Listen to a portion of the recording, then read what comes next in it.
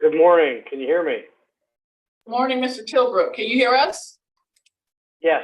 Just wanted to make sure that I was connected. Yes, you are, but both of your cases are being rescheduled. Okay, they're being rescheduled. Yes, So are they being removed from the docket?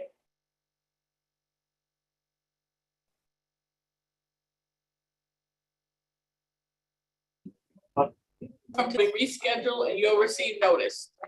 Okay, so they're being removed today from today's docket. They won't be heard today. Correct. Okay, that works. And should I just follow up with the code officer? Yes, that will be perfect. Okay, thank you for the advance notice. Appreciate it. Thank you. Okay, bye-bye. Bye.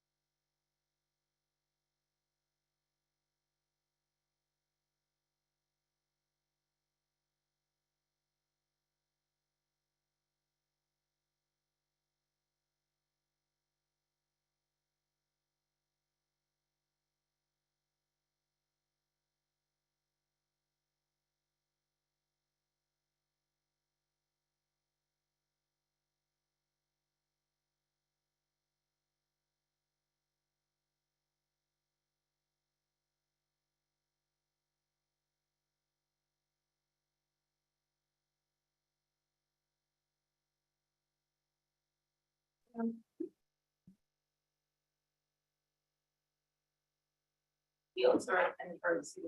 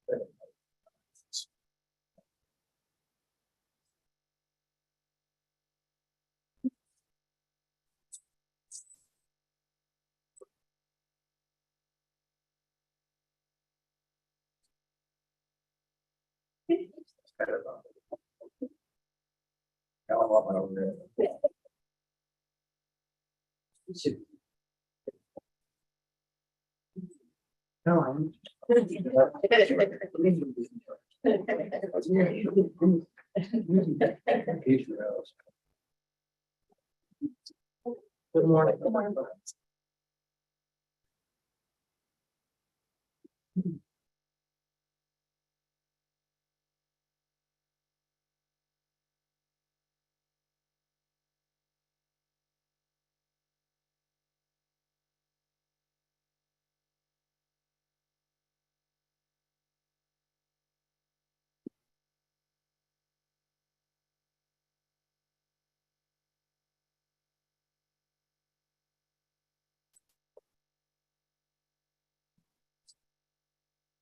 Our first case, page 14, Inspector Karen Proto, case number CE 2301-0684, case address 2710 Northwest 25th Street, owner Lula Mae Falk and Shamika Falk, posted at property 72423 and posted at City Hall 72723.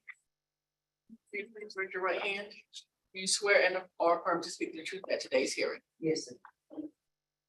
Inspector Proto. Lula Falk. Thank you. Inspector Proto for the city of Fort Lauderdale, case number CE 2301-0684, property address 2710 Northwest 25th Street. The property was inspected on 1/24/23 and the following violations were observed.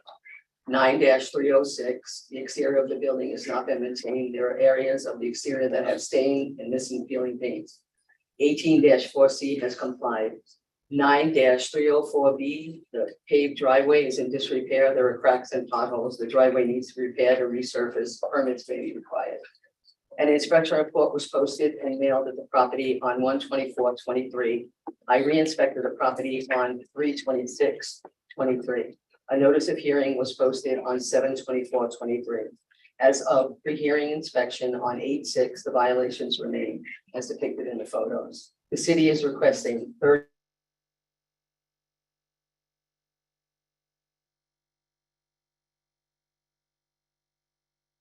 35 days or $25. I just need some more time if I can get some more time. I had knee surgery, so it's been a little rough. I have no problem. How long has it been? 63 days. Yes. That work? Yes. I'm good with that. 63 days. 63 days will take you to October 10th. Yes. Fine would start then if it's not done. $45 a day. The city does not want fines, it wants to comply. Oh. That's what it's all about. Okay. So our cost that we failed to use for her time on the case. You'll get that in your, all right? Certainly. Okay, that's the order. Thank you. Have a great day.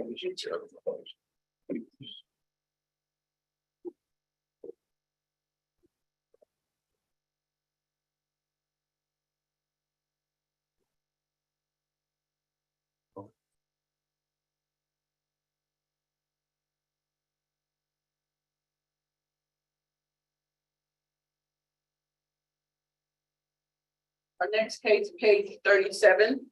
Inspector Rafael Santos, case number CE 2301039, case address 1331 South Ocean Drive. Owner is Live Inc. First heard 6/13/23 to comply by 7/11/23. 7 sections not complied at $25 per day, $4,900 accrued, and the fines continue to accrue. And this is a request for extension. Inspector Raphael Sanders. Please raise your right hand. Do you swear or affirm to speak the truth at today's hearing? Yes. And your name is, Sandra. and what's your relationship to the property? Yeah. Okay, thank you. Inspector Raphael Santos for the city of Fort Lauderdale, presenting case E 230100329. The address is 1331 South Ocean Drive. Case was first heard on June 13, 2023, where the magistrate found that the city and given 28 days to July 12, 2023 to comply by, for a fine of $25 per day for violation. Pre-hearing inspection was conducted on August 7, 2023, and found that violations remained. At this time, the city is asking for a stay of fines and 35-day extension to comply, and the property owner here can be. Oh,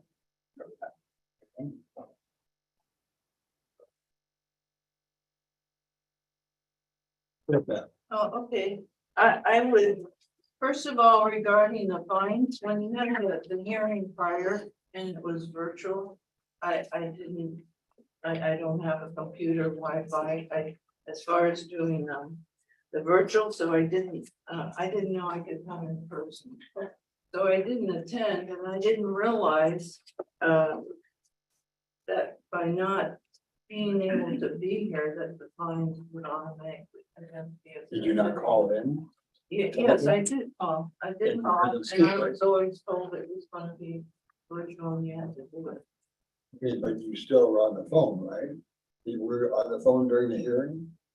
No, I wasn't. I had no participation at the hearing. Again, it was virtual, and because I don't have a computer and don't know how to do that other, When you knew there was a hearing, did you call anybody at the city to say, I don't have a computer? yes, What do I do? did. Yes, What I did they did. tell you? And they said it was virtual. You had to do it virtual. I didn't realize I could come in person. This time I expressed my concern because I'm just not a deaf person. I live No, I by understand. myself. I don't have anybody to show me how to do that, but the fines are getting high. I could be using that money to take care of the things that need to be taken care of. Well, the funds you're not due yet. That's the point, so. No, but it's a lot, and It is a lot, had but you I have a lot been of- able to come in person, I would have been here. That's right, well, you have a lot of violations, Yes, about a that's lot. So some of these are complied, right? There are 3 sections, yes. These are complied, but there's about 7 or 8 others that are not. May I also address that? Yeah, sure. The original complaint was that I had boxes and blue tarps in front of my house. And the reason for that was I had paid somebody to help me empty out 2 storage units because I was looking for some papers, some legal papers in them that were important to find in when the person emptied the storage units rather than find it organized, and they just piled everything on top of each other. That was the original complaint that a code office came out. That I could have focused on and been able to take care of.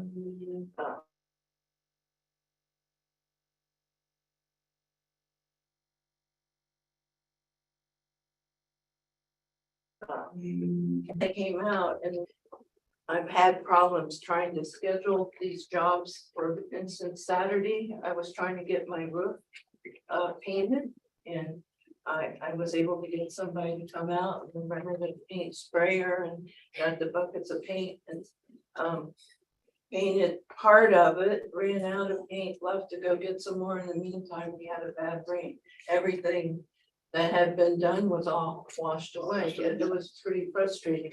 Yeah. So my problem is I'm on a fixed income. I have knee problems. I can't do a lot of this by myself, so I depend upon other people. I have to have other people help me. So I have them when I can schedule them and when I have the money to do this. I try to take care of it, but rain has been a real big problem because these are all outdoor complaints. So, Is this a condominium or apartment? What is this? no, it's a house. It's the house It's on a Ocean house. Drive, right? Pardon? It's on Ocean Drive. Yes, Where is it compared to Sunrise Boulevard? it's south. It's South. south of there. It's off of A1A. But it's right on A-Lane? No, Oh, no. Ocean Drive is back in the, Yeah, it's a couple of blocks back, right? Yeah, it's Like like Birch Park? by the beach, almost by Fort Lauderdale Beach, where the ocean beach or the ocean, hotel is. Yeah, Very when the valuable property. house was purchased, it was originally going to be an investment. Then my mother got sick and she was in a wheelchair, so we started living there and it doesn't have homestead. Which means I'm in that 3-month period, I guess, as far as complying and fines and things. Okay. So, and then my husband died, so we had extra income at that time. Now it's just me. I've lost his income. I'm with fixed income, which I get a small pension on the first of the month, and then I get my social security, which is the second Wednesday of each month. So, this obviously wasn't part of my, my monthly budget, doing all this, but what I've been trying to do is, each time I get money, I'm putting money towards, getting that stuff fixed. Okay, But these are kind of some expensive items. well, but I'm looking at the violations, overgrowth, trash and rubbish. Well, that, you get the it removed. overgrowth has been taken care of. How about the trash and rubbish? Well, that's the boxes I Okay. have now the gentleman that helped me move this stuff, he kept piling things on top of each other. Any problem and because of my knees and because I'm not as strong as woman that piled it, I can't just, it's, I have to get somebody to physically take, undo the pile little by little so that I can get rid of things. I think I've done a good job so far, getting rid of most of it. I put a lot, Right? She has made a little bit of progress, yeah. More to go. Yeah, there's a lot underneath the car, the front porch, has a lot of boxes and debris and, tarps, but there's also on the outside where the driveway is and the garage. There was a lot more there. The pictures. oh, okay. Yeah. There was a lot. The more. tarps are there because of the rain. Right, They keep but you can't leave it out here like this. No, and So it's again, not this good. is not to- expensive to do this. You might need No, somebody to help you. but my point is, that was the original complaint, and that should have been the focus. However, by adding in things with the driveway, the roof and what, When they see those things, they're violations and they're affecting. I they understand affect the that, neighborhood yeah, and the property values. yes, You know, definitely does, It's not like you get one free thing and whatever you've got, when you find them, you have to comply. So right, I understand you have some issues with it. right. I'm willing to give her a little more time to do it. May I have until October 7th? I think that's too long. No, I'm not gonna go that far. Magistrate Yes, Supervisor Brown, for section 18-12A, I wouldn't want to give anything more than 35 days. okay. That's for the trash.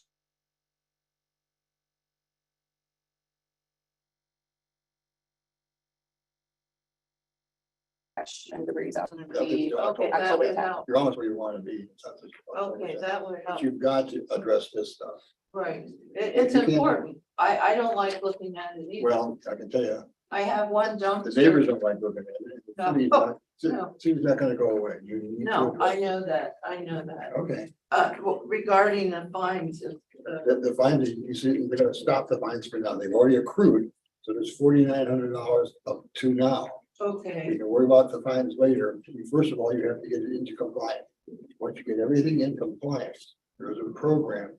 You can try to seek to reduce the fines or abate the fines okay, under a lien reduction program. But you have to be in compliance with everything to even qualify to do that. So I okay. urge you to do that. In the meantime, nothing will be recorded in, Well, no, there's not gonna be a lien there yet, but there will be a lien if it doesn't okay, get started. no, that sounds fair, Okay, that sounds, so 35 days to remove the stuff outside. Anything outside means this plus what on the roof is stuff too, I thought, right? No, the I have a roof in the nine driveway. dash 308B, we're fine with the 63 days as well. And the other is the landscaping. I have an open area that they wanted me to put sod down. However, I have a lot of trees, it's shady. And any landscapers I've got to come to try to get quotes or suggestions as to how I can take care of that. It's like, because I have so much shade, grass, I would be wasting my money putting. Or it's probably, I need to trim the trees. Well, I'm gonna, Sunlight can get through to the grass and grass can be. or put some plants that will grow in the shade. But that I was trying to do the other things first, and the landscape is the final step. And you got the driveway to work on too. Yeah, So they're gonna do 35 days for the outdoor storage on the picture, okay, 63 days for the other bench. okay. And then the fine is how much a day? $25 a day for each one that's running. So that's not a very high fine, but there's a lot of violations. Well, it's high for me. Well, of course. I want Great, to- I get that, but I want you to know, I'm telling anybody else that's here, city does not want the fine. The city wants the compliance to Okay, get it done. okay, So you're already asking for an extension, this has been going on for a while. There are reasons for it, so we gotta move on. That's what we're gonna do. okay, Can I get an order that says, okay? okay, so 63 days, what date is That's that? October 10th, October 10th.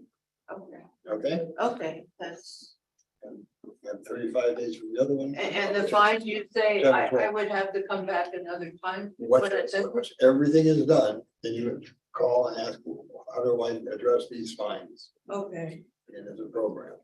okay.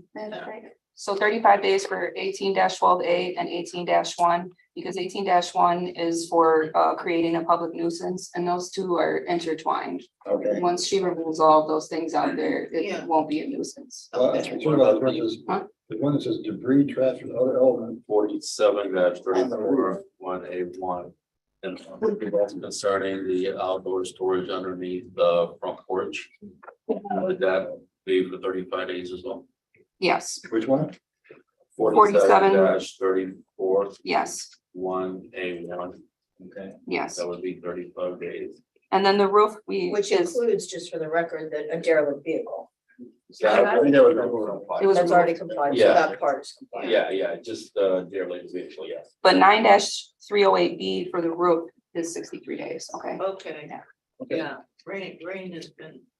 No, it's going every day, but it still means. We'll be on the inspector will be in contact, will be. Okay. Okay, And the 9-305B, which is the overall landscape, but there's probably, we're gonna give 63 days for that. Yeah. For the landscape. Okay. Okay. okay. Right, wanna And make the sure. driveway 60. With the roof, Right. I have a question, because a couple of these things seem to be subjective as to how they're interpreted. The roof says it should be maintain roof in a clean condition and keep free of any other element. The first month after this was cited, the roof was cleaned. I spent $4,000 the first month trying to take care of these things. And then when it wasn't Mr. Santos, it was his prior code officer came and, Well, there's a picture of the roof now, yeah, and it needs to be addressed. okay, but what I want to say, it does need to be painted to look pretty. However, That looks like. as I read That's this, older algae up there. it's not algae, it's what happened. Okay, so the first time the Look, tree, I have a lot of cases. yeah, yeah. So, But I had that pressure cleaned, then after that, the gentleman spent 8 hours on my roof, cleaning it really well. And, he told me there's no algae on the roof, he cleaned that off, but the roof has been painted in the past. And what that is, it looks like algae, but it's paint that's come off, okay, well, just that's over got to be time. repainted. Yeah, But you it got does, 60 and that's what I was trying to do Saturday when all the 63 days to paint do was that. rained on. Yeah, 63 days to do that. Okay, The thank other you. stuff that's out there has got to come out in 35 days. Yes, Okay. okay, thank All right. you, that sounds Thank you. fair, I appreciate it. Appreciate it. Thank Thank you. you, thank you.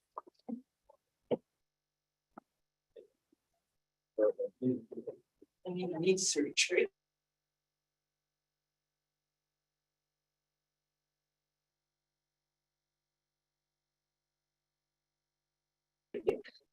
Our next case, Inspector Marco Aguilera, case number CE 23050944.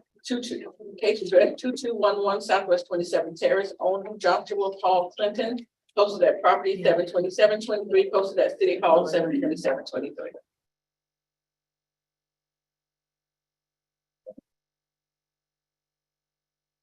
You are the owner or? He's coming.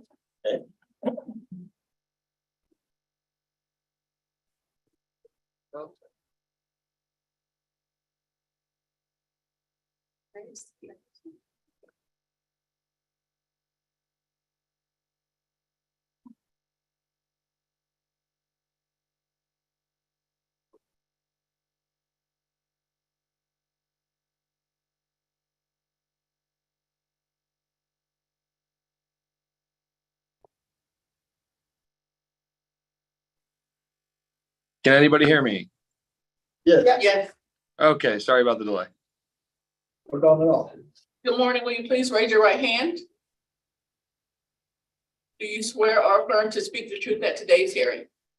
Yes, What's your name, please? Joshua Clinton. Thank you. All right, the inspector's gonna go first. Marco Aguilera, City of Fort Lauderdale Code Compliance Officer, presenting case CE 23050944 for property 2211 Southwest 27th Terrace. A complaint was received on 5/30/23 and inspection was conducted the following day, and the following violations were observed. 9-280H1, the fence at this property is in disrepair and is not being maintained as required. The fence has collapsed on the southwest corner of the property, and the remainder of the wooden and chain link fence is broken, bent, and in need of repair or replacement. 1812A, there is overgrowth of grass on the property and swale. There is landscape debris, dead palm fronds scattered along the swale of the property. An inspection report was posted to the property the same day. Every inspection was conducted on 8/1/23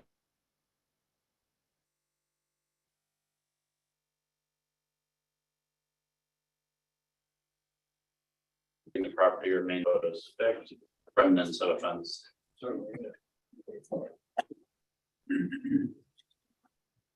All right, Mr. Clinton. This is the first hearing? This is the first hearing. Okay. Yes, sir. Tell us what's going on here. These things have to be addressed. Yeah, I mean, really simple. Since April 12th, I have been homeless, displaced from that house and living in an Airbnb down the street. Not too far away, but in a one-bedroom apartment, not the home that I purchased a year ago. So yeah, it's been a little difficult. I'm still focused on trying to get back into my home. I haven't been there since the day of the flood. The repairs that are needed to the wooden fence that is in disrepair were directly caused by the flood. So I'm just, I guess, asking for some time to be able to get back into my property to be able to address these issues.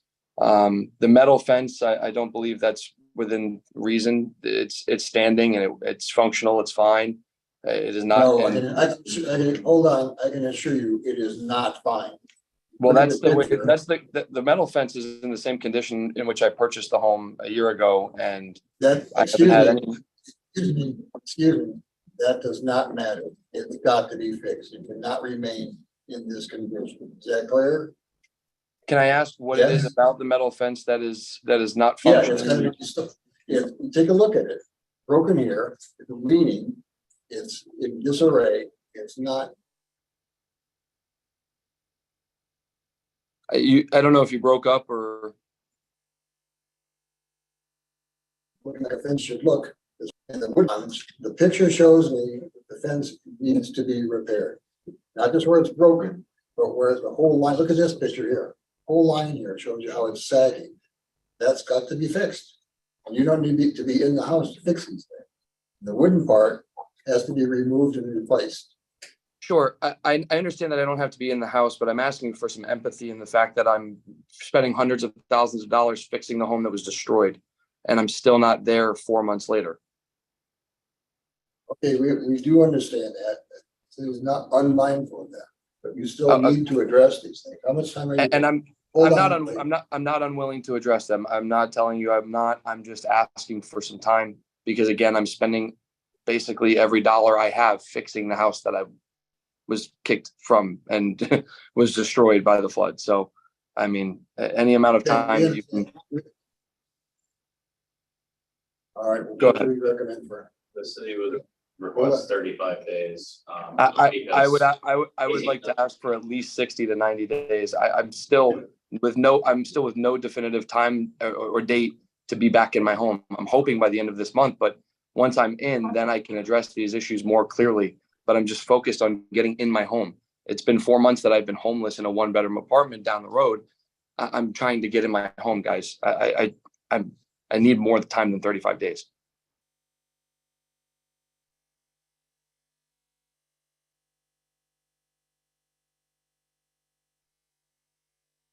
Okay, I'm going to, in 3 days, we can take you to our, it's the fence and the overgrowth. That's just cutting the overgrowth. Would we be able to do If a shorter you- amount of time on the overgrowth? Sure. You want to do that 35 days for that? It's on a main road. Okay. Cutting Go ahead, the swale is not an issue, but when you say overgrowth, one of the mentions that's on this is just the dead palm fronds, which if you see those palm fronds fall daily. I mean, that's a 2-acre property. It's a daily job picking up palm fronds on the road. I can't be there every day to pick up palm fronds if I'm not living there. So. Okay, excuse me, I'm gonna ask the inspector to make an appointment to meet you there to show you what needs to be done. Yes, there are things like areca palms that shed palm fronds every day. It still doesn't mean you can let them sit there because they fell on a different day. You're supposed to maintain it. You're down the street, you can take care of this. 35 days to fix the landscape. 63 days to fix the fence. If not, a fine of $100 per day per violation will start. If you've heard me before, the city doesn't want the fines. They want the compliance. They are sympathetic of the flooding. You're one of many, many people who have suffered that, and the city is working with you. But the appearance of the home needs to be addressed. So that's the order. Yes. Supervisor Brown, I just wanted to state, is there any way we can do 10 days for the overgrowth? Because in 35 days, if you can imagine how that swale Maybe would even look. worse, okay. It's Yeah. already been Folks, 2 months. I would ask for more time for the simple fact that I'll be out of town for business for over a week, starting on Monday. I will not have enough time. And it's a 2-acre property. It's not a small property, and it's not a small expense to clear that property and make it look the way you think. This is not a regular lawn. I'll go to 15 days on this. We looked at that. 15 days, but this is, like you said, it's a major road. It's a distraction for the people who live there and who ride on the road. 15 days for that, or a final start, and the fence must be addressed. The inspector is willing to meet with you about the landscaping if you want to.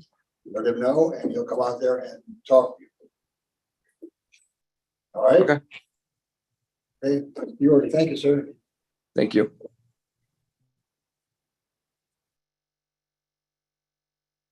Next case, page 35, Inspector Dorian Cologne, case number CE 22100391, case address 4000 North Federal Highway. Owner Fidel Broward LLC. This case was first 6/13/23 to comply by 8/8/23. One section not comply to $100 per day. Start 8/9/23, and this is in order to reappear. Which was the top, is 2. There are 2 we're gonna hear the one on the Okay, bottom. the one on the bottom. Okay, 35, we catch up on Luke's. All right. Waiting for our person to show up.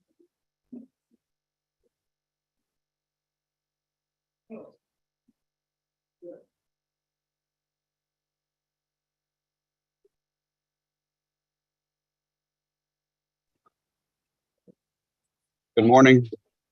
Yes, sir. Good morning. Will you please raise your right hand? Do you swear or affirm to speak the truth at today's hearing? Yes, I do. What's your name, please? My name is Glenn LeBlanc. I work for the owner, Fidel Broward. Okay. Inspector's going to speak now. Good morning. Senior Inspector Cologne for the city of Fort Lauderdale. Case number is CE 22100391. Case address is 4000 North Federal Highway. This property was first inspected on October 11th, 2022. And the following violations were found: 9306 for the exterior. The building walls were not maintained, structural parts including fascia sockets were in disrepair, and there are areas of the exterior that extends missing. 1812A was compliant. We went to a hearing on 6/13, where special magistrate Ansbro ordered 56 days to comply or fine of $100 per day thereafter. And you had also ordered a mandatory reappearance for today. So there a building permit on file, and it has been issued. The building permit number is BLD CDEM -230700001. And I believe the owner's rep did upload some documents. And the photos are also on there and entered for the record. So we would like, we'll allow him to speak on our. Permit to do what? Oh, I'm sorry. So the permit is for a demo. Oh, So there's, I mean, we have the other case which we're going to hear, but there's two parcels, one building. There's just an issue on the other parcel. We'll get to that when we get to that case, but okay, for this one, the building permit has been issued for the demo. okay. That doesn't comply. Well, once it's demoed, it would, Yes, right. correct, But the issuance is not. right, I'm just giving you an update as far as where we're at, That's important. correct. All right, so in this case, where are you? You got a permit pending. Where are you in the demolition process? We had just received, we just had the demo permit issued, I believe, on the 27th of July. We had to wait for FP&L to come out and disconnect cables from the building, which they did last Thursday, which I believe was the 3rd, and we are now ready for demolition. We have the contractor in place. We're actually having a demo electrical permit. We have an inspection this morning to make sure that that's all been taken care of, and then we're ready to start. Is that by Holy Cross? So kind of south, just south of it, I think, 10 blocks south of it. Okay. So just before we, I know that they're going to ask for an extension, but before we rule on this, there was an issue. So there was, on the other case, like I said, it's two parcels, one building, it's one long building. They did not apply for the permit for that one. And I believe it was an error. I don't think it was done on purpose. They didn't realize that there was two parcels. And I did speak with somebody at our building department yesterday about it. He was going to try to do something in regard to that, but I hadn't heard back from him. So it's the idea is to have the permit spread to both parcels. You can't demo half. I don't think you Right. can demo half the building. I mean, it's, Obviously, nobody wants that. Okay, what was this, the sound advice That- building? Is that what you said? All right. yeah. That's correct. All right, sir. So, And that was an error on our part. I mean, I apologize when we submitted the application. I assumed it was one application for one building. I did not have any idea that there needed to be two demo permits, since I made the assumption we're demoing one building and not two parcels of land. And again, that was an error that was raised to me yesterday afternoon by Mr. Andre Cross in the building department. He was going to get with one of the officials this morning to see how we need to proceed. I have not heard from him this morning, but as soon as I do, we will get whatever we need taken care of. okay, Your magistrate, so, I mean, that being said, and I don't, obviously, they're not gonna be able to demo it before that other permit's put in. So if he is requesting an extension, the city would not oppose to 35 days. okay. So we're gonna give you a 35-day extension on this. Okay, Fines were supposed to start today, right? Tomorrow. So I'll postpone the fines for the time being, right? Correct, with the state of fines, but I would also like a mandatory reappearance. Okay. So you have 35 days to get this done. I know it relates to the other case, which you're going to hear next. The 35 days takes you to September 12th, or a fine will start. I can set fines now, right? do a fine yet, right? No, not yet. Okay, all right, so So. 35 days, you have to come back on what date? You would reappear September 12th at the next hearing, sir. Okay, Okay, all right. And then we're gonna do the next case that's related. Yes. Next case, also Thank page you. 35, Go ahead, you have a question? Inspector, Did you have a question? No, you already sworn in, that's fine. Okay, yes, Inspector Dorian Cologne, number CE 220800588, case address 4008 North Federal Highway. Owner Fidel Broward LLC. This case was first heard 6/13/23 to comply by 8/8/23. One section not complied at $100 per day. Fine start 8/9/23, and this is in order to reappear.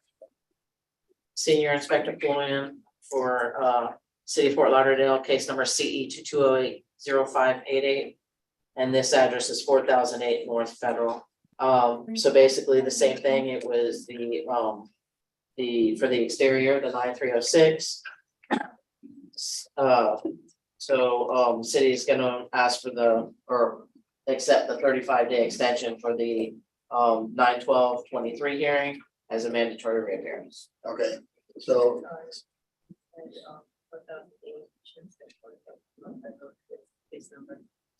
Say again? I gave the wrong case number? You gave the wrong address. this is I thought I said 4008. You did, you should have said 4,000 for the second. 4,000 on the second. We're on the one above. You did the bottom one. We did them backwards, but it's okay. Thank you though. Keeping an eye on it. Thank you. All right, so we're gonna give you the same ruling on this one, 35 days, no fines running, otherwise it starts tomorrow. Get this demolished. But Thank can you. also come back, both these cases have to come back, what's called a mandatory reappearance. You come back September 12th, okay? yes, sir, I will be here. All right, thank you, sir. Thank you, appreciate it. Thank you. Next case, page 24. Inspector Fitzgerald Simmons, case number CE 2307 0032, case address 4010 Northeast 28th Avenue. Owner Alexander. This case was cited at 7/2/23 to comply by 7/2/23. Two sections complied at $200 per day. $400 accrued. The city is requesting the full amount. Appeal deadline was 7/17/23. A citation appeal was received. Yes, Wait. Wait,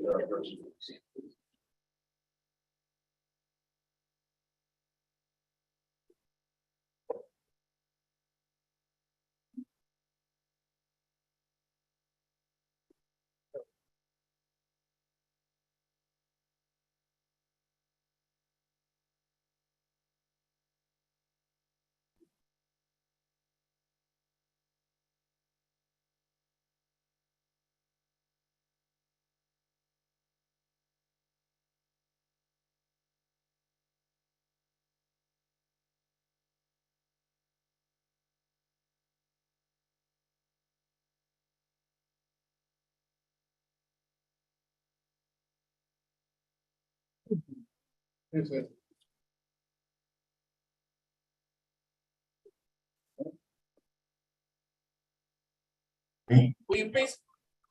Good morning. Good Do morning. you swear or affirm to speak the truth at today's hearing? Yes, Your name, please, Alex da Fontoura. and what's your relationship to the property?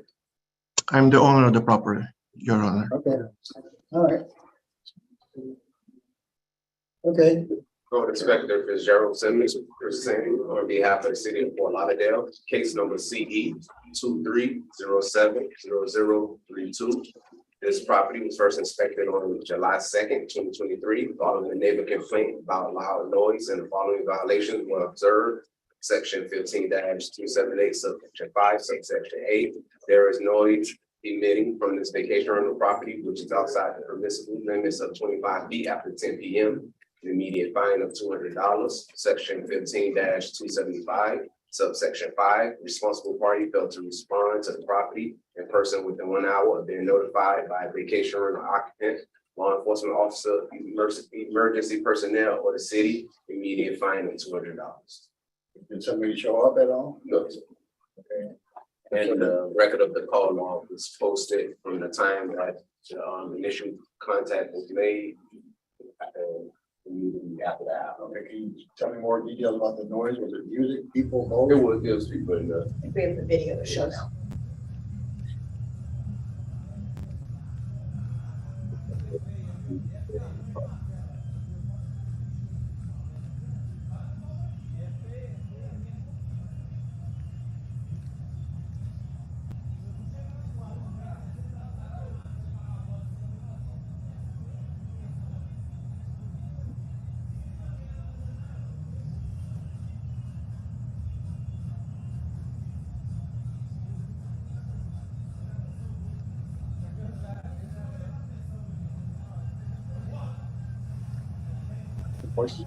Yes.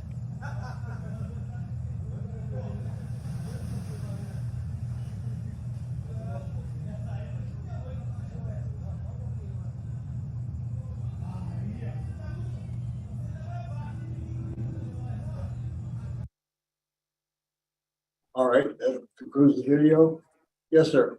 You're appealing this for what reason? Yes, so Your Honor, I spoke with Officer Simons afterwards and explained to him that this day, and I have here, I rent a house on Airbnb, the Airbnb platform. And over the 4th of July weekend, I had the house reserved for a friend of mine and his family. And I have it here, the calendar from the Airbnb that shows that all the weeks are rented except that week. And here on Sunday the 2nd. Officer Simons was called by a neighbor. We've unfortunately have a very difficult neighbor. I've tried to appease to his demands in many ways. We've taken lights down on the backyard of our house because it bothers him. We've taken a fountain, stopped the work with the fountain because he said the noise was bothering him. We've had many tenants before. We've never had a problem, never got a warning. We are very good neighbors, respectful. We depend on the income of this rental property. It's our livelihood.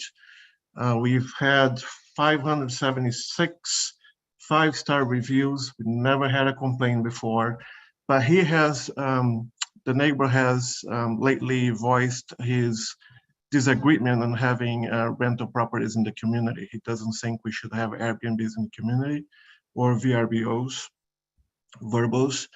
And we've tried to accommodate all his requests, but he's Well, just. I'm here, excuse me, but I'm here for these two cases. One is for noise and one is for failure to respond at all. So my friend talked to Officer Simons, apologized. He said he wasn't aware that he was being disruptive. He also sent me, he wrote an affidavit, written note signed and notarized by him explaining, apologizing, explaining he wasn't aware he's being disruptive. He was by the pool with the kids and his family. Once Officer Simons went there, they spoke. He told his family to go in. He stopped right away. They complied. We would not, since he was a friend, not a tenant. My husband at the time was sick and he was responsible for the phone. We didn't think we are legally obligated to be attentive to the phone because it wasn't open for business, the house. So he took some NyQuil, went to bed, fell asleep. I explained all this to Officer Simons. I'm not trying to diminish his work. I understand completely. I apologize for the situation. Again, we've never had this happen before. It wasn't a tenant. Officer Simons also wrote the two citations at the same time. I wasn't given an hour to get back to him. One citation was written for the tenant who wasn't a tenant at 11:47. The other citation was written to us at 11:50, 3 minutes later, for not getting back to him. And again, I understand all the situation. I apologize. We didn't receive any money for that stay. It was, again, a friend. We never had a problem with the tenant before. So I guess I'm asking for some empathy with this situation. It won't happen again. We try to be very good with our tenants when we have them and with our neighbors. And I'm just hoping this doesn't count against me, because we really need to keep this property going. Okay, well, I do find the violations did occur, whether the people paid or their friends or not, doesn't matter to me. I understand. Doesn't matter to the person who complained about it. So I suggest you do not want these to recur, because if they do, you may be facing a suspension of possibly 6 months or even a year. If any of these things or any other things, if you haven't read the ordinance on this, I suggest you do so. I understand. Okay, so I'm going to find the violations occurred, and you owe the fines $200 for each case. All right, and will that count against me?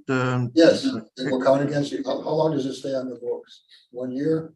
1 year from the. I think they are cumulative, aren't they? Time it happened, more of these, having a hearing for suspension.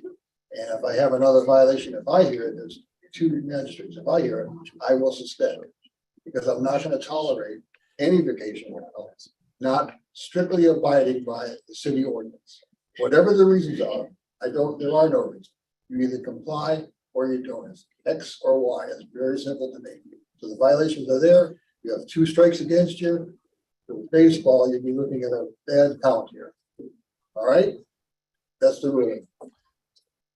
Okay, so it doesn't matter that we've had so many clients there before and we never had a problem. No, it doesn't. When you're being good, it doesn't matter when you're being good. You're supposed to be good. When you're bad. Yes, I understand. So that's what it's about, not about, we're not here to pat you on the head because you had 500 reviews. It's the review that the neighbor was disturbed and the police officers determined citations were issued and they're valid. That's what it's about. Yeah, but I do have a problem with this neighbor that is going to continue to. I can't help you with your neighbor. Disagree. Okay, hold on. What you're going to need to do is work with the neighbor because he's not going anywhere. So you need to make sure that you read this ordinance about vacation rentals so that anybody who's there, you're responsible as the property owner. So if a tenant messes up, it's going to be your problem and you may lose the vacation rental license. Yes. You need to strictly ensure your tenants abide by everything to the book. Yes. All right. Okay, and I was clear that wasn't a tenant, was a friend of mine that was there. I don't care who it was. It was somebody that you let there. This is a vacation rental. You occupied the property. It's not an owner. So that's the same as if you had rented it. Somebody's there that doesn't own it. Okay. You're responsible for it. These are cumulative, right? Those citations. The citations are cumulative. Yes, they are. So if you get a third one, whether it's this kind of thing or something else that violates the law, you're facing a 6-month suspension at minimum. Okay. Be very careful. All right. All right. Thank you. Thank you. Thanks.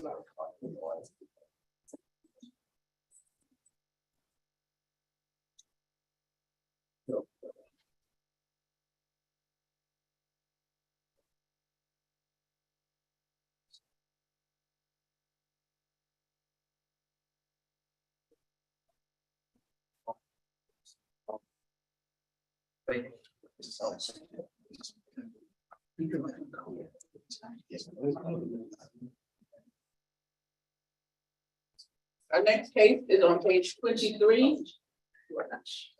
Inspector Paul Smart, Case number CE 230506664. Case address 4850 Northeast 25th Avenue, owner Spec Land LLC. This case was cited by 2023, applied by 5/2023, three sections complied at $200. $600 approved, the city is requesting the full amount. Appeal deadline 6/4/23, citation appeal was received. And this is also in order to vacate the order imposing fine on 6/29/23 and to rehear. Okay, we don't need to know what they're saying, but they're.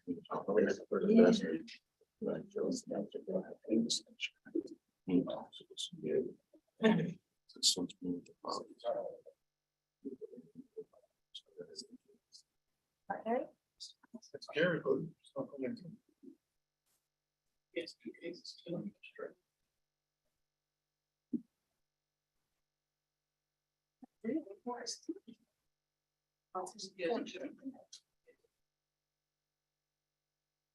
Yes, what's. Oh, he's hearing. We're gonna hear him back. He's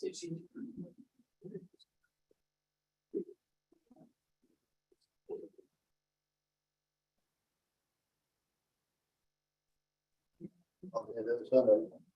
Good morning, will you please raise your right hand? Do you swear or affirm to speak the truth at today's hearing? Yes, I do. What's your name, please? Gary Holt. What's your relationship to the limited liability company? I am the local manager of the vacation rental property. Okay, I'm gonna hear from the inspector first. Go ahead. All right, Paul Smart, State of Fort Lauderdale Code Compliance Officer, presenting case number DE 2305064 for property located at 4850 Northeast 20th Avenue. I responded to a complaint received on 5/20/23 at approximately 6 p.m. This was for a very loud noise vacation rental. Upon arrival at inspection, I could hear loud music, screaming, talking coming from the property. I also observed several vehicles parked on the roadway and on the lawn. Contact was made with the responsible party who came and spoke to the tenants. He advised them to lower the music, and they did. He also advised them to remove the vehicles, which they did also. The property was cited for 15-278, 5A for noise.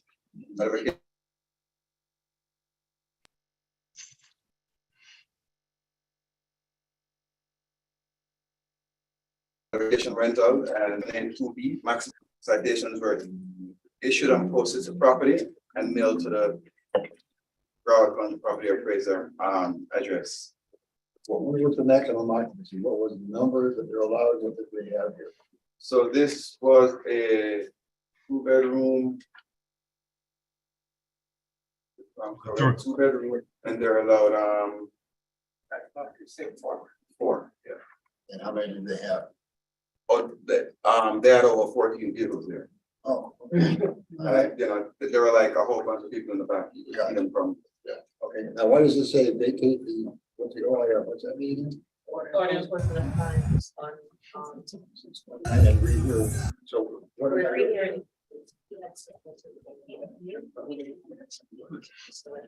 So this is his hearing. Correct. Okay, all right, you're here to appeal these different three violations for $200 each, right, sir?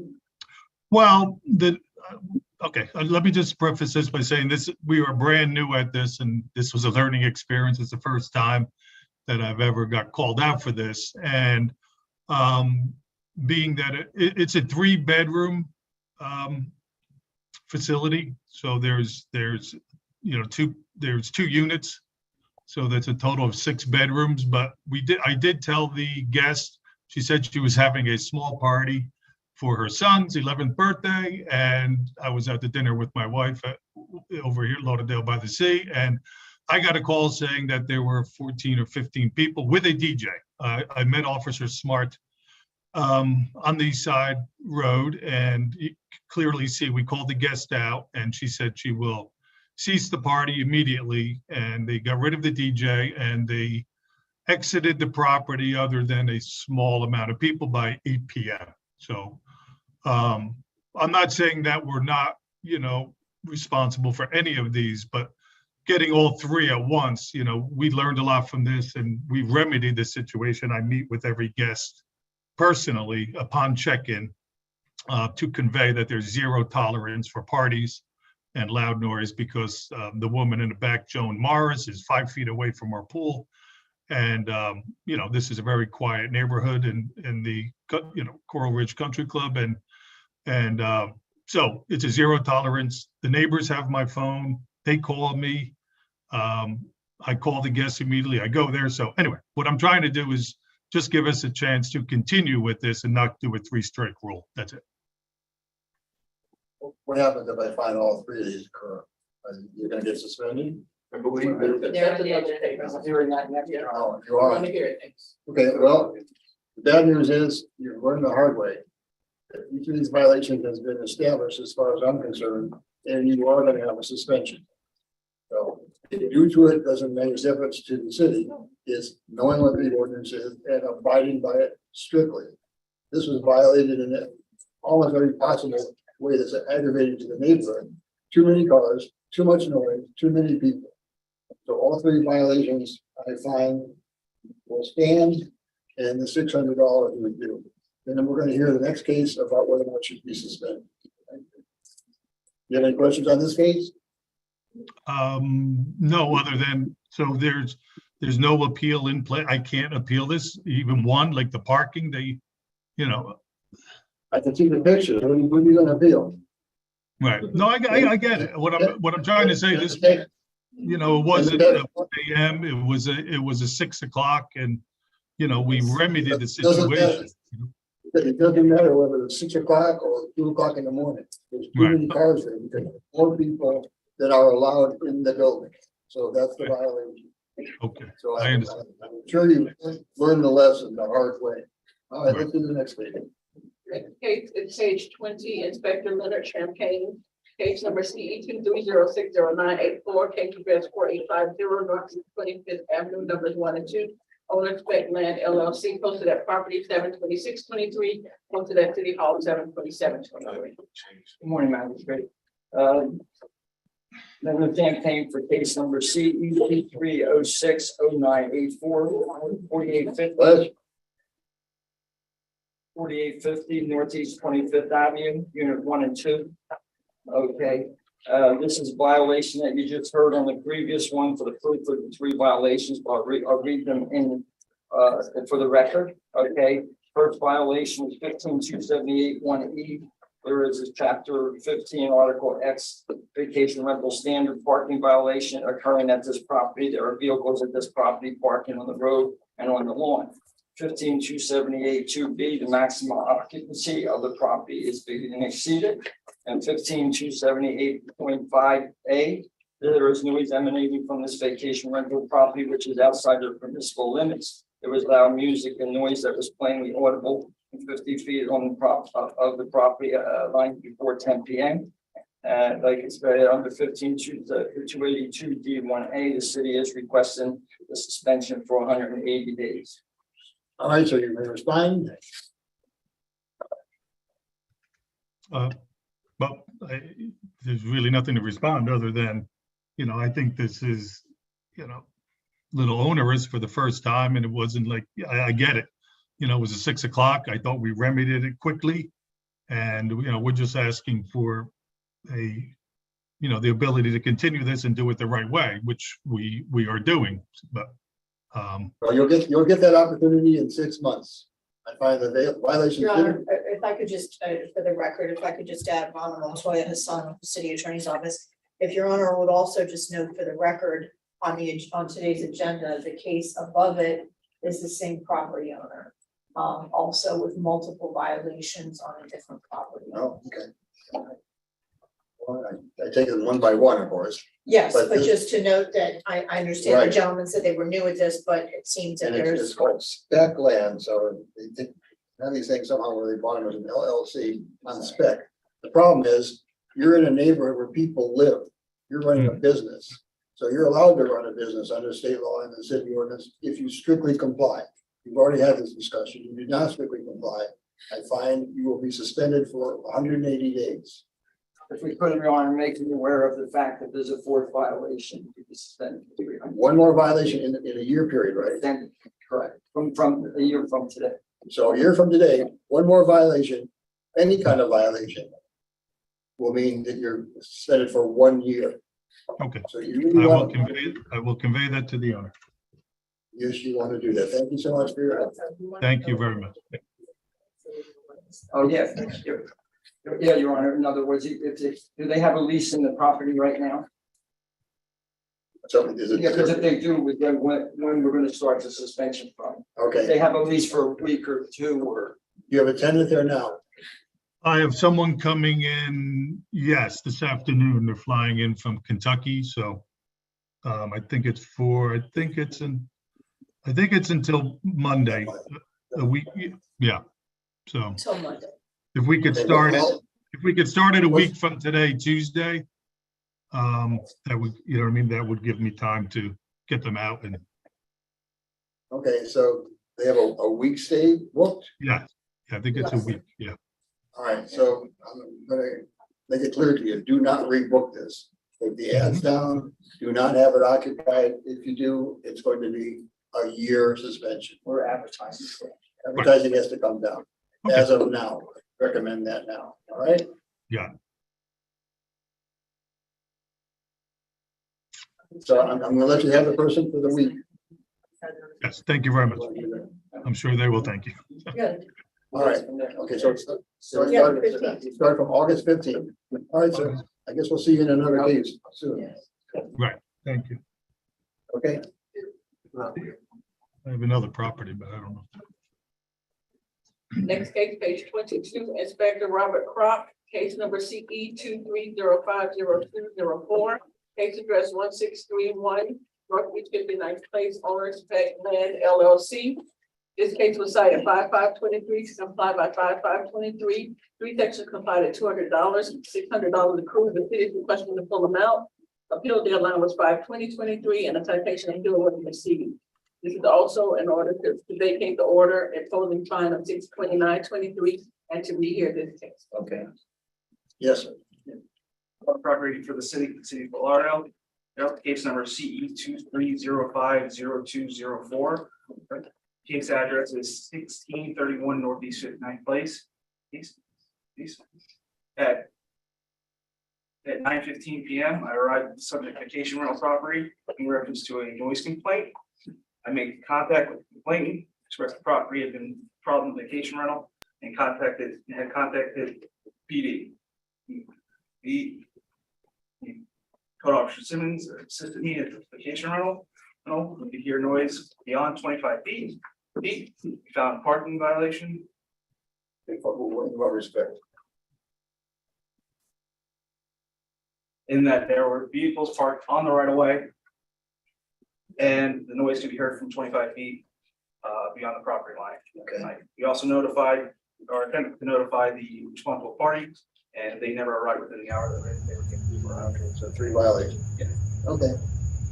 That's it? Yes, sir, your response? Okay, my response to we'll go with the responsible party first.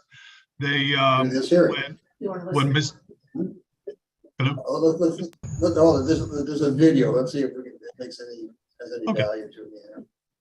Right.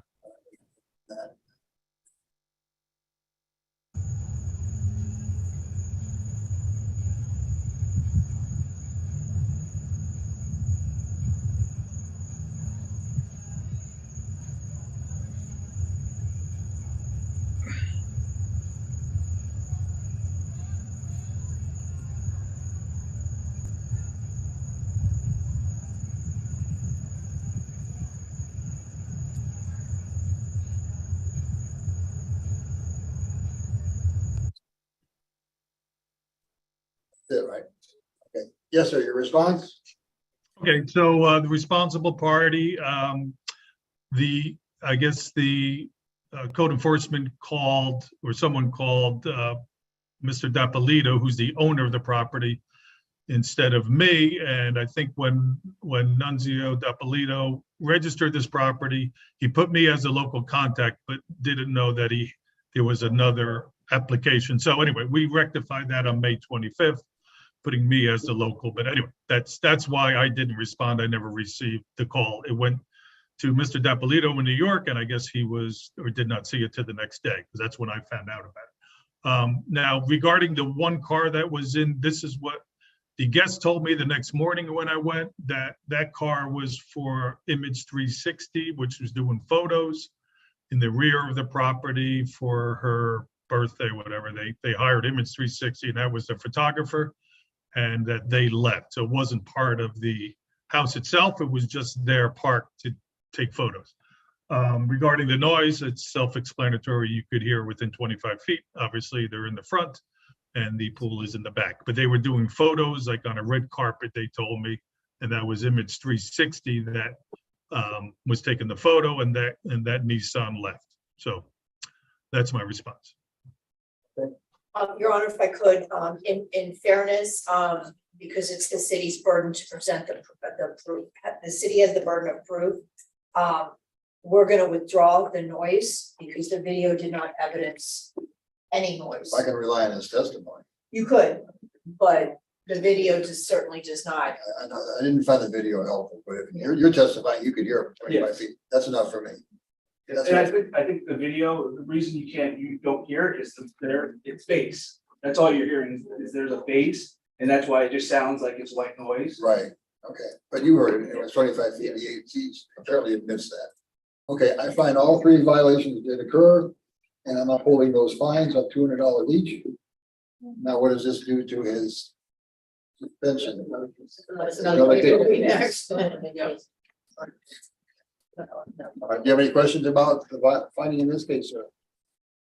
No, Okay. that was my response. And like I said, to me, the car was not in violation. They were there and then they left.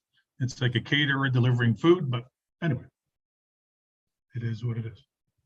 Okay. Next case, the suspension. Next case, page 20, Inspector Leonard Champagne, case number CE 230604646. Case address 1631 Northeast 59th Place, Owner Spec Land LLC. Posted at property 72623, posted at City Hall 72723. Once again, Magistrate Leonard Champagne for the city of Fort Lauderdale, CE 230604646, 1631 Northeast 59th Place. For violation 15282 D1A, there's a qualifying number of violations at this vacation rental property to request a certificate suspension for 180 days before the special magistrate based on case CE 23050204 for the three violations being 15275. The responsible party failed to respond to the property in person within 1 hour of being notified by a vacation rental occupant, law enforcement officer, emergency personnel, or the city. 15278-5A, there is noise emanating from this vacation rental, which is outside of the permissible limits. And 15278-1E, there is a chapter 15 article X vacation rental standard parking violation occurring at this property. Okay, I've already found those violations occur. What's your response to this, sir, if anything? Nothing. I already gave my response. Okay. Again, Your Honor, is there a current lease on the property? No. Okay, So so we can order start. the suspension immediately. Do not advertise it. Do not let anybody in there for the 6 months until the time expires. Okay. And we already explained the fourth violation, so you're aware of that. All right? Okay. I will tell the owner. Thank you. Here. Our next case is on page 23.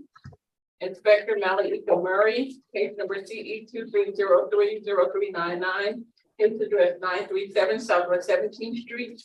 Owner David M. and Carol Ann Duckinson. The case was cited 3/2023 to comply by 6/15/23. One section supplied at $5,000. City is requesting the full amount. Appeal deadline was 4/4/23, and the citation appeal was received.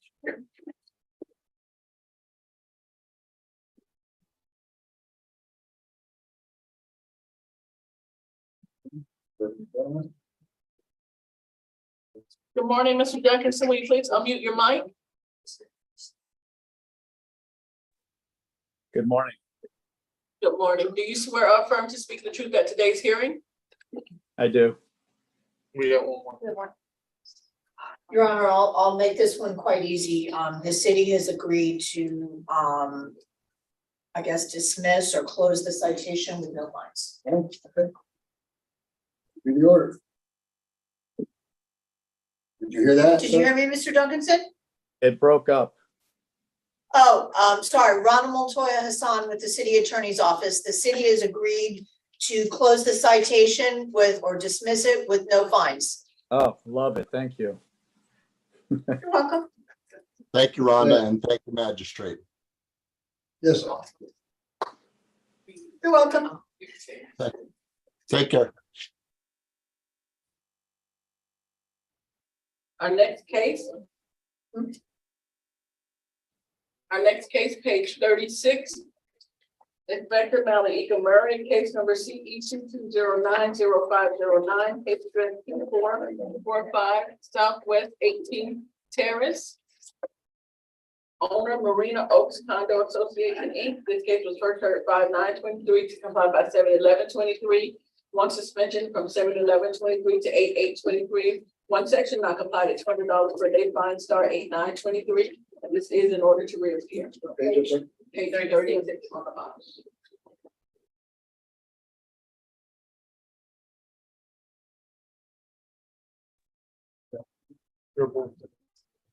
All right. Good morning, Your Honor. Hello, sir. Good morning. Will you both please raise your right hand? Do you swear or affirm to speak the truth at today's hearing? Yes. Yes. Each tell me your name and relationship to the property. My name is Lior Cohen. I'm the president of the association. Your name. I'm Jean-Paul Jacques. I'm the property manager of the association. Thank you, gentlemen. We'll hear from the inspector now.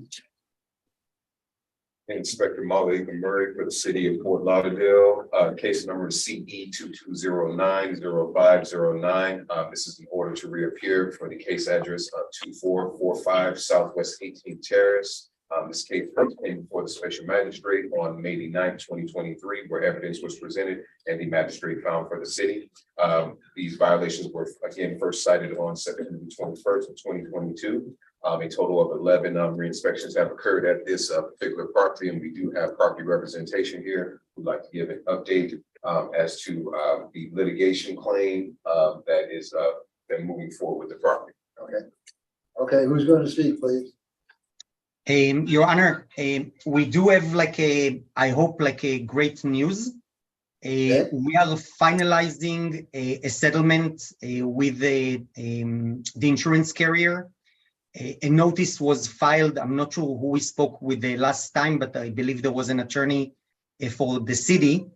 So this is like a public record that the carrier filed in the case that we reach a settlement. We're just working out the final details, and hopefully soon thereafter, we're going to engage a roofer, which we already have. So this is just like a technical thing.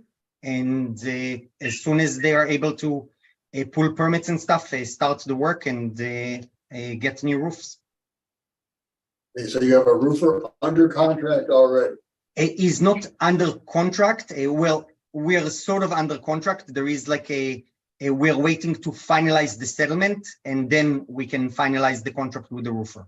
But I can give already the name of the company if that's something for the city, just to see that we're already, I would say, 66% in the process. Sorry. How long is it going to take to conclude this litigation, settlement? I would like to hope sometimes this week. As I said, the carrier filed with the court a notice that they reached the settlement, but there is the paperwork of the actual settlement agreement. So we're just waiting for that. And I did follow up with the attorney for the association yesterday. Unfortunately, I do not have a settlement agreement in hand yet, but it's a matter of days until we have that in place. Okay, Your Honor, in fact, they did indeed file a notice of settlement on July 28th Correct. with. They've settled. okay. That's correct. So what do we do to get this compliant? We have to wait till it's roofs are done or permits are issued? What's the next step? That is correct. We have to wait for permits to be issued as well as the completion of. So everything can be done before, okay. That's correct. The fines are supposed to start today. That's correct, So we sir. want it to happen. No, sir. We'd like to stay the fines, being that we've got substantiated information that our assistant attorney has been able to locate. We'd like to ask, or we'd like to agree to 154 days, as for approval from Supervisor Amy Brown. That should allow them enough time to obtain all the permits as well as repair all the roofs. Okay, so 154 days, gentlemen, takes you to January 9th of 2024 to get this completed. With a mandatory review, Your Honor, for that Okay. time period. Okay. So you'll come back, Okay, so you'll come back.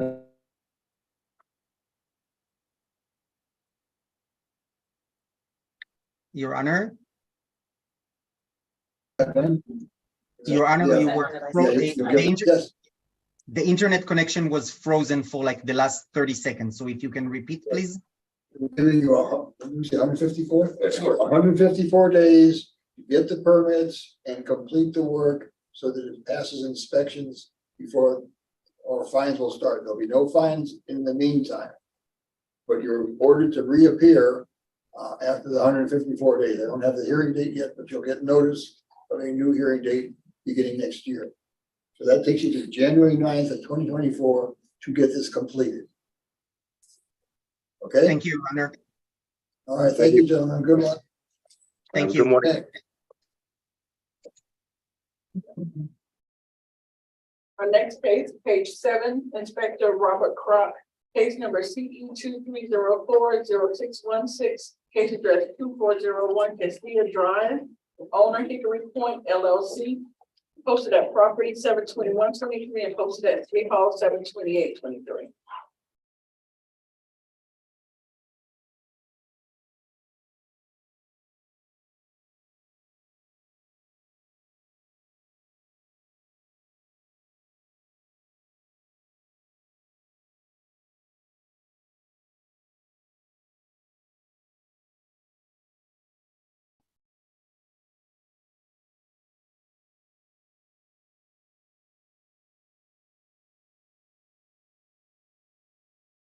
No.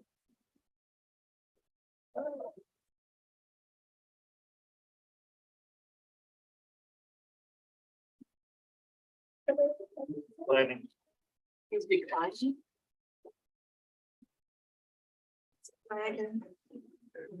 He's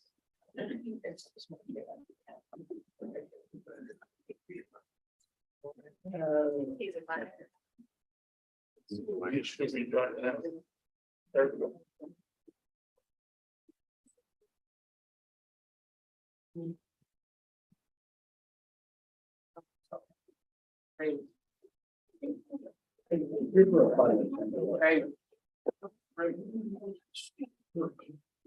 He's still declining?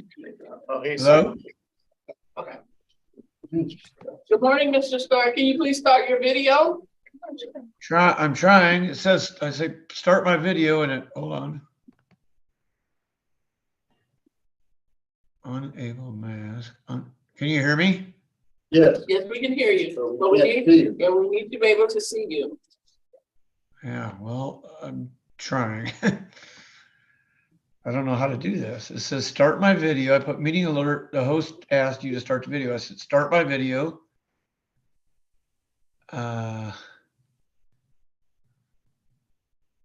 Read aloud, translate, print, save as, back, full screen.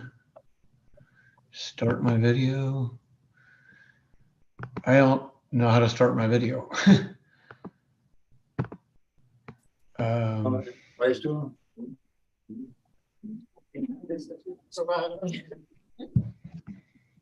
Well, I wish I knew how to start my video. Any suggestions? Sir, on the bottom lower left corner of the screen, you're gonna see the mute button and you're gonna see the video, the little video camera. Oh, Click the little. okay, hold on. Yeah, hold on. It won't do anything. I can do the mute, but the video won't start. Oh, you there? Yes, we're here. Something happened. You just, I see you. I don't see you anymore. I don't even have a.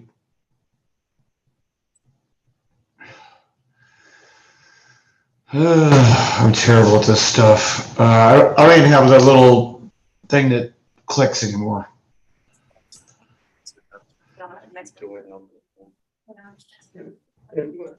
If you can, sir, you can join on your phone.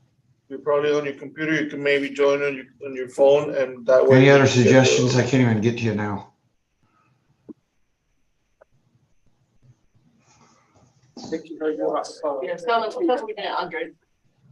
Sir, if you can you join on your phone instead of your computer?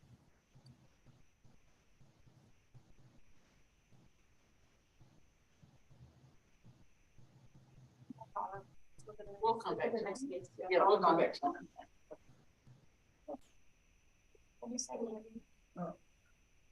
Our next case, page 28, also Inspector Robert Crop, case number CE 230600763, case address 1600 Northeast 64th Street, owner 1600 Northeast 64th LLC. This case was cited 6/22/23, complied by 6/22/23. 3 sections complied at $200 per day, $600 approved. City is requesting the full amount. Appeal deadline was 7/7/23 and no appeal received.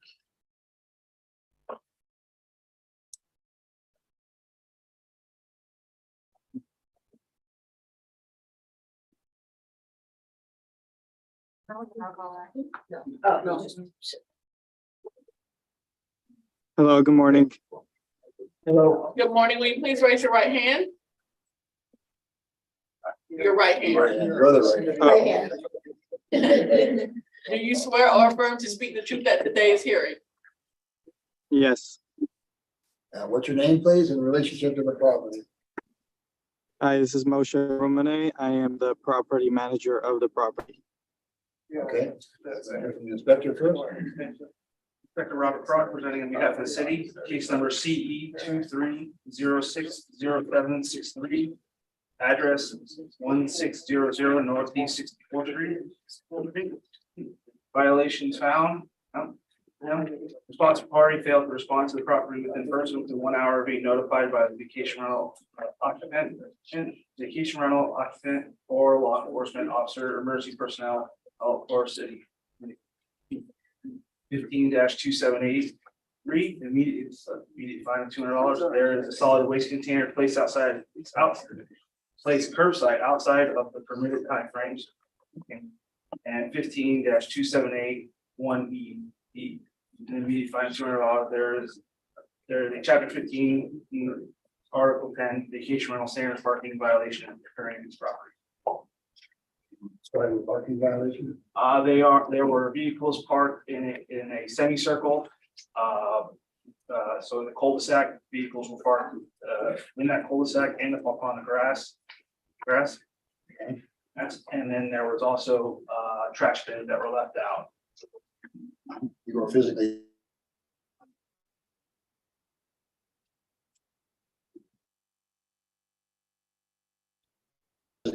Yes. You see all those. Hello.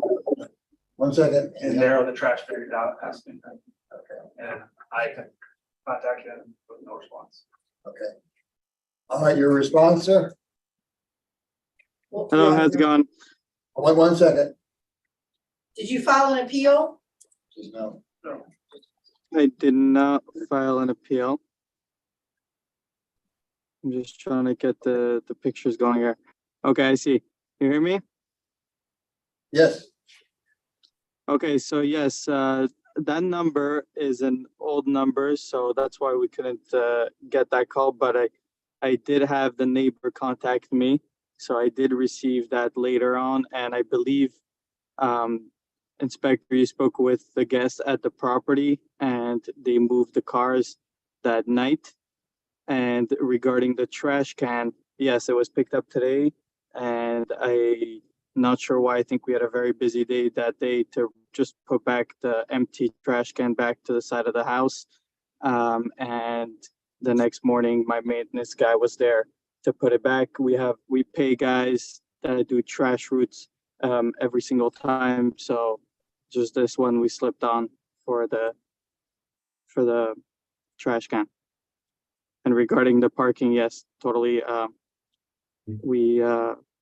The cars were moved that same night. The 3 violations, is this up for a suspension? All right. All right. Well, I find that you should advise. Go ahead. And I've been in contact with another inspector, for other things in the house. So every time there was something, I responded to the inspector. Like, for example, there was a gate that missing a security latch. I took some pictures, sent it to him. Like, I was well in contact with an inspector whenever there's an issue, and I will gladly give you another phone contact number to be able to reach 24/7. So so this doesn't happen again. You have to submit the telephone number and name to you for on the file, or how do you do that? You can email it to the local compliance supervisor. You can email it to your info at Fort Lauderdale .gov. So they can update the file. All right. So name and telephone number to replace the one that's on the file. Okay? No problem. The violation. No problem. Violation.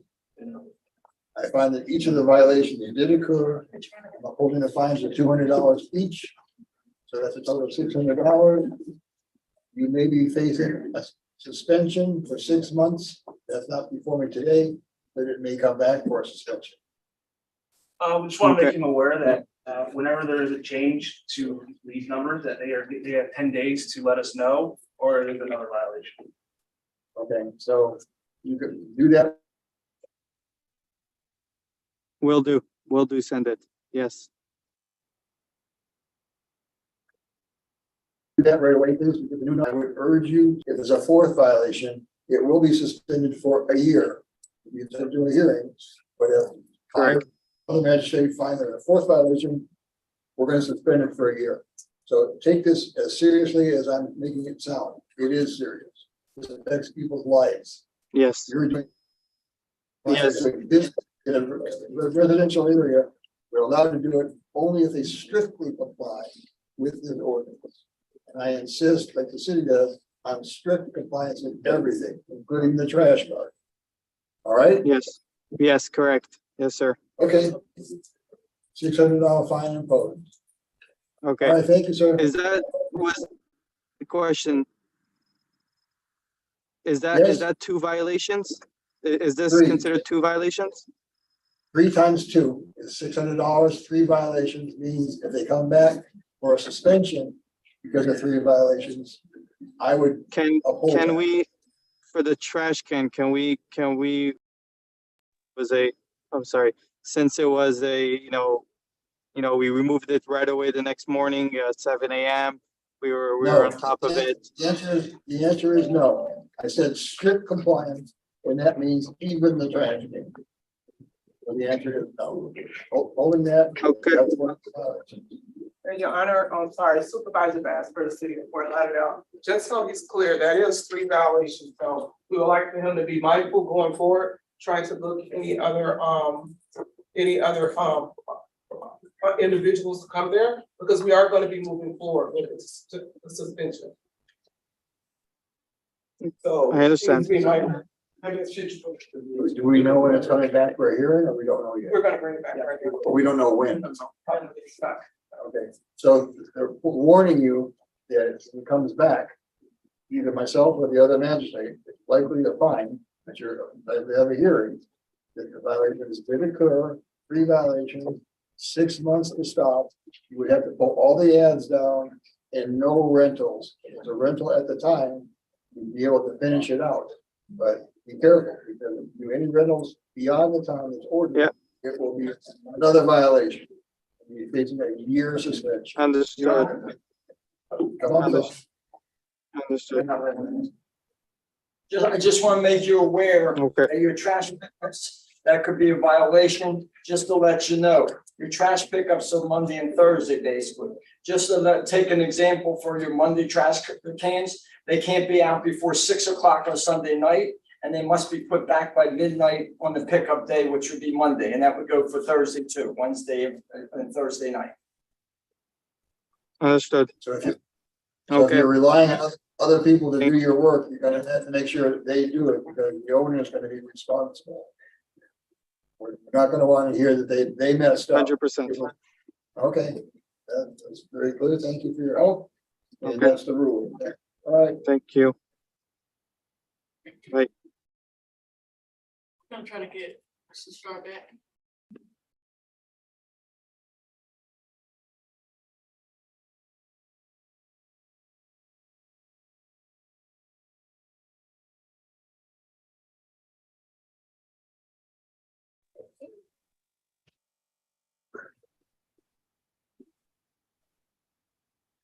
All right, can you hear me? Yes, I got a I can picture. hear you We're good. now. All right, we're gonna Sorry swear you about in now. Will you please raise your right hand? Do you swear or affirm to speak the truth at today's hearing? Yes. Can you tell me your name? Jason Starr. And you are related to this property how? I own the property. Through my LLC, my LLC owns it, but I own the LLC. That's the owner. Okay, all right. Yes, sir. Inspector. Inspector Robert Clark presenting on behalf of the city, case number CE 23040616. Case address 2401 Castillo Isle. Violation found. There was a noise disturbance and party at this property with an estimated of 150 to 250 people and over 50 vehicles parking the right of way or creating a public nuisance. It is being maintained in such a manner that threatens or endangers public health, safety, or welfare and may adversely affect and impair the economic welfare of adjacent properties. The pictures there? Let's put a video. So this property was having a draft party. The individual there was drafted by the Tampa Bay Buccaneers. And after he was drafted, people started to fill up. It was so packed that I couldn't drive down the road. I had to reverse back out. And as I was reversing back out, the police arrived. Okay. All right, sir, your response? Hold on, there's a video, hold on. Let's watch the video.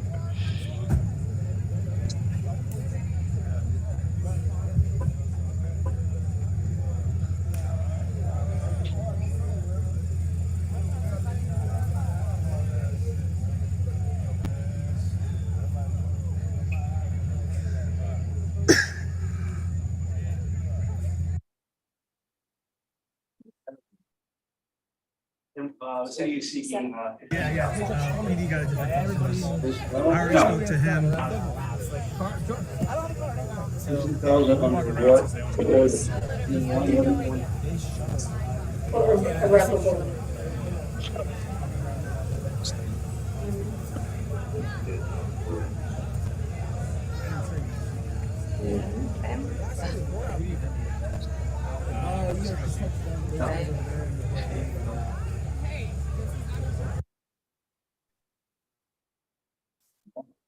There's quite a bit. Do you need to see any more videos, sir? As in me, Jason? Yeah, yes, do you need to see any more of the videos? Is there several more? Oh, no, I don't need to see Okay. it. I came home to it. I think I've seen enough. Yeah, me Okay. too. All right, do you have any response to this? Honestly, it was just a friend of mine asked me if he could have a client. He was trying to get a client. He's a financial advisor. He said he was going to have 4 guys in my house, which was a guy that got drafted, his mom, his brother, and his sister. Then they were going to host about 15 to 20 outside. They were catering. It was just going to be a little draft party. I wasn't even there until I went out to eat at Moderano's, and he called and he said, "Hey, this is getting out of hand." I said, "Well, I mean, I got to eat. You handle it. This is your deal. You just said it was, ESPN was there recording it." And I came home and was as shocked as anybody, I guess. It was insane. So I walked, excuse me? You live in this home? I do. But my second home, I got a home in Iowa and a home here. Okay, well, the bad news for you is that this is under code section 18-1 of the city code of ordinances. It's for an irreparable and irreversible violation. And the violation is if people had to get there, the police or even EMS, they couldn't get in there. So I know you didn't do it, you left that to a friend, maybe he'll reimburse you, but you owe a $15,000 for this. The city takes this extremely seriously, as you can imagine by that fine. Right. Okay? So his fine is 15,000? No, yours is. The bad news is yours.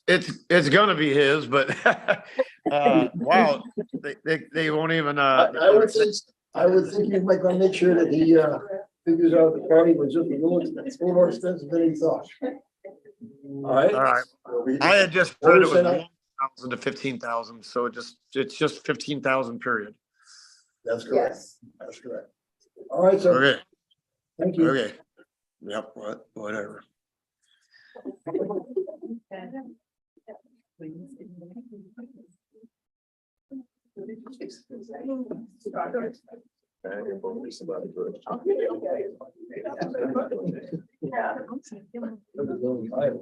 know. It is an Iowa address. But the LLC doesn't exist in Florida. No. I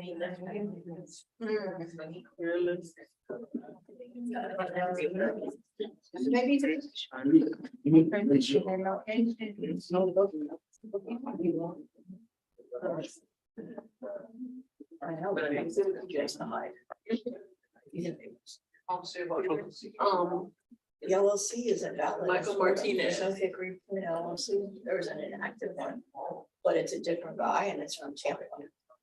There's no hickory. It's not in Florida, it is, they have to send me the document showing that. From Iowa? Right. So if he's not renting it and it's his second home, the LLC doesn't necessarily have to be registered in the state of Florida, just owning the property. Is not, doesn't trigger the need to register with Sundays. But if you're renting it, yes. You could have a national corporation, right? What do you mean? There is, you have to be incorporated with China. So I don't. Well, I mean, there's some that are corporations where you have to be incorporated in some state. Usually Delaware. Our next case, page 32, Inspector Gail Williams, case number CE 221000241, case address 30 Compass Point, owner Michael Martinez Manto. This case was first heard at 12623 to comply by 22323. 2 suspensions noted on the agenda. 1 section complied at $50 per day, $1,750 accrued. The city is requesting the full amount. All right. Mr. Martinez, will you please raise your right hand? Do you swear or affirm to speak the truth at today's hearing? I do. And you're the owner of the property? I am. Thank you. The inspector's gonna speak now. Testify. Senior Officer Gail Williams for the city of Fort Lauderdale, presenting the case CE 221000241, address 30 Compass Point. Case was first heard on January 26, 2023 to comply by February 23, 2023. An extension was granted for special Magistrate Flynn on March 30th and May 25, 2023. As of today, all violations are complied. The city is requesting for the full amount to be imposed. Okay. Which is $1,750, correct? Correct. Yes, sir, your response? I agree to pay the fine. Okay, so ordered, thank you. All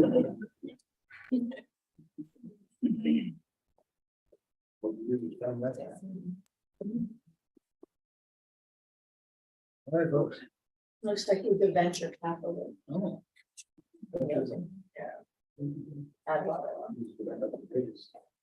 Next case, page 20, Inspector Leonard Champagne, case number CE 230500489. Case address 2160 Northeast 56th Street, owner 2160 Fort Lauderdale LLC. Posted at property 72523, posted at City Hall 2721. It's 2160, correct? Yes.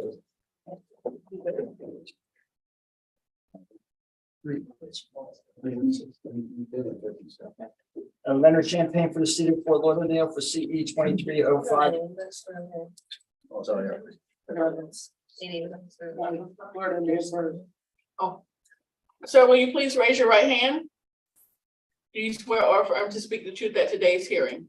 I do. Mhm. Okay, your name, please? Luis Cadena, I am the property manager. Okay. Mhm. The inspector's gonna testify and let you speak after that. Leonard Champagne for the city for case number CE 23050489, 2160 Northeast 56th Street for violation 15272A. This property is being utilized as a vacation rental without the required certificate of compliance from the city. Property was first cited on 5/17/23 to comply by 6/1/23. As of yesterday, I checked, the ad is still up. City is requesting 10 days to come into compliance for $500 per day. Okay. Yes, sir, your response? When did you say that oh, it's on VRB? Oh, okay, because the owner just hired me he gave me the power of attorney to fix all the violations. He gave me the power of attorney last night. I took them off from Airbnb, but I see that they forgot to take it VRBO. I have to tell them about that because I think we have to check all the other platforms, but we are currently only doing 31 days or longer for these platforms. We're doing long-term rental now. We're trying to comply with this violation immediately. Okay. The listings have been removed. They've been removed for Airbnb.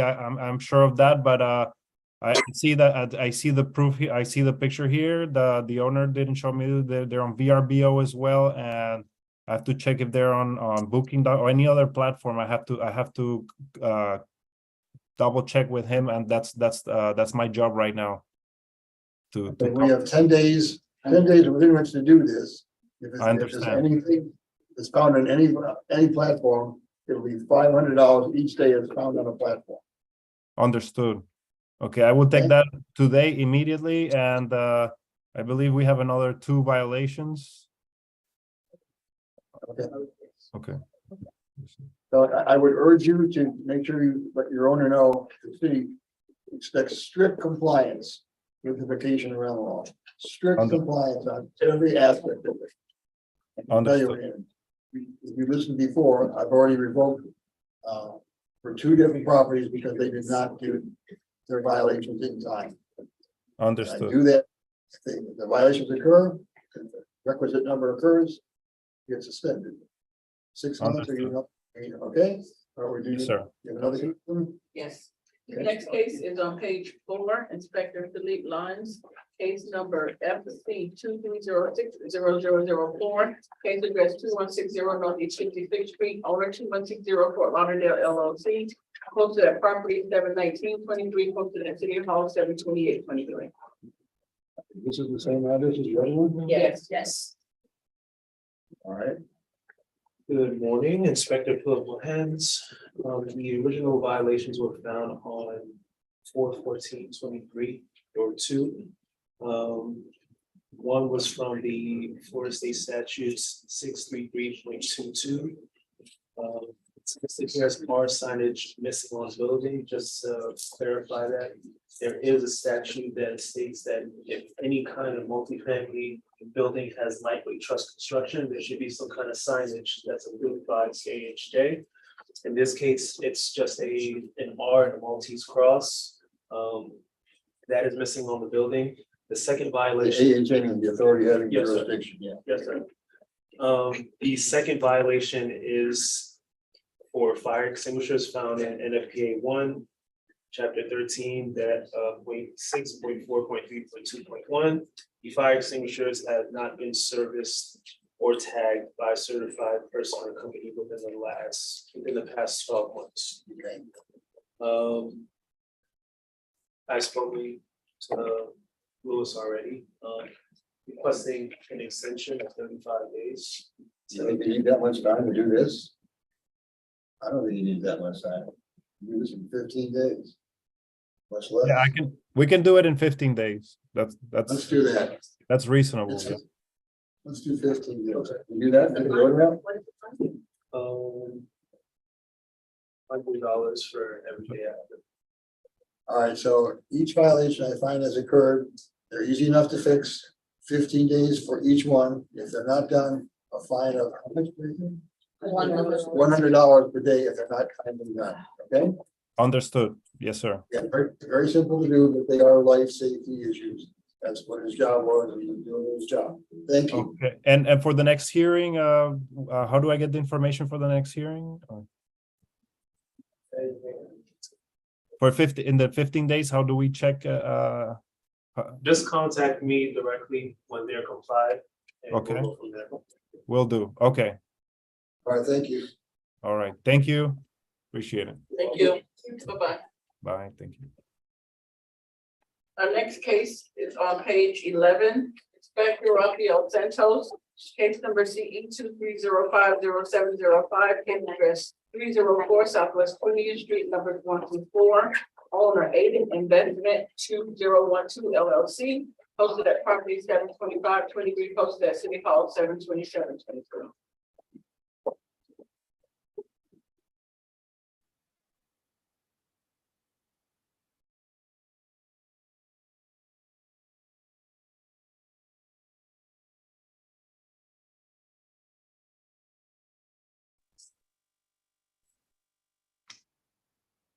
Morning, will you please raise your right hand? Do you swear or affirm to speak the truth at today's hearing?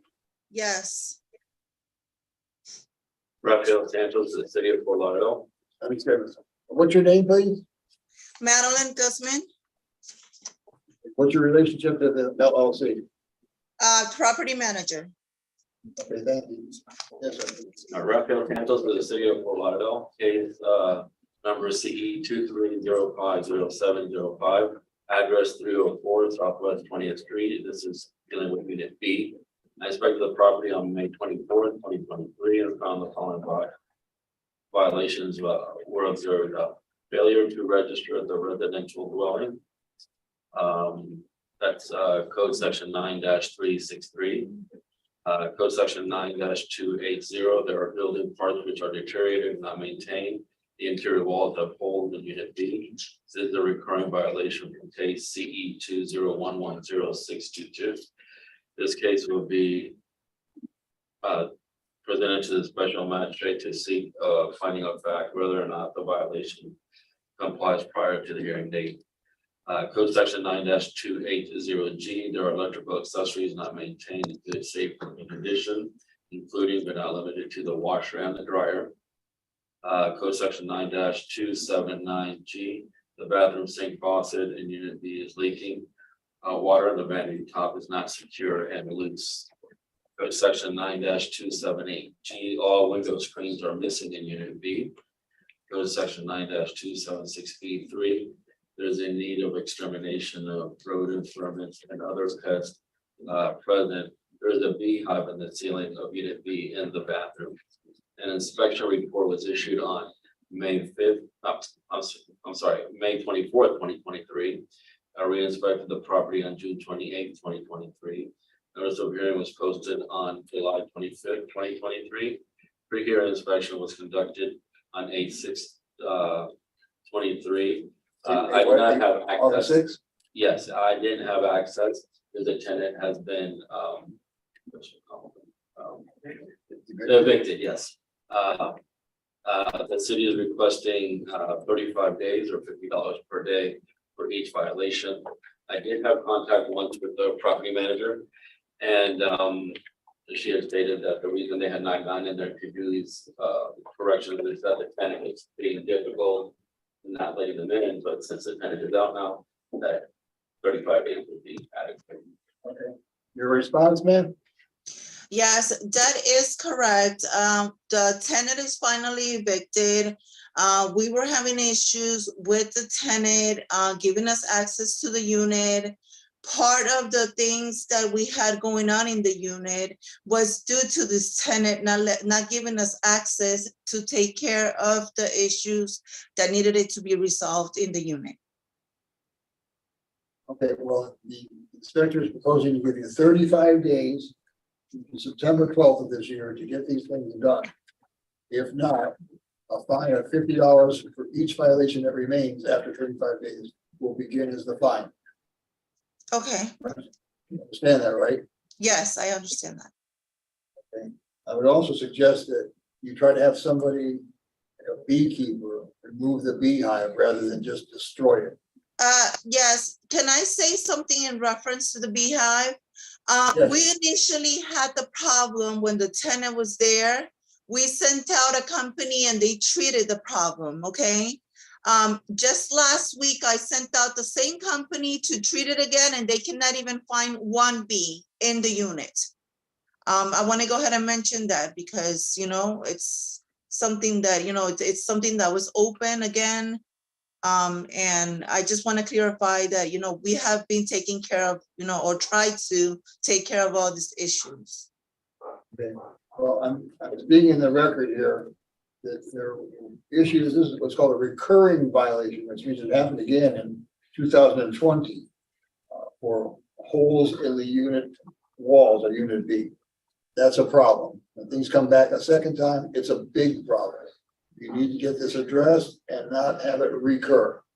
Okay, I'm sorry, I couldn't hear you. You said that this has been with you guys before? The one case for holes in the wall of Unit B did occur in 2020, 3 years ago. Now it's back again. So I get it that probably the tenant might have done something, but you need to address it. And that's one of the things that has to be done within the 35 days. Okay, okay. Okay, so you have about 5 or 6 different things to do, 35 days for all of them, but a fine of $50 for each one not done. Okay. Okay, so I have till September 12th, correct? That's correct. Okay, All right, thank you. thank you.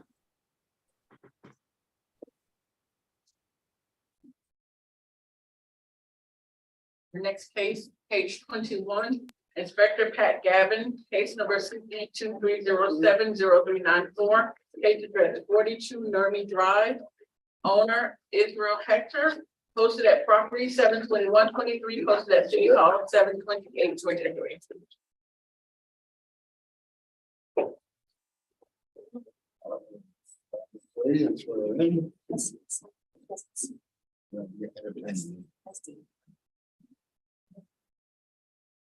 Get loud. Good morning. Good morning, will you please raise your right hand? Do you swear or affirm to speak the truth at today's hearing? 100%.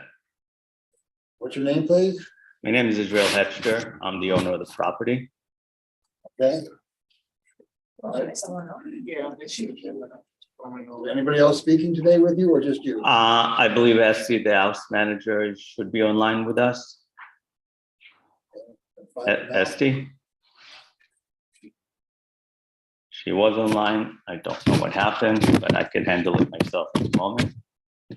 Okay, I'm gonna have the inspector judge. Coming over. Sure. Thank you. Coming?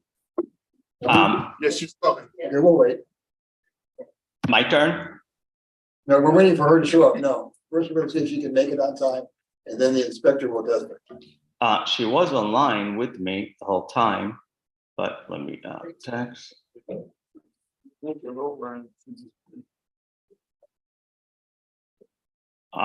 If she's not, like I said, I can handle it myself. I have all the facts. All right, we're gonna go ahead and start. Okay, no problem. Pat Evans, City of Fort Lauderdale Code Compliance, presenting case CE 2307-0394 for property located at 42 Nerney Drive. This property was first inspected on May 19th, 2023 under case CE 23050623, and citations were issued for the following violations. 15-2781E, there's a chapter 15, article 10, vacation rental standards parking violation occurring at this property. 15-2755, responsible party failed to respond to the property in person within 1 hour of being notified by a vacation rental occupant, law enforcement officer, emergency personnel, or the city. This property was again inspected on June 23rd, 2023 under case CE 23060803, and citations were issued for the following violations. 15-2785A, there is noise emanating from this vacation rental property which is outside of the permissible limits. 15-2755, responsible party failed to respond to the property in person within 1 hour of being notified by a vacation rental occupant, law enforcement officer, emergency personnel, or the city. The property has received 4 violations within a 12-month period and is now being brought before the special magistrate for the following violation. 15-282D1B. There is a qualifying number of violations at this vacation rental property to request a certificate suspension of 365 days before the special magistrate. CE 23050623, 2 violations, responsible party failure to respond and parking. And CE 23060803, 2 violations, responsible party failure to respond and noise. The city is requesting full suspension of the vacation rental certificate for 365 days. And just to remind you, section 15-282D1B states, upon a 4th violation of this article, the vacation rental certificate shall be suspended for a period of 365 calendar days. Shall be. Mandatory. Okay, yes, sir, your response? Yeah, sure. Okay, first of all, I do live part-time in the property in order to supplement my income. I reached out to SD and obviously told her I'm looking to supplement my income on the weekends as I moved from San Diego 3 years ago. I commute back and forth as I downsize my business and plan to moving into the property, hopefully within next year or 2 full time. I'm making no excuses. I'm extremely disappointed about what occurred, not only for the value or the damages that it caused by having access people or parties. Extremely take pride in my community and the neighborhood. I love this house.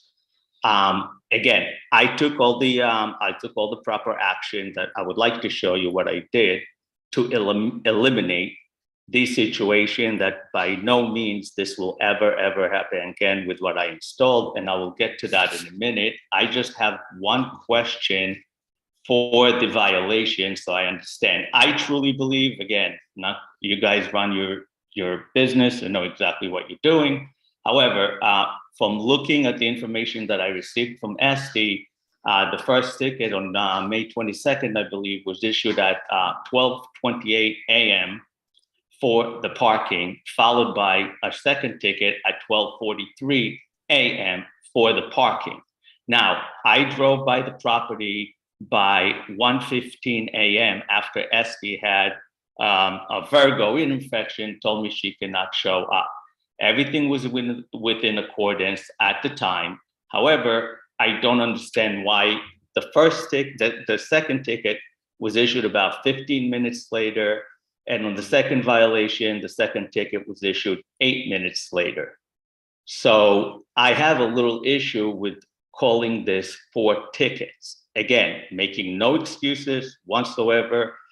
for the party. I am extremely upset, disappointed, put everyone, Esty and the crew on warning. And I would like to show you guys that I believe I went above and beyond to take steps to eliminate this, as this is really a large part of my income right now.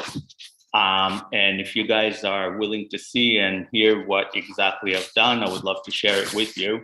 So you can see what actions I've done to eliminate this problem. And I believe I made it bulletproof to eliminate this issue from ever happening again. Okay, well, let me stop you for a second. Are there two different parking violations on the same night? No, the two violations are, the first was the parking, and the second one, she didn't turn up for any hour. And the third and fourth one are what? So parking, not showing up. Those are the two, the first time, and the second time it was noise. Right. And it not showing. Okay, so there's four violations, and they're not for two different issues for parking. I don't really care what you do. Hold on. No, I don't. sure, sorry. Oh, okay. I don't care what you propose to do in the future, because I'm going to suspend your use of this for 365 days today. There's a four violations under the city code. You got cut out. I'm sorry. Hello? Hello? have lost the right to use this as a vacation rental. Four violations did occur under the city code. You lose the right to operate a vacation rental here for 1 year. I have a question though. I understand, I respect any decision you make. You got cut out for about 10 seconds. I just want to understand. We're calling these four violations. If I understand correctly, we have an hour to respond. 2 tickets were issued, both violation issued for the same issue, one within 15 minutes after and one within 8 minutes after. No. So how? Hold on. There's only one violation for parking, not 2. So I don't know what happened about the other violations, but there's 1 violation for parking, 2 for not showing up on time on different days. And the 4th was what? Noise. And noise. Those are the 4 violations under the city Sorry? code, which is strictly enforced. You lost the right to use this for 1 year. If you have I understand, anybody- sorry. Yes. Sorry, I understand, but I think we have a miscommunication. Both tickets, 2 on each day, were issued on the same day for the same issue with less than an hour apart. No, you're talking about park. You're talking about parking. I'm not talking about parking. Parking is 1 violation, not 2. So 1 parking violation. 1 for Correct. noise, different date. What was the different date? Yeah. Then Yes. 2, person didn't show up, 2 different dates. That's But we did, 4. but we did show up. However, we were given the. The Sir, we were testimony is- given, nobody's letting me speak. We were giving the second hour for not showing up. We have an hour. How could he write the second ticket in 15 minutes, not giving us an hour to show up on both violations? I'm not trying to argue. I didn't actually write that. It was, Officer Crocker. Special Magistrate for Compliance Supervisor, Julio Davila.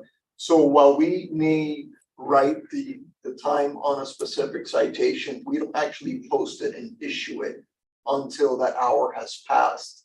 And it hasn't. In this case, Hold on. both. Do not, Sorry. excuse me, don't interrupt. Early. Do not interrupt. And we did post, so we do have images of the posting of that. However, we're not here today to hear those cases of those previous citations. That hearing has already passed. We're only here today to impose those citations were already established at a previous hearing. Understood, but are there 2 different days for not showing up? Correct, right? Yes. But tell them what they are if you remember. So the first was on May 19th, Didn't show up in an hour, did not show up in an hour, and the second was June 23rd. so it nothing to do with within 1 hour or the second hour. 2 different times, your people did not show up. I disagree. I'm sorry. You can disagree all you want, but excuse me, the evidence shows that that's what happened. So Okay, disagree. I have a question. Sir. I just would like an Go ahead. explanation. I'll accept your suspension. I'm not arguing about that. I am telling you that if you look at the tickets, both tickets were issued Again, second ticket for not showing up on the first violation for parking, and second ticket issued on the second violation for noise are issued on the same day with less than an hour apart. If you're That is giving me I'm that is the sorry. case. Can you guys Yeah. pull the tickets? Can you guys pull the Sir. tickets and look at them? The inspector will explain it. Sir, the time Yes. that is stated on the citation does not have to show the start time and the end time. It's just one time. That was the time when he issued it. They had already been given the hour. She did not show up. After that, they got cited for noise and. Exactly. I've heard it, not chair, they got cited for not showing up. So there's 4 different violations. None are duplicate there. And the citation tells you, and sir, the citation tells you on it, if you wanted to appeal it, you had to do it within the proper time period. It was not appealed. I'm sorry, sir. When I read on your website, it says after the hearing, I could appeal. So I did not know that I could appeal prior. But sir, again, I have the violations. Both violations are on the same day. Both violations are with less an hour apart, written on the same day. It's not arguable because you guys could pull the ticket. You have access to the tickets and see the hours and the date they were written. They were not written on different days. They were written on the same day, less than an hour apart. Your Honor, as the supervisor has already stated, this is for the suspension. The time I'm sorry, I lost you guys. Gentlemen, I lost you. to debate citations that each had. Sorry. This is a hearing to suspend. The time to dispute the 2 citations listed that each had 2 components totaling 4 violations has passed. No one told me that, I'm Body of the- sorry. Set it on the notice, so that's Right, what you have to do. the body of the citations have in bold on the front of the citation as well as the back of the citation. Indicates the time period that the property owner has to appeal under the code. If they don't, as your honor knows, it is considered admitted and it's a violation. So at this. I get, that I understand now, and that's my fault for not knowing that, because I was told that this hearing is for you guys to hear what happened, and then Well, I if you could didn't read the explain. citation, It doesn't. well, if you didn't. It doesn't matter because we're way beyond the time to appeal or discuss that. I'm here for the 4 violations that have been proved, not in the same day, and it results in a suspension of 1 year. I have a request. I accept your decision. I don't have a problem. We currently have reservations until the end of November. It will cost me. No, excuse me, but you don't. You need to cancel anybody that's not physically in the building. If you don't cancel them, it's what, a $5,000 fine per day? $5,000 per day every time somebody's in there beyond that. So if you have somebody in there now, they can finish. If they're not there for what, more than a week?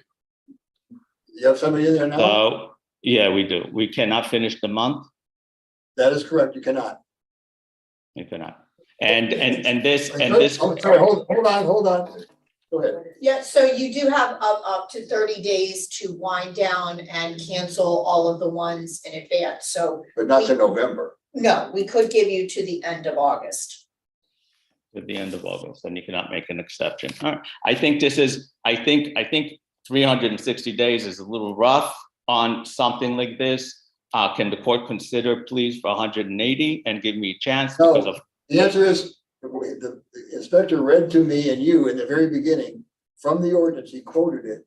If the 4 violations are found, it shall be suspended. Yes. So I don't have a choice. No. I respect that. Again, I believe it's 2 violation, but again, I can't argue. I understand your decision. You cannot be a little more lenient with me on this by any means. I cannot. The code is mandatory, sir. The code is Okay. mandatory. And So when does he have to take down the ads? Take down the ads on any platform immediately. No- Yeah, we'll no take, more list- we'll take down the edge, we'll end it up in August. And by no means through any way, this cannot be appealed. You know, you're done, right? Can you go to court? It's in court? They'll give him legal advice. We can't give you legal advice. You'll have to figure that out with your lawyer.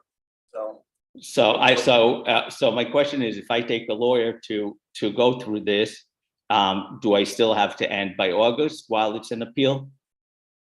But there's a court ruling to the contrary. You have until the end of August, or you'll be facing fines of $5,000 a day, which I will impose if you violate. No, 100%, sir. I respect everything you say. I'm not arguing with decision. I just want to know my legal rights. My legal rights, if I hired an attorney and he submits an appeal, who is in charge?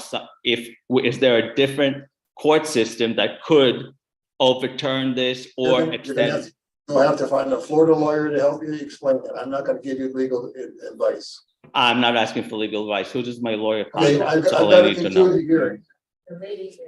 Sorry, I understand, but who does my lawyer contact? I understand what you're saying. Who's my lawyer contact? I need to know. What do you mean? You have to hire a private counsel to advise you on the process, sir.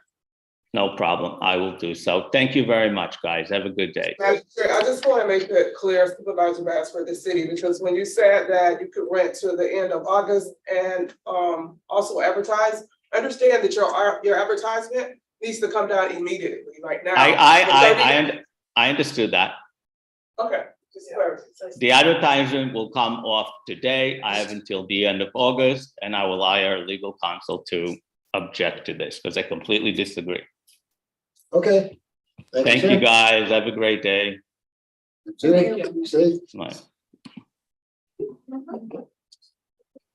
Next case, page 25, Inspector Karen Proto, case number CE 2301012, case address 2200 Northwest 22nd Street, owner Perfect Property Resources LLC.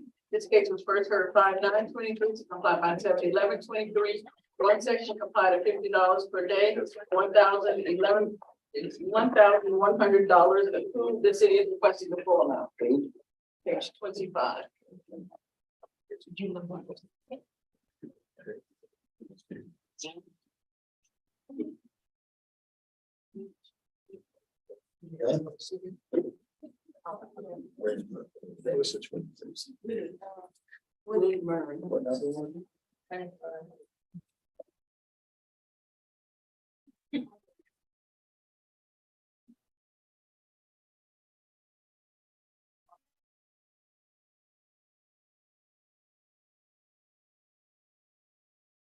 Okay.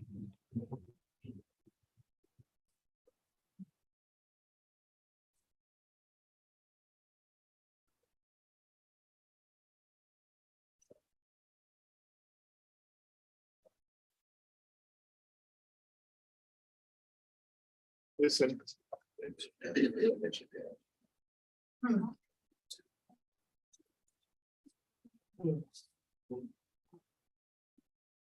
Listen. Mr. Murray, will you please unmute your mic?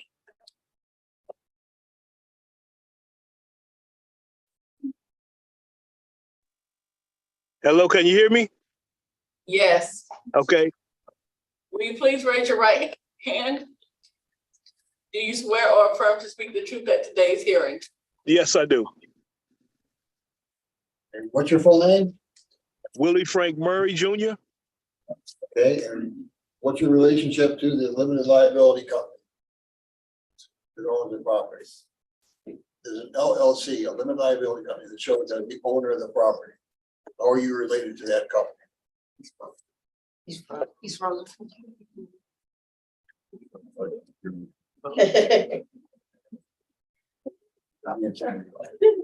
There he is. Back. All right.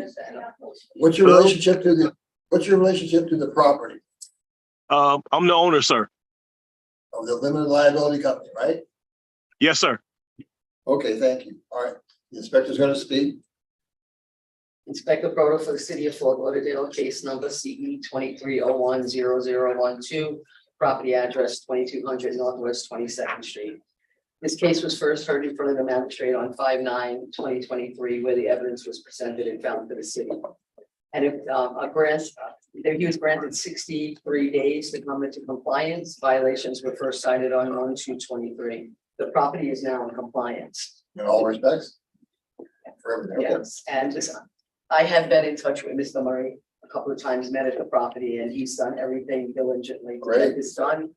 It looks amazing, and he had to get permits, so that was a holdup. So the city is requesting an administrative cost Okay, which is. of $801. All right, is that acceptable, sir? Yes, it is. Okay, so ordered. Thank you for your time. Okay, how do I go about paying that? You're gonna get an order in the mail, which will tell you what to do. Okay, no problem. Thanks again, and thank you, Ms. Proto. Thank you. You're welcome. Mr. Thanks, Murray. thanks for Thank you. resolving the issues. Okay, bye-bye.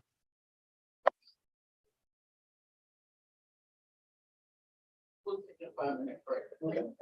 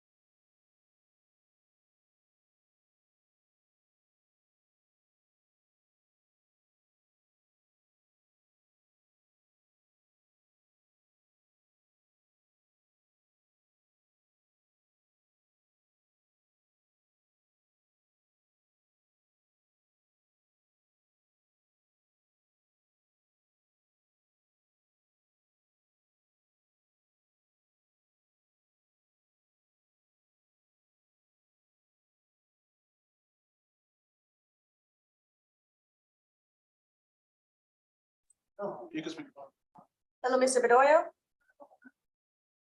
Yes, hello. I lost communication. I don't know why I don't see any video or I'm not hearing anything. Okay, we can see you. Do you have a question? We hear, do you have Yeah, a question? I haven't We're on a been break, called sir. yet. I haven't What is been it? called yet, but we are still in the hearing. Yes, you're fine. Just please hold. We'll get to your Okay. case. You're So good. we're good because I can't see anything. Okay, don't worry about it. Just we'll get to you. Okay. Thank you. Thank you. Yeah, that's nice. It's gonna be an argument.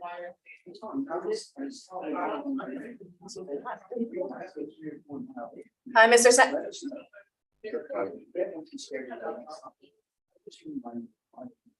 Mr. Sands? Hello. Hi, Mr. Sands. Yes, how you I doing? sent you an email. I know you don't have a case today. I don't. I thought I received a letter saying that I had a case on the 8th. I think your violation. Maybe that's in the address. I think so.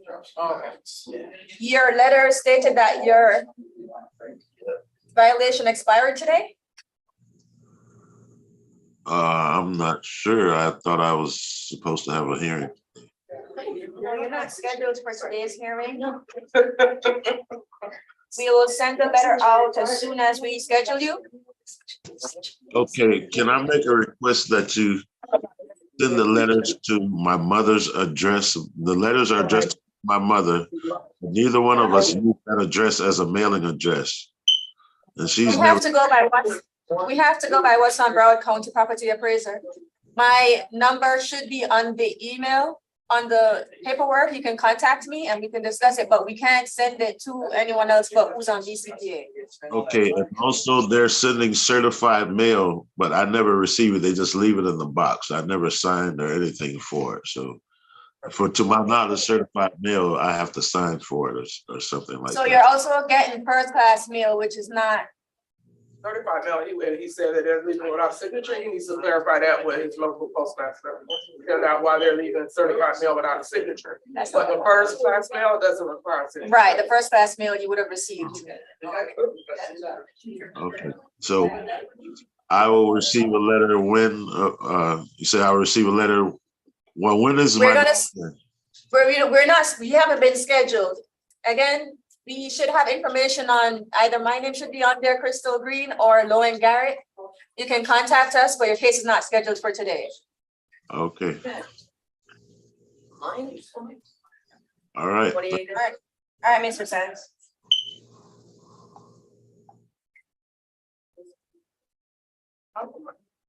I'll put this right here, then.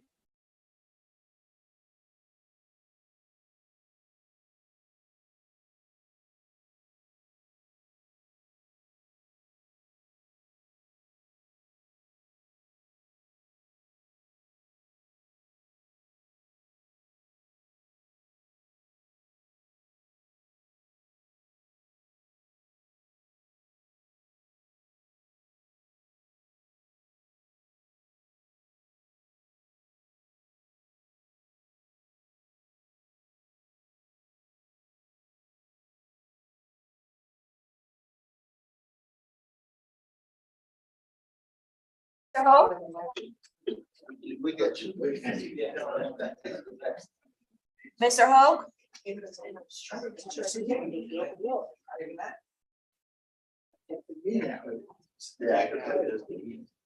Mr. Hope?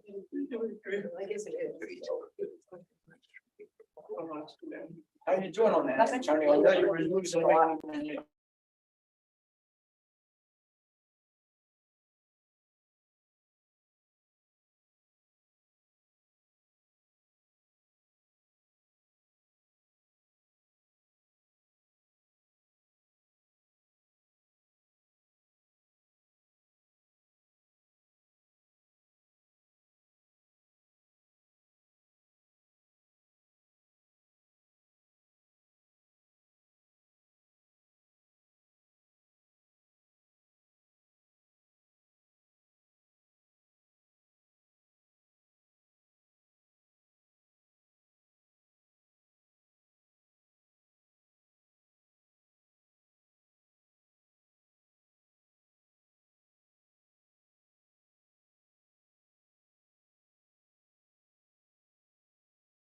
Yes, I did it, he's almost done. Hi, Ziamara? I had a little That's why. thing.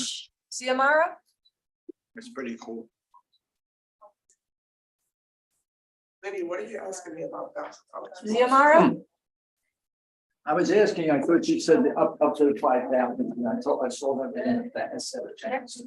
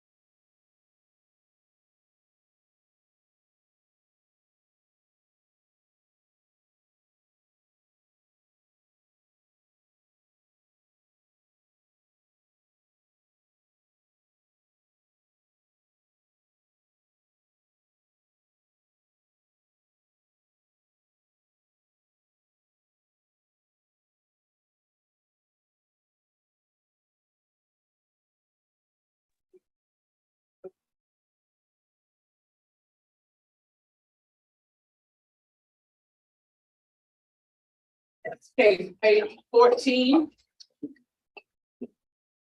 Inspector Gustavo Caracas, case number CE 230600429, case address 803 North and Fourth Avenue, owner Brigada International Service LLC, posted at property 72423, posted at City Hall 72723.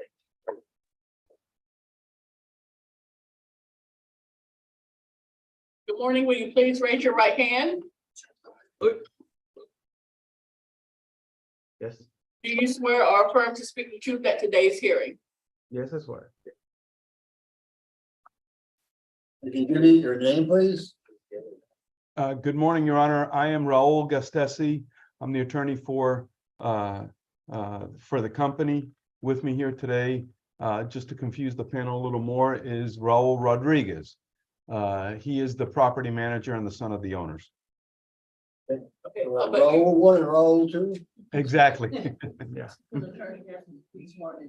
Yeah, because there's, yeah, we typically. They like to swear lawyers in. I don't typically We do swear that, everybody but- in, I don't either. But Fort Lauderdale is, swear you in. Do you swear or affirm to speak the truth at today's hearing? Yes, I do. Thanks so much, sir. Okay, we're gonna hear from the inspector. Good morning, Magistrate Officer Caracas for the City of Fort Lauderdale Code Compliance Inspector presenting case number CB 230600429 for the property located at 803 Northeast Fourth Avenue. Inspection of the property was performed on June 14th and cited for the following violation: 18-1. Chain link fence is in disrepair at this vacant lot property, which is creating a public nuisance. There's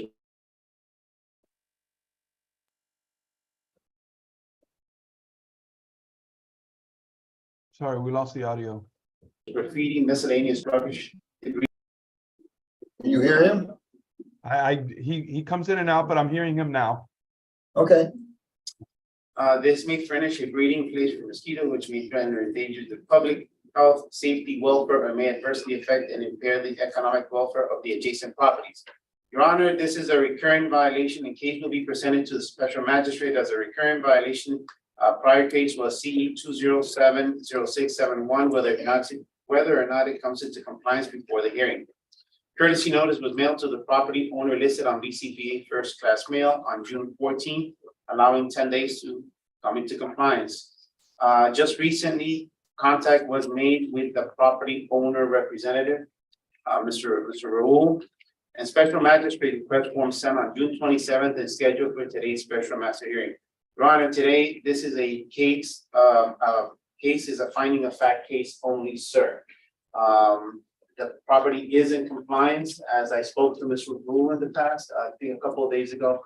The property has to be maintained, regardless whether it's gonna be it's gonna be demolished or not, it still has to be maintained until such event happens, sir. Right. Yes, sir. So it is just a finding of fact today, sir. May I address the panel?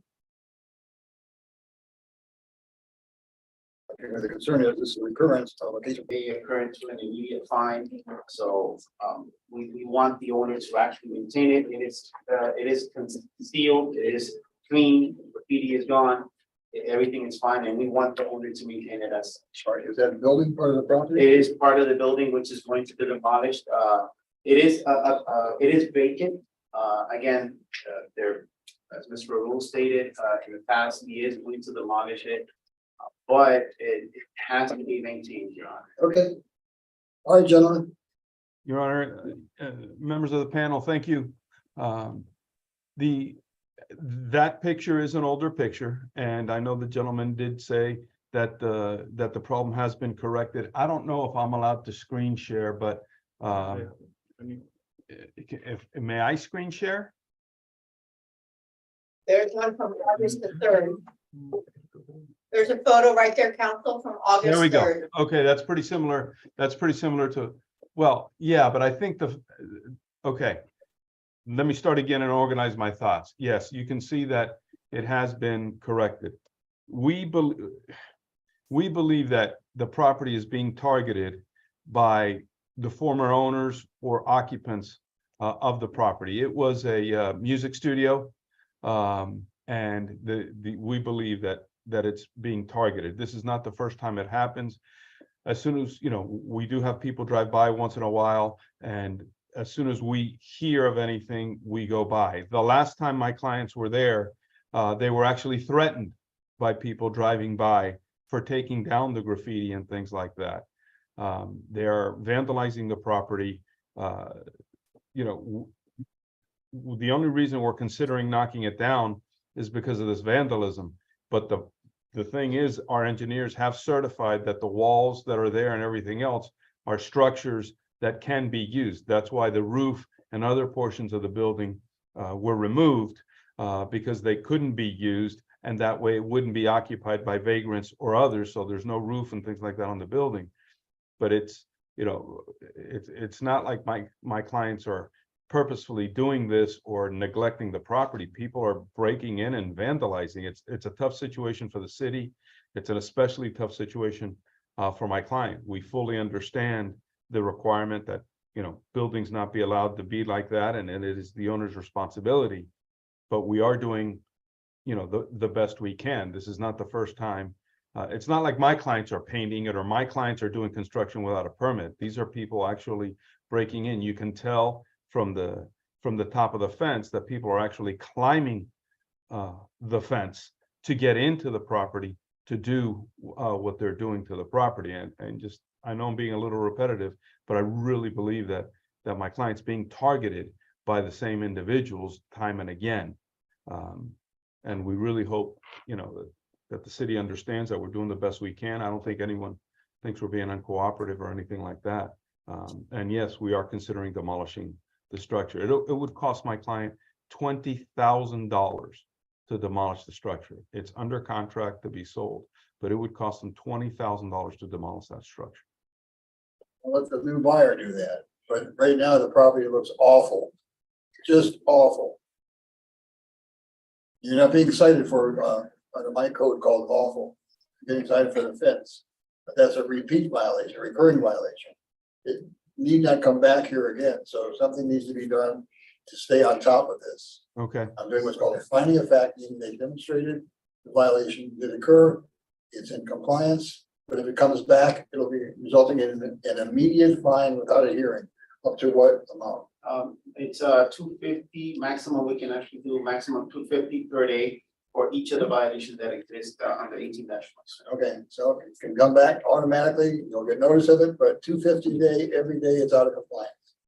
So I would urge the owner to do something about taking the walls down. We won't have graffiti if there's no walls to put them on.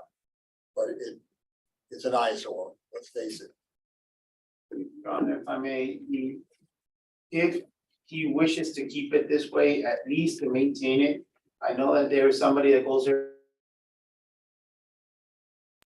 I'm sorry.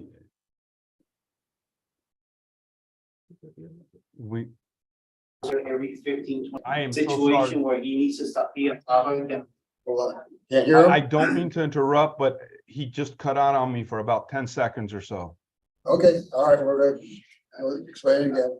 Your Honor, I know there's somebody that goes there every 15 to 20 days to clean up. There's somebody out there doing it. But if the owner of the property wishes not to have this in the future, or any fines in the future, maybe he should have somebody go out there more often than just 15 to 20 days. If the fence is an issue, it is, and it's not it's the flagger area. It's there's a lot of vandalism, graffiti, and other stuff, and people that do these things actually see that this is a vacant building or property. They just go in there and it's a canvas for the artist. Correct. And if he wishes, again, not to have this type of violation, then he should have somebody go out there more periodically. Okay, so your client needs to be more vigilant in taking care of the property if he wishes to avoid fines. We don't want the fine, we want the compliance. We're hoping you can get it demolished and resold.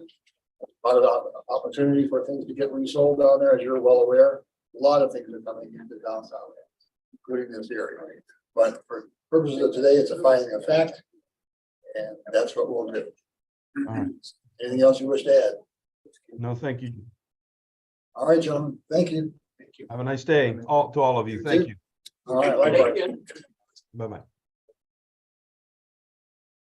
Our next case, page 27, Inspector Gustavo Caracas, case number CE 2207067, Case address 1500 Northwest 9th Avenue, owner David Bedoya. This case was first heard 3/14/23 to comply by 3/14/23, 4/18/23, and 5/2/23. Two suspensions noted on the agenda. Two sections not complied at $50 per day, $700 approved.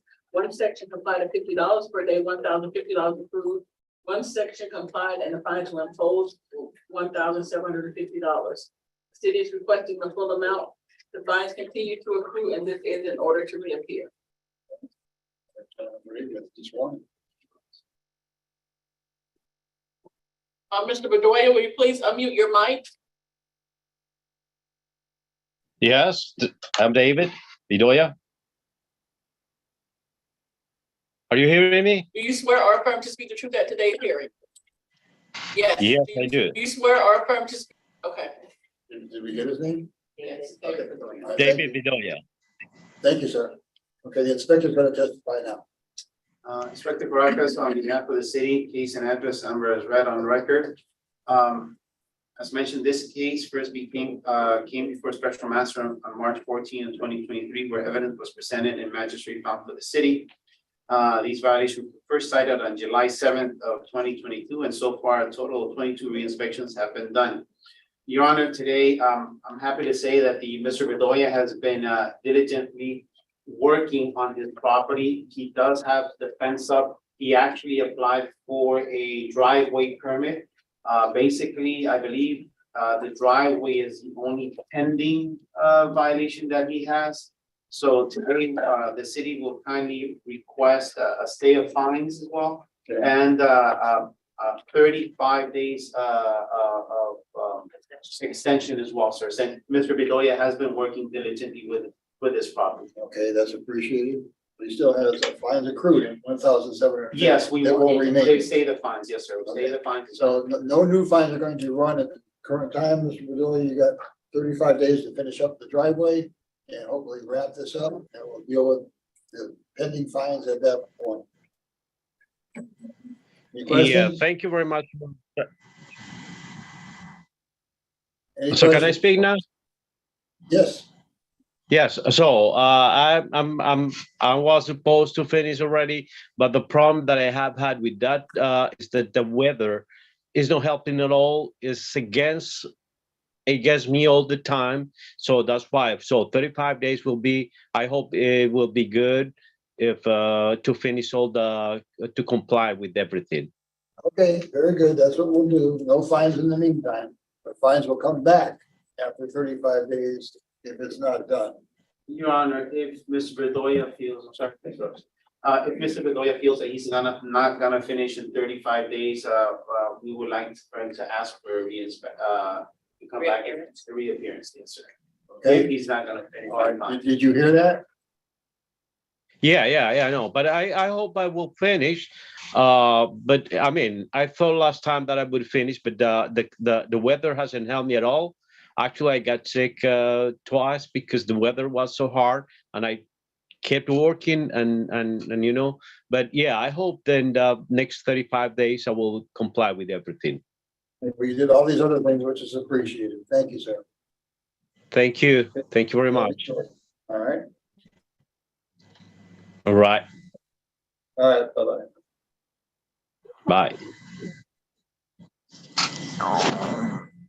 Our next case is on page 12.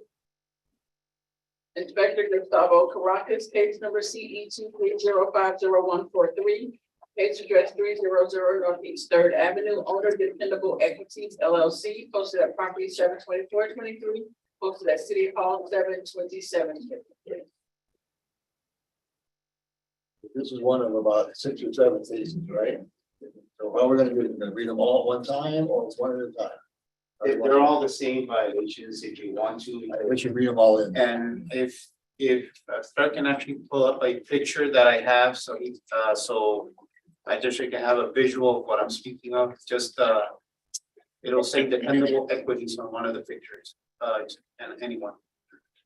If it's all the same, you're gonna be asking for the same. The same thing, yes. Let's read them all out. Yeah.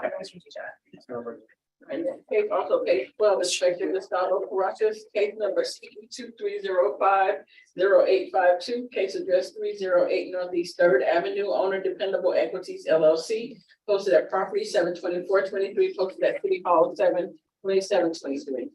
Also page 12, Inspector Gustavo Caracas, case number CE 2305-0855, case address 307 Northeast Third Street, owner Dependable Equities LLC, posted at property 72523, posted at City Hall 72723.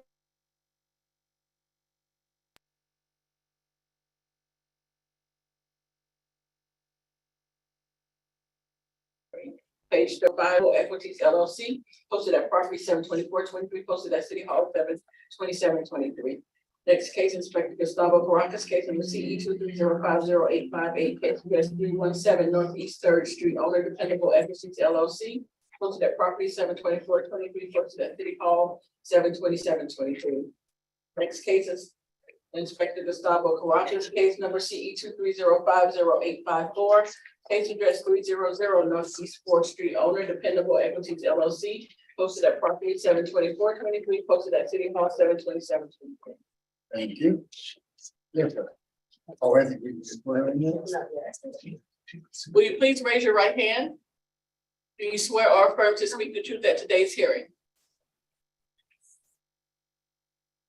Good morning, it's Stephanie Mayorga with Stephanie Toothaker's office on behalf of the property owner. Okay, thank you. Inspector's going to speak now. Your Honor, I'm sorry, Magistrate, good morning. Magistrate, I just want you to take a look so you can actually have a visual of what the properties of what we're speaking of. So all the lots have the same violation. It is vacant at this time, but I just wanted you to have a visual of what we're speaking of today, sir, for all of the properties mentioned.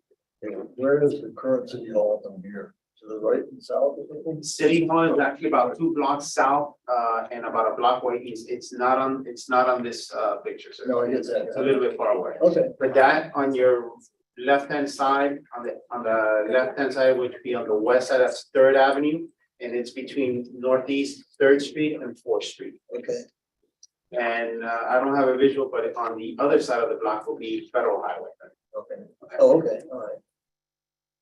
Okay. Magistrate, for all the properties mentioned today, 300 Northeast Third Street, 300 Northeast 4th Street, 307 Northeast 3rd Street, 308 Northeast 3rd Avenue, 309 Northeast 3rd Street, and 317 Northeast 3rd Street. The violations were cited for all of these vacant lots. 47-21.9.m. Sections of the vacant lot have no lawn cover as required. This undeveloped parcel of land does not have a living ground cover or lawn, exposed soil creating dust and soil erosion. 18-12 has complied. A courtesy notice was mailed to the property owner listed on BCPA via first class mail on May 25th of 2023, allowing 15 days to come into compliance for all of the vacant lots. Contact has been made with a property representative. The prior owner gave us a call, has spoken to my supervisor, to myself, and we both have spoken to him saying how to come into compliance. Special magistrate request form sent on June 27th and scheduled for today's special master. Pre-hearing inspection was done on August 3rd, and the pictures that were presented were taken to confirm one of the violations still has not been brought into compliance. The city is requesting the following for all of these vacant lots.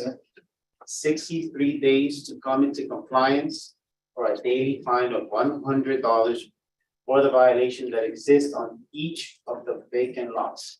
Okay. The photos were submitted here into record, and we have representative of the property owner today with us. Okay, what is compliance going to consist of? Compliance is going to consist of one or two things. It's going to be either to have sod on all the vacant lots. Yes, it's sod.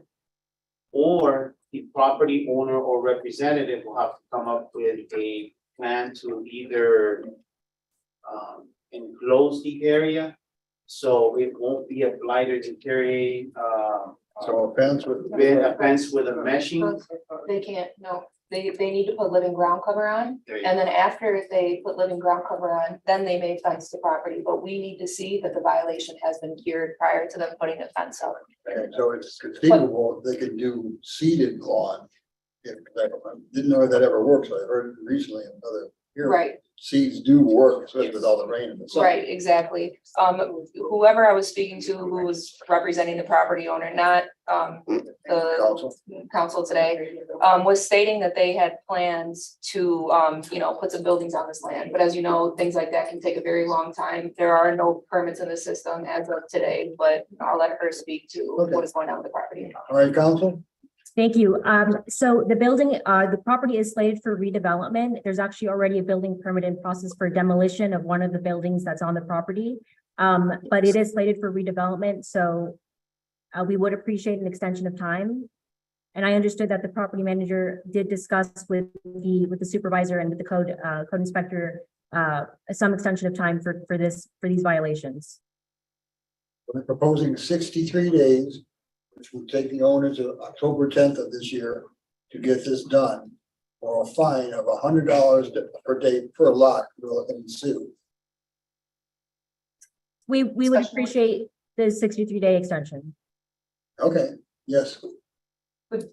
Would you want a 63 days and a mandatory reappearance to possibly speak of what you plan on developing on the land, or are you planning on coming into compliance? We would appreciate doing a reappearance at that time because I believe that permits at that time might be already submitted. Okay, the city does not oppose. Okay, so not a mandatory reappearance? No mandatory reappearance, and we'll revisit, what the Yes. plans are with the land. Okay, We would appreciate that will be the order. But please ensure that they are in compliance with 18-12. They are as of right now, but if it happens again, then it will be a recurring violation. Understood. Thank you so much. Okay, thank you. Thank you. All right. Yeah, she said.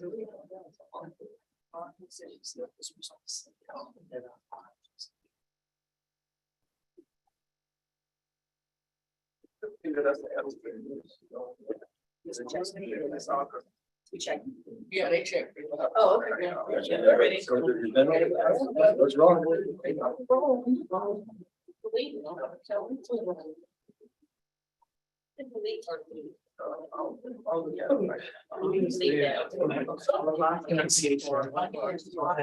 Drop that last meeting. I'll take it as well. Oh, no, don't put that. I don't want to go there. No, Mom, I didn't say it. It was one of the.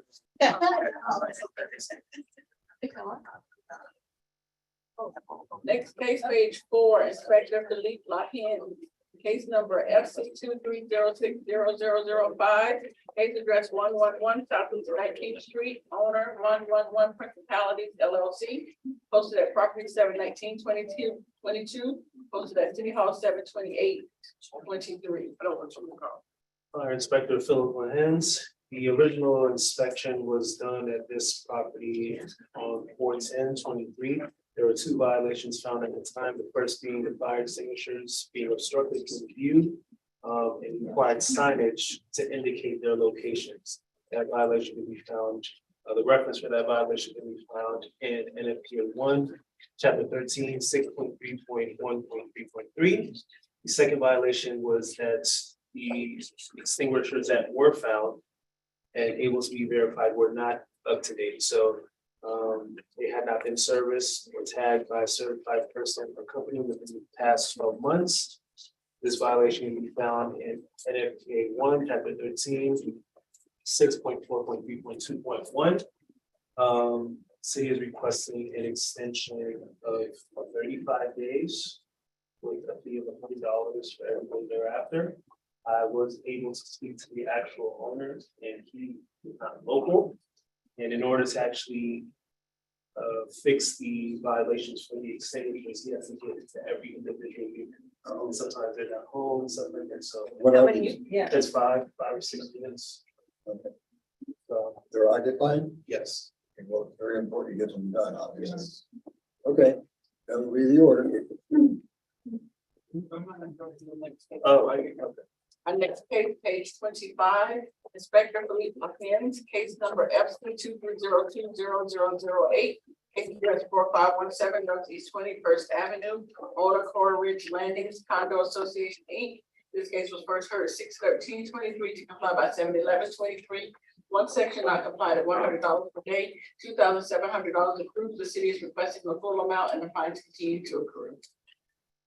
Inspector Philip Lahens, the violations for 417 Northeast 21st Ave and 421 Northeast Fair 21st Ave were the same. It was for fire extinguishers not being serviced or tagged by a certified personnel company within the past 12 months. It can be found in NFPA 1, Chapter 13, 6.4.3.2.1. Since these postings, both addresses have been complied. The fines did accrue. The fines did accrue, which For each one, 2,700 each. correct, which I am asking for no fines to be imposed only because after further research of this property, they've had a clean bill of health since 2016. Now, I believe since the first posting, there was a change of hands of management, so they weren't even notified that they had these violations. Okay, what But about, ever since the second posting, and I updated the actual management information, they complied. what about costs? Costs, You're not gonna require costs to be paid in both cases? no, sir. Okay, so no cost, no fines? You have to read the second one. Yeah, read the second one. Oh, okay, I'm sorry. Also, We can do page it. 25, Inspector Philip Lahens, case number FC 230200009, case address 4521 Northeast 21st Avenue, owner Coral Ridge Landing Condo Association, Inc. First heard 6/13/23 to comply by 7/11/23. One section not complied at $100 per day, $2,700 accrued. The city is requesting the full amount. The fines continue to accrue. And as you just mentioned, he's not seeking fines nor costs for either case. Correct. In this case. Correct. Okay, that does it. We'll go back to page 5, Inspector Wanda Aquavella, case number CE 230400017, case address 545 Northwest 8th Avenue, owner FH3 LLC, posted at property 7/24/23, posted at City Hall 7/27/23. Good morning. Hello. Wanda Aquabella, the City of Fort Lauderdale Code Compliance, presenting case number CE 230400017. Properties located at 545 Northwest 8th Avenue. The property was first inspected on April 1st, 2023. The following, it was cited for the following, 9-305B, that's complied, 9-304B, also complied, and 1812A. That's also complied. However, this is a reoccurring violation, case CE 21060656 and CE 2010030. Due to the reoccurring nature of this violation, this case is being presented to the special magistrate seeking a finding of fact. So ordered. Thank you. Next case also paid 5, Inspector Diego Santos, case number CE 2306037, case address 80 Southwest 27th Avenue, owner 821 Investments LLC, posted at property 7/26/23, posted at City Hall 7/28/23. Warrant Special Magistrate, Inspector Diego Santos, representing the city of Lauderdale. Presenting case as read, address 680 Southwest 27th Avenue. On June 14th, I conducted the initial inspection and the violations I found. 9-280B for compliance.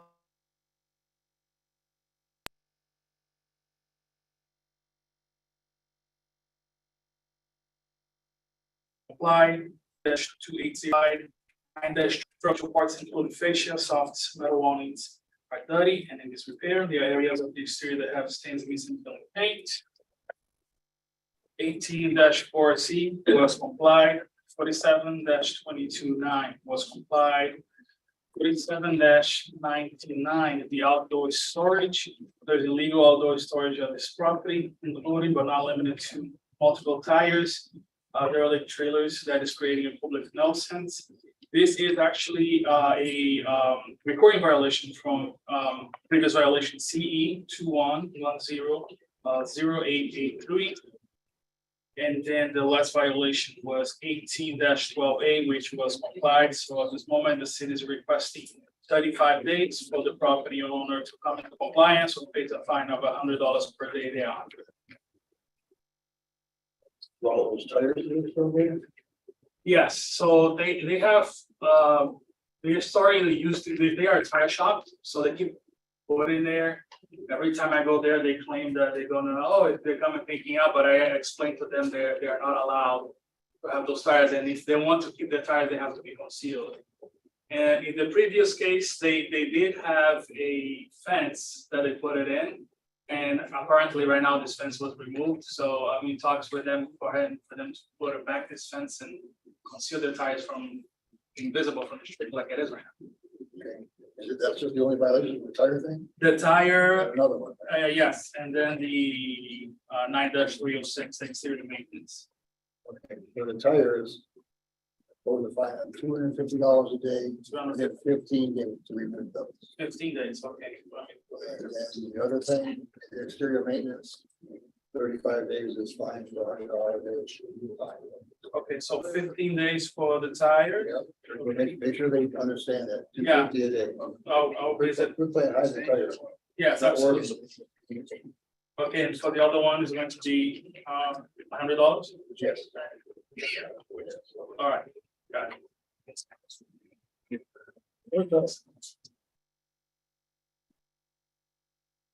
Okay, also page 6.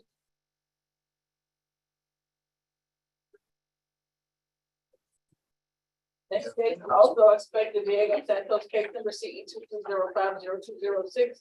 Case address 2800 Davie Boulevard, owner Louis M. DeFranco. Posted at property 72623, posted at City Hall 72823. We're going to report again. Inspector Diego Santos representing the city of Fort Lauderdale, present the case as read, address 2800 Davie Boulevard. I conducted the initial inspection on May 21st, and this is the violation I have observed. Yes. 9-2808-1, fence and guard wall in disrepair. The wood fence of this property is in disrepair and is not being maintained as required. The wood fence is broken, rotten. There are missing slates. It is falling apart, and there are weeds and plants growing through it. 9-3088, roof is not maintained. There are multiple broken and missing roof tiles. The roof is not in good repair. Some areas in the corners of the roof is caving in and is not weather tight. It's not weather or watertight. 9-278E, the room ventilation and screen requirements. There are hurricane shutters covering almost all the windows of this occupied residential property, which is unsafe and it's a hazard, a safety hazard. 9-307A, window maintenance. There are windows which are not secure in a tight fitting, and they are not weather and waterproof manner.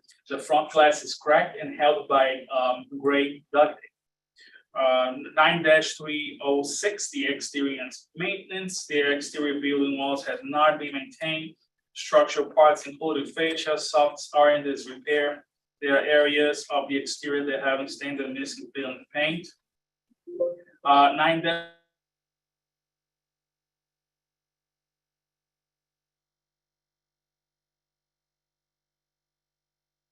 -304B, driveway maintenance. This one is compliant. So the city is requesting the following for the room ventilation. Okay, the city is requesting 10 days to come into compliance or face a fine of $100 per day. Yeah, I'm gonna make that $250. actually, I'm sorry, 25. No, $250. That's unsafe to have that. You know, because people living in there, right? Yes, it's an elderly couple who lives in there, and Somebody that has that for minimum, I can give you. I give less, I give more. The order has to go out, right? Okay, 10 days, but $250. I want people shouldn't have to live like this. You should not have to live like this. absolutely, I Make understand. sure you convey it to the owner. Absolutely, all right. What about the windows that are broken? That's also bad. Yeah, the windows that are broken, we requested 35 days to come to compliance. Give them 15 days for that, $250 a day. All right. People could not live like this. It's not tolerable. The rest of them have 35 days if that's what you're thinking, it's up to you. The other ones, I'm sticking 63 days. Okay, And then when we define that, we're gonna request to $25, but you put into 50 as well. well, I don't have to go that high for the rest of them. $100 a day for that. $100 for the other ones, okay. All right, so 63 What is, days. this is apartment comp, what is this? That's a house. Do you have the picture? There's no picture, that's why. No, he's pulling them up. Okay. He's working on it. Yeah, it's really bad shape and, But they're tenants, right? Or- no, or they're probably. They're the owners? Yeah, Oh, God. if you look at the property, it's, they are elderly couple, the husband is disabled, she's the only one who actually takes care of the property and, you know, and. See, this is the far away, okay, you see like the corner right there, how it's falling apart? So they're the owners and the occupants. Yeah, absolutely. Let me go back and amend my $250. Yeah. Take it down to $25 a day. All right. 25 for each. For each one, all But I right. do want the other ones, tell them to get those fixed. To get those They can fixed, pull the okay. shutters off. And I don't know how he can fix Yeah. the windows fast, but he needs to do that. Yeah. Just give it a wife safe. Absolutely. No, I definitely told them that, she told me that she's the only one who does stuff, but I told her that's a safety concern. The roof situation, I mean, the whole property needs to be addressed. I wonder if Home Depot or Lowe's would help them in any way with the windows, such a thing? Have you ever heard of the program? I know I can do a little research, but I understand the city, there's two agencies that can actually try to help. Please ask them. to do I'm that. gonna see if I can get that information and I convey to them the information so they can get some help. Okay, I don't want them living like that with, in the dark and then windows that don't open and are cracked. So if we can give them some help, that would be appreciated. Absolutely, definitely. Okay. All right, so 25. We don't have anybody in any city department that can help. We'll reach out. Yeah, we'll definitely reach out. In the past, I had a case that was similar that I actually was able to get a phone number to help. Yeah, these people apparently need it. I thought it was a landlord or something. Oh, no. No, okay, that's good to know. All right, thank you very much. All right.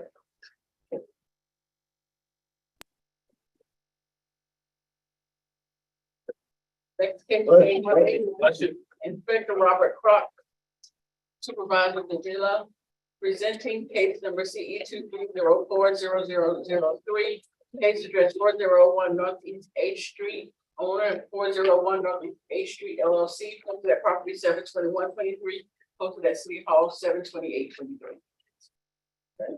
For compliance, Supervisor Hulu Davila presenting the aforementioned case on behalf of Inspector Robert Frock. On April 1st, 2023 at 1:50 a.m., Inspector Crock arrived at the complainant's property in reference to loud music being played from Rose Bar. 3 noise readings. From where? Rose Bar. Rose? Rose Bar. That's up behind Sears? Huh? Up behind Sears? More or less. On by the tracks? Yeah. Okay. The noise readings were taken from the complainant's property line and found Rose Bar to be in violation of section 17-6. There is noise in excess of the permissible sound limits of 50 dBAs after 10 p.m. Noise readings taken on April 1st, 2023 at 1:54 a.m. were 82, 83, and 87 dBAs. This is a repeat violation for cases 2303, 0629, and CE 2212 0477.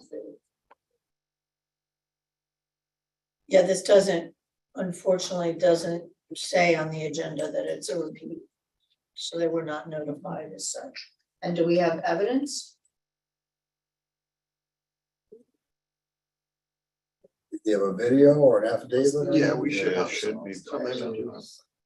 So it's a reputable, irreversible violation, so This is a $5,000. regardless of the repeat nature, of the fine. How much is the fine? Oh, sorry. Pull that out for you.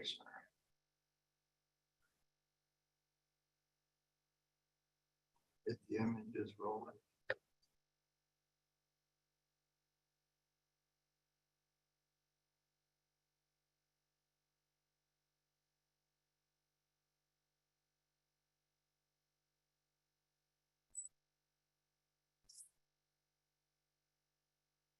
I believe we're asking for $5,000 on this one. You don't have a picture of the bar? Share the screen. Do we have photos of it? Yes. Share it 1 second. Okay. I think it's a pretty small place. I think it's a biker bar. How do I know all this stuff? Because my barber goes there. Oh, yeah. That is allowed. Guess you won't be going there now. A little loud. Let's go on the loud side. Sorry, Courtney's here online for this piece. Oh, Really? This bar? Yeah. Oh, okay. Go back and play it. Yeah. Like Robert. Yeah, but he's doing the baseball. Yeah, but we'll be able to go into some, perhaps. yeah, she's never signed in. She has to space it, but I believe they're all in reduction except this. Yeah, there's later. They all start with 15. That's not me. Courtney Crowe. She's doing her song. Extra cases for lien reduction or?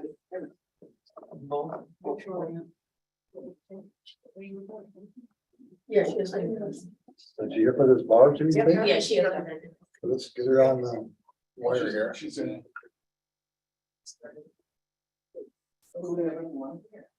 Oh, sorry. Well, I mean, she can. Courtney, can you hear us? Side and amend it. I can, Magistrate.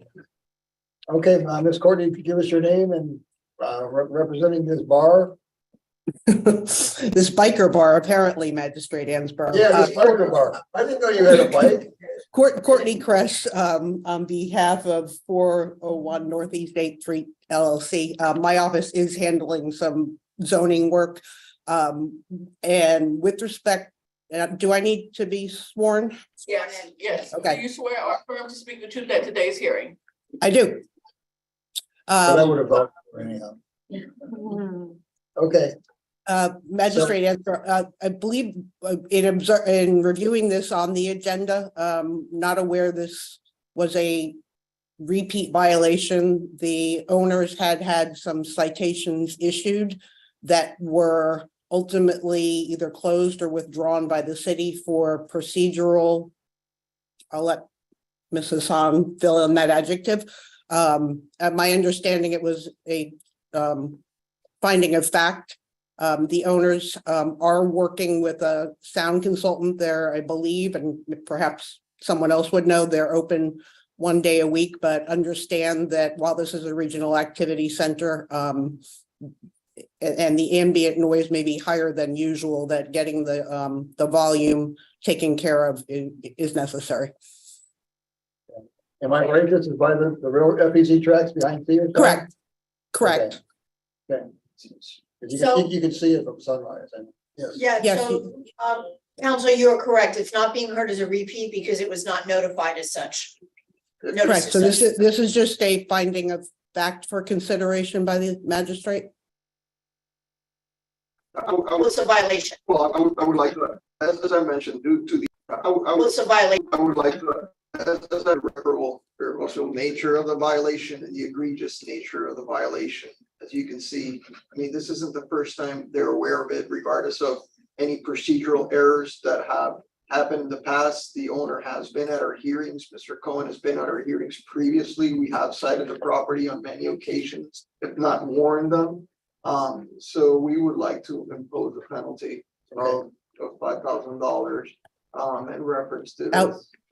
You know, there's 30, almost 40 decibels above beyond the limit of 50 that was. There's no residential neighborhood nearby. There is, as a matter There of is? fact, the complaint was taken from the complainant's property line.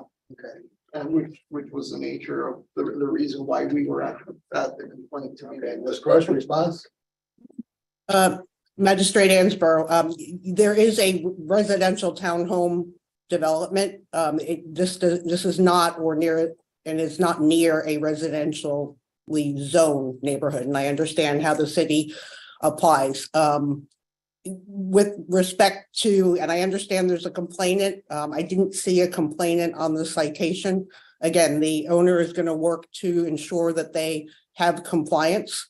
And again, my understanding is this is a finding of fact. It was remedied within 24 hours, and my office will be on it working with them.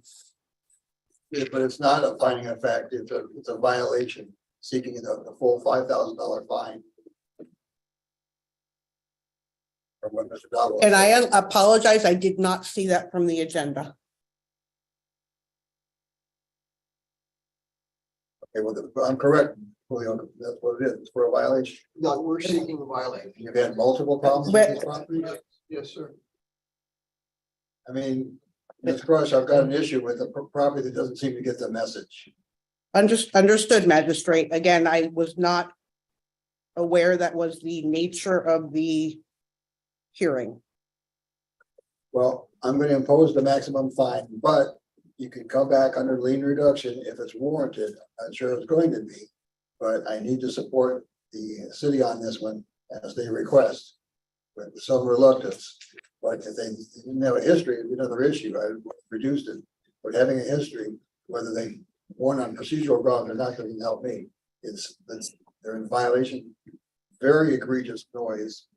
And I treat it, I do these for a number of cities, but I do noise violations for bars.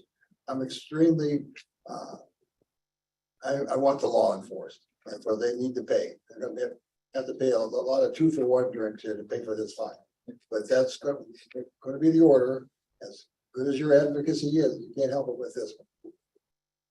Understood, Magistrate, and I certainly know your opinion regarding noise. Okay, that's going to be the order. 5,000, yeah.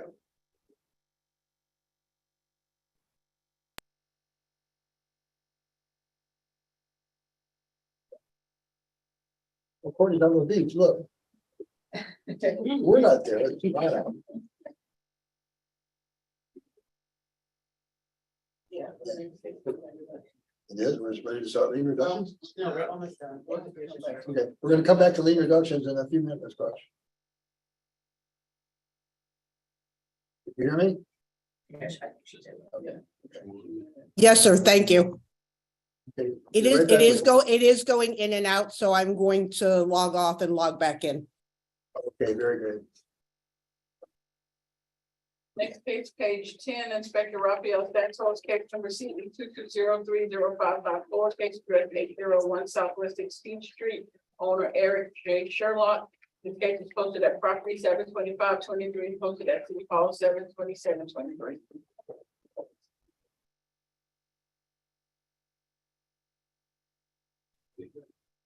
Okay, Raphael Santos for the city of Fort Lauderdale, case CE 220305554, address 801 Southwest 16th Court. I inspected the property on March 24th, 2022, and the following violations were observed: 9-306, which came into compliance; 9-305B, the landscape of this property is not being maintained in a neat and well kept appearance. There are areas of dead and missing ground cover in the swale area. 18-4C, which is complied. An inspection report was issued on March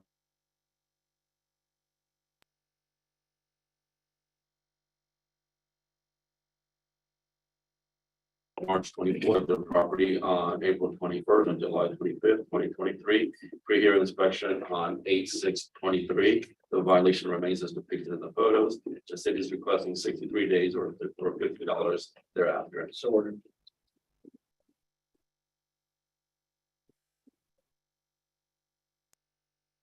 Case page 15, Inspector Karen Proto, case number 230200458. Case address 2231 Northwest 20th Street, owner Willie Hodges and Eddie M. Watson. Posted at property 72423, posted at City Hall 72723. I'm gonna read the next case also since it's about this one. Next case, also Inspector Karen Proto, case number CE 230204559, case address 2241 Northwest 20th Street, owner Willie Hodges and Eddie M. Watson, posted at property 72423, posted at City Hall 72723. You want me to read them both? Inspector Proto for the city of Fort Lauderdale, case and address is read into the record. Property was inspected on 2/13 and the following violations were observed. For each property, you just say that. For each property. Right. 9-305B, the landscape on the property is not maintained in neat, well-kept appearance. There are areas of missing ground cover, including the swell area. 18-12A, there's overgrowth, cracks and debris on this property and swell. This is a recurring violation referred to case number CE 22061049 and CE 211000528. This case has been brought to the hearing, whether it comes to compliance or not. An inspection report was posted on 2/13 to both properties. On 2/13/23, I inspected both properties on 3/22/23. The notice of hearing was posted on 7/24/23.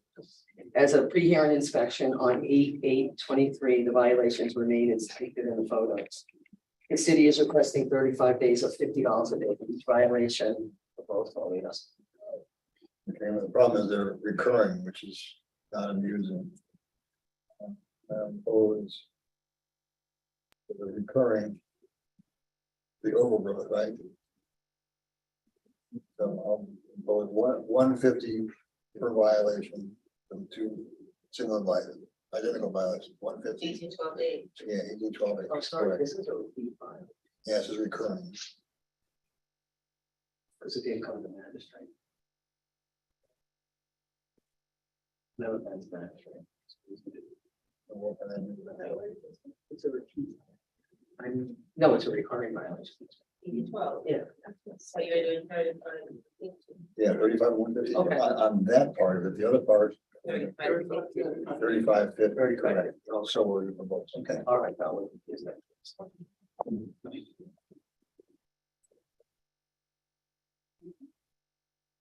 Next case, also page 15, Inspector Karen Proto, Janny Belusman presenting case number CE 2303024, case address 2145 Northwest 20th Street, owner Ernestine Brown Hankerson Estates, posted at property 72423, posted at City Hall 72723.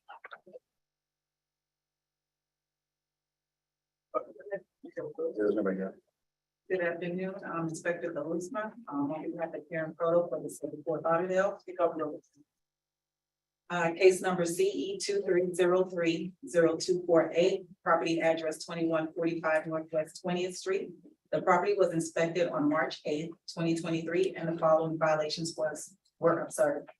9-280H1, the chain link fence at this property is in disrepair and is not being maintained as required. There are parts of the fence that are broken and have become disconnected from the fence poles.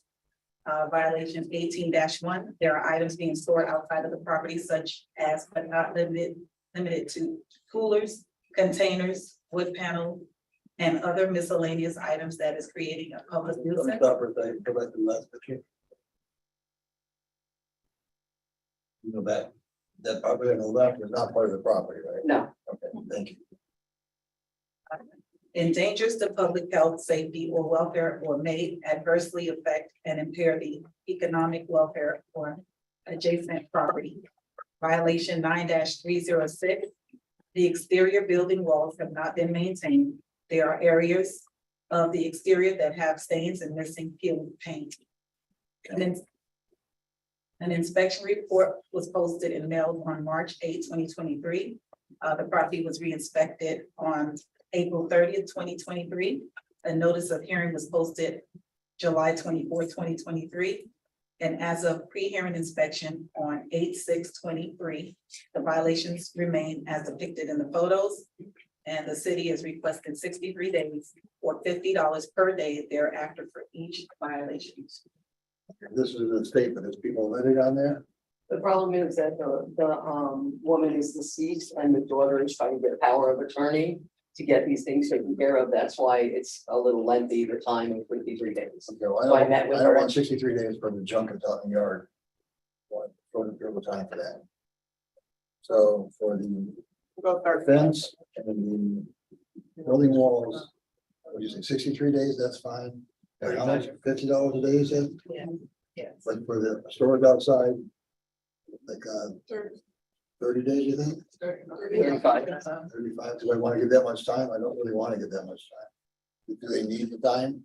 Well, it's I think 35 so. days, Your Honor. They're asking for this in probate or something that this. Yeah, she's gotta get power of attorney because the mother is. But she the can mother move, if just she's died. lived there, she can move all.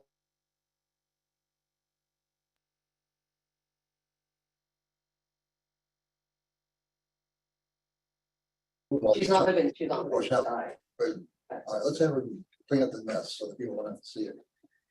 15 days to clean up the outdoor storage, over $100 a day for that. Just want to get some of these things cleaned up while she can, that's something you can do, okay? So ordered. Next case, also page 16, Inspector Karen Proto, case number CE 230306442, case address 2304, Northwest 13th Court, owner 2304, Northwest 14th Court LLC, posted at property 72423, posted at City Hall 72727. Inspector Proto for the city of Fort Lauderdale, case and address is read into the record. The property was inspected on 3/19/23 and the following violations were observed.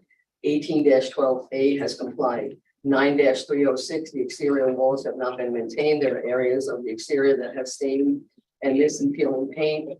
9-304B, the gravel driveway has not been maintained or well graded. There are areas of the gravel driveway that with grass growing through it. 9-305B, the landscape of the property is not maintained in a neat, well-kept appearance. There are areas of dead and missing ground cover. An inspection report was posted on 3/19/23. I inspected the property on 4/26/23. A notice of hearing was posted on 7/24/23. As a pre-hearing inspection on 8/6/23, the violations remain as depicted in the photos. The city is requesting 35 days or $50 a day thereafter for each violation. Or Next case, page 17, Inspector Karen Proto, case number CE 230306443, case address 2336 Northwest 14th Court. Owner Robert T. Adams estate and Chantel Justice, posted at property 72423, posted at City Hall 72723. Karen Proto for City of Fort Lauderdale, case and address is read into the records. The property was inspected on 3/19/23 and the following violations were observed. 18-12 complied. 9-306, the exterior building walls have not been maintained. There are areas of the exterior that have stains and missing peeling paint. 9-305B, the landscape on the property is not maintained in neat, well-kept appearance. There are areas of dead and missing ground cover, including the swell area. An inspection report was posted on 3/19/23. I re-inspected the property on 4/30/23. A notice of hearing was posted on 7/24/23. As a pre-hearing inspection on 8/6/23, violations remain as depicted in the photos.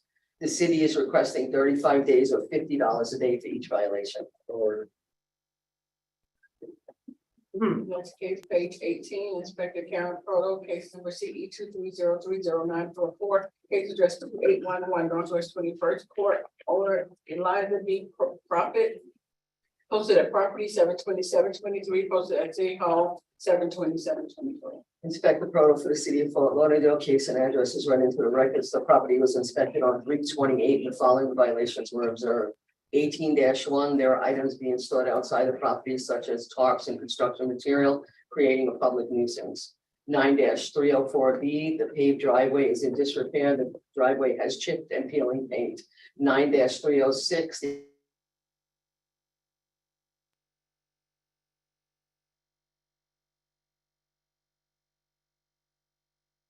exterior walls have been, actually, it was posted and mailed on 3/28/23. I re-inspected the property on 4/30/23. A notice of hearing was posted on 7/24/23. As of pre-hearing inspection on 8/6/23, the violations remain as depicted in the photos. The city is requesting 63 days or $25 a day for each violation because they were affected by the flood of 23, so they've been having to do their best. That's why they have stuff outside. So this is why they're given more time So you, to get it. you do want to stay with them? Yeah, I want to give them the 60 That's because fine. they got really flooded out really badly. All right, So so ordered.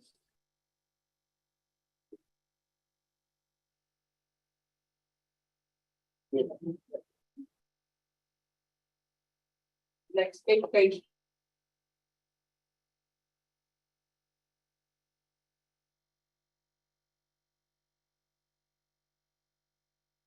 Twenty-two, Inspector Champagne, 2306063, case address 5701 Northeast 22nd Way. Owner David Knezovich, cited 61523 to comply by 61523. One section complied at $200. $200 approved. City is requesting the full amount. Appeal deadline was 6/30/23. A citation appeal was received. Back in the- It's the back of the month. Yeah, there was no department for where. Okay, $200.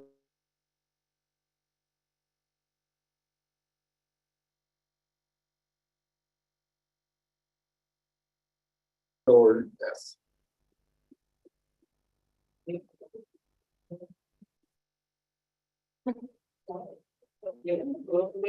Next page 31.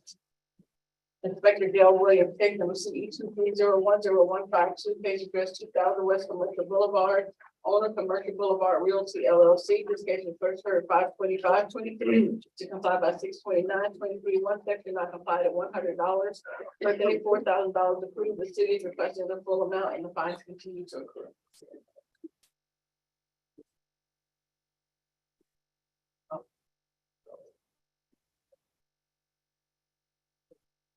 Next.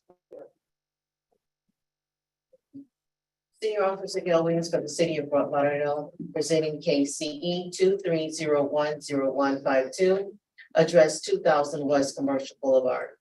The case was first heard on May 25th, 2023. An email was sent by the attorney, Annika Ashton, for Broward County, requesting an extension. The city will grant an extension of 22 days, and a stay of fines. It's ordered, but I don't want any more extensions on this. This is This, just this is clean the walls, that's all. How hard is this to do? correct, but this is the first extension that they mentioned. Okay, all right, but all it is is get a power wash and get it cleaned up, but it's all. That was the communication, magistrate between the property owner and between our city attorney's office, will be agreed for the short extensions that will for the next hearing date. Okay, it's August 30th. Yeah, it's just the fact that it's on Commercial Boulevard, everybody goes by it, thousands of people. All we have to do is keep it a mold off of it on the power wash. Okay, so ordered. Sorry. For the next, I'm putting them on the agenda. yes. On this 31st. Next case, page 33, Inspector Rafael Santos, case number CE 2302052, case address 814 Southwest Pro Place. Owner Paul F. Paul Estates. This case was first heard 6/13/23 to comply by 7/11/23. Three sections not complied at $50 per day, $4,200 accrued. The city is requesting the full amount and the fines continue to accrue. So ordered. Next case, page 34. Inspector Dorian Lowen, case number CE 17101487, case address 2300 Southwest 15th Avenue. Owner Bud Robinson Memorial Church of the Nazarene. This is in order to vacate the order and imposing fines. So ordered.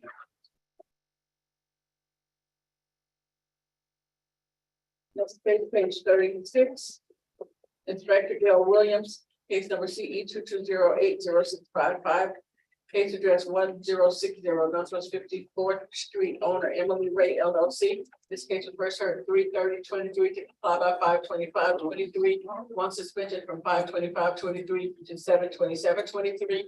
One section complied at $50 per day, $500 accrued. The city is requesting the full amount, and this was a request for extension. So ordered. Extension? You want to do an extension on this? No, sir.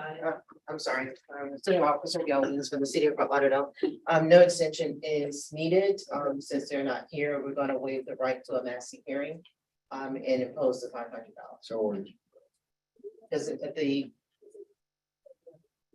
They can't. violation has to bring complied. it back, yeah, because it's vacant, we're just vacating today. No, this is just an extension. Oh, this was. Well, they were They requesting an requested, extension. they requested. They requested. Oh, but they can't waive, you can't waive their.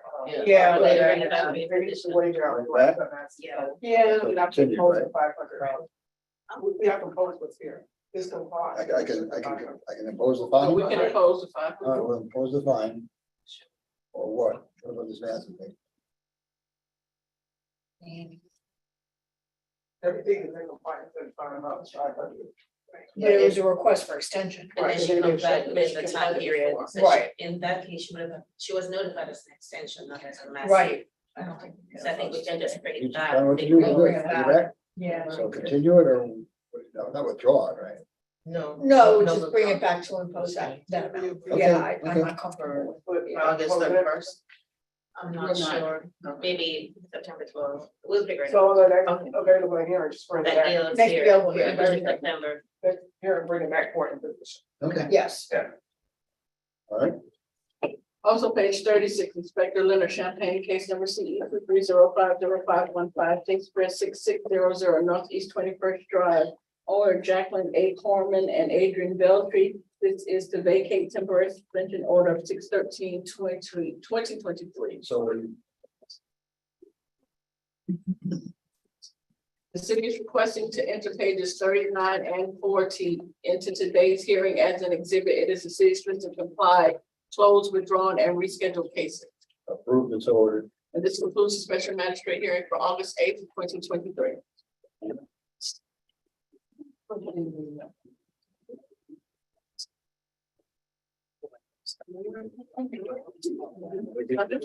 Two-minute break, I think. Okay.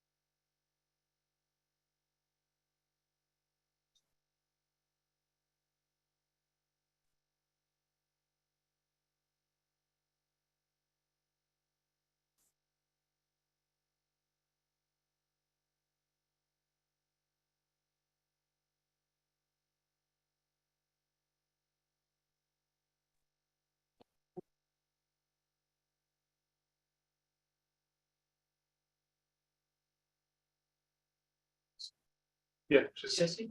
he just got in.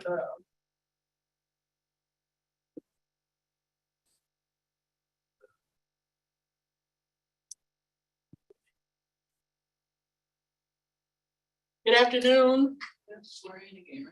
Good afternoon. Hello. Will you please raise your right hand? I remain sworn. Do you swear or affirm to speak the truth at today's hearing? I do. First case, page 1. Case number CE 15092157, case address 229 Almond Avenue, owner L.Ad. Florida Beach LLC, total lien amount $58,500, administrative cost $1,470.72. The city is requesting $17,550. Okay, is there anybody that's gonna lay out the facts of it, or we just go right into the? Courtney, you can lead off for us. If I may, I have to tell you that I read all these things, made notes, but I am thoroughly confused about, I know there's adjacent lots at 2 different addresses and their parking violations. Basically. More so, am I allowed to share my screen? I think a Yeah, picture might be helpful for context. And Magistrate Ansborough, as you see, I have several lien reduction applications. If I could speak maybe just to context, I mean, they're parking lots, and yeah, go ahead. 7 out of the 9 violations were identical on each of them. So You're gonna bring up a map for you or a photo? Yeah, am. Okay, all right. I hope you can see my screen. Yeah, we have a big screen here. Where are you from A1A? So from A1A, on the bottom of the screen is what I refer to as the elbow room block. On the left is Las Olas Boulevard. The elbow room and the pizza store is right where my cursor is. And then there are places like Spazio, Socorro, Blondie's, going, and the Drunken Taco at the northern end. The properties which are before you today are the tax folios that are labeled 2930 Banyan, 229 Almond. This portion of the parking lot and the portion of the parking lot up above. The others were successfully complied. At the initiation of this case, which had a compliance date of 2017, the parking lots, which, by the way, Magistrate Ansborough, my client was the tenant at the time and leased a couple of the businesses on A1A. And obviously these parking lots serve those businesses. As of October 2022, which is why you see we're representing the owner, he is now the property owner, but was not at the time until about 9 months ago. The parking lots were, as I mentioned, cited under individual folios for virtually identical violations. There was on the southern portion of the parking lot area 3 additional cited violations for graffiti, electrical disrepair. There was a plug in the parking lot itself and a dumpster. The remaining violations cited were for trash and debris that was around the perimeter. There was a chain link fence which had been removed, but there were still posts at the bottom. Improved landscape maintenance, overgrowth onto the, says right of way, but sidewalk, and then parking lot maintenance, in addition to unpermitted signs. Over the course of the, well, prior to the compliance date, I'd like the magistrate to know that on all of the properties, the, what I will call unsightly or potentially concerning violations were addressed. All trash and debris around the perimeter, the removal of the post from the concrete fence, landscape encroachment into the sidewalk. And then on the southern portion, the electrical disrepair, the graffiti, I believe may have been on the bordering building. That was complied also. And the dumpster was removed. What was remaining, and here's why the collective cases ended up taking a significant amount of research, was the landscape maintenance. The request from the inspector from the city was to go to the city's DSD department and process a landscape permit and actually a parking lot permit. It turned out at the end of the day that the property has an approved site plan on it, which, and I apologize, Magistrate, from 1993, which showed several things. It actually showed that there was, here we go, I apologize. There we go. The site plan before you, and we went through microfilm research, demonstrated ultimately successfully, but it took more than a year, to the city that these were legal parking lots. The landscape that existed was as per the planting at the time of the site plan approval, which was 1993. And there was actually a sign permitted on the property. What our client did was, after cleaning up the property, went out and patched, restriped, put in brand new fence permits because the fence was tired, engaged a company, Asta Parking, which is throughout our city, to be there on a daily basis and take over operations. Also, at the request of the city, the landscape reviewer, after confirming that we didn't need to process a site plan, asked for some enhanced landscaping, and that was installed on the property. So as of May and June of 2018, the pending violations were sidewalk maintenance. These were city sidewalks, and it had been explained to the city that the CRA, the city, was going to be reconstructing them. I'm just saying that as an asterisk because at the end of the day, well following the conclusion of all these cases, the sidewalk maintenance violation order was voided. We did actually at a hearing, then Supervisor Goldwire actually had us leave the hearing and go into a meeting. And she complied the remaining unpermitted violations, which at that point, Magistrate Ansborough, were down to the condition of the parking lot.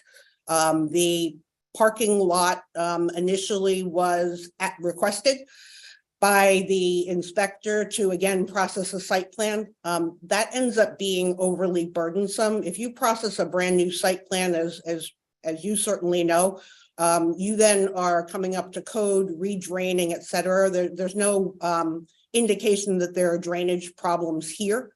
So with that, Your Honor, Magistrate Ansborough, it seems, and so the cases that closed by Ms. Goldwire entirely were properties 4 and 5. And then the remaining item was, again, only the question of the sidewalk, which was ultimately removed, and 2 folios for the pothole. So with that, Your Honor, it seemed aggressive and perhaps unnecessary to cite 7 tax folios, which resulted in, for 7 to 9 violations. So you had each folio and each plus the violations from the get-go, perhaps with not full knowledge that this was an approved site plan, being initially cited at $2,450 per day. Again, we worked diligently and complied the vast majority of the cases. The slight confusion when it came to hearings and the reason that now Assistant Director Williams, took this, under advisement was it was very confusing for the Magistrate Purdy at the time. A photograph would be shown. One couldn't identify per se where there may or may not be a folio. Again, these properties, at a maximum are 2 properties. They have a unified site plan. Not all of them. I would also like to emphasize it was not appropriate to cite each property, in my opinion, for identical violations. There were not fence posts on each folio. There was signage at the time at the entrances to the parking lots. And again, there was a sign on the approved site plan and also at the northern end at that point in time, but certainly not on all of the folios. Again, our client worked diligently, engaged not only the appropriate landscape architect, maintenance company, parking operator, and these cases lingered for so long until ultimately it took until December of 2019 when everything else was complied, that order was voided and all of the cases could be taken closed. When Magistrate Purdy imposed the fines at the time, he also issued successive orders to appear. Because I don't have full access to all of the notes, I can't identify where that trailed off. So with that, I believe our client, under the magistrate's discretion, has been responsibly operating these lots, first as a long-term tenant, again, made them safe to the extent there were unsightly things, immediately fixed those, and had engaged us to do the appropriate research, continue to engage the appropriate professionals. And given the magnitude of citing each of the 7 violations on the 2 properties, resulting in an immediate daily fine of $2,450, we would like the magistrate to consider administrative costs. I will point out that then Supervisor Goldwire, when she closed the cases in July of 2018, again, with everything in compliance, 2 folios that it was sought to be smoothed out the asphalt a little bit. There was no ultimate conclusion from the city that re-asphalting these lots was either appropriate or necessary. But Supervisor Goldwire at the time complied the cases and recommended to the magistrate sitting that hard costs be imposed. The agenda item that we are before you on the case just called, I just wanted to identify, is the 229 Almond Avenue. This is the property that did have the initial graffiti. It did have the initial electrical. It did have the dumpster located on it, all of which were removed in advance of the compliance date, although there was a dumpster permitted on the approved site plan. We wanted to get into compliance. And with that, Your Honor, I would respectfully request that you consider that our client, now property owner, has acted responsibly and continues to maintain these lots and, fixed a problem that to the fashion that serves the city well. Okay. Well, no wonder I had trouble understanding this. I was wondering if Yes, and that's I thought it was me, but no, it is the case. It is All the right. case. Yeah, and you did a very good summary of a grasp of what happened here. So you're gonna have to walk me through per case, per violation, because I'm still confused on that part. Certainly. What's the first one I want to consider? I have You're gonna consider, Magistrate Ansbro, can you see the colored, can you see the map on the screen? Yeah, the shaded box. Okay, so the first case you're gonna consider is shaded in yellowish. I hope that you can see that. Yes, yep. 229 Almond. Okay, so. That property was cited for graffiti. There was something along the borderline here, and again, I'm not clear whether it was on the building or on our property, that was removed. It had an electrical outlet that needed to be kept. It also at the time had a dumpster on it, and you'll see those right here. So the first three apply to the parking lot on the south.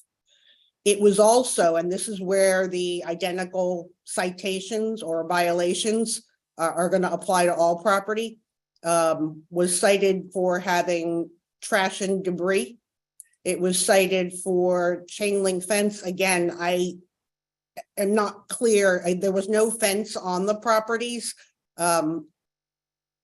I can't tell you that there was actually a chain link fence there. The chain link fence partially removed refers to some locations where there was still concrete and a pole that needed to have the concrete dug out. But again, that was complied before the compliance date. Landscape maintenance and landscape encroaching were the perimeter landscape pieces, both to ensure that the landscape was brought into compliance with what we ultimately realized was an approved site plan. And as I mentioned, to enhance it, it was the landscape encroaching into the right of way, it was the sidewalks around the perimeter, and then the parking lot maintenance, re-asphalt, and unpermitted signs. And I don't believe there were any signs on this property, but I think there were signs on the property which is labeled number 1, but it did have that identical violation.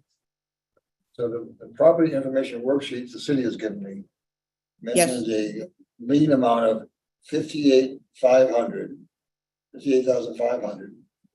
Correct. City's direct cost 1470.72, and the city's recommendation of 17,550. That's for what? That's the Almond Avenue address, right? That's for all That's the correct. pieces. And there will be 5 matters, in 3 matters, 5 properties in front of you.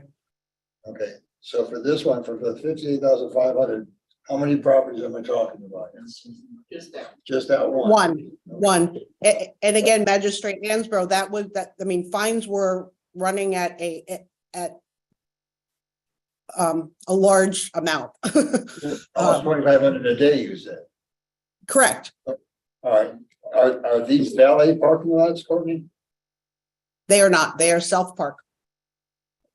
They do have it, practically because it's close to the beach, they have frequent attendants showing up. But they are self-parked lots and today have the meters where you can use the pay by phone. So for this particular one, I want to make sure the city gets its costs of 1470.72. It's the first component. And then of the lien amount, I would reduce that to $2,000. Since most of these things were duplicative.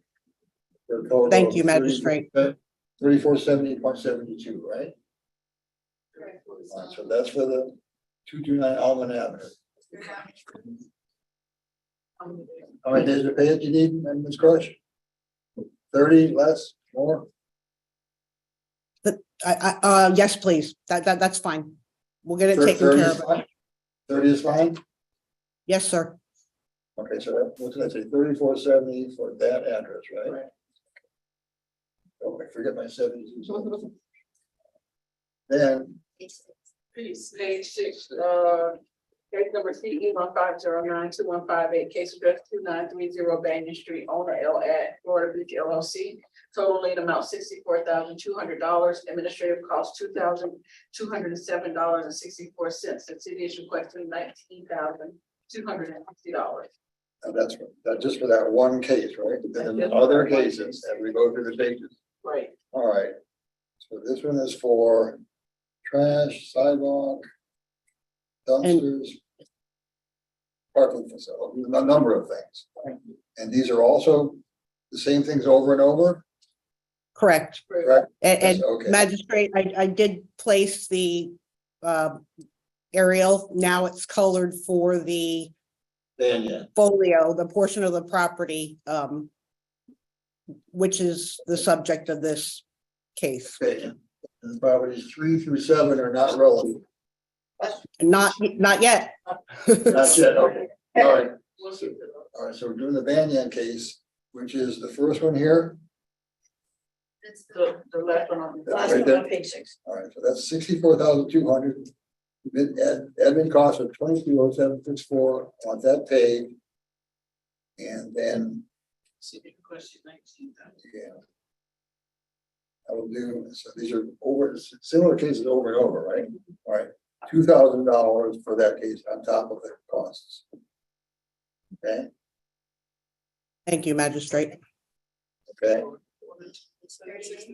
30 days was fine, right, Courtney? Yes, sir. Okay. Next page is, Page 7. okay. And Case that's, number CE 150921552, case address 2939 Banyan Street, owner L. Ad Florida Beach LLC, total lien amount $62,000. Administrative cost $2,108.98. The city is requesting $18,600. okay.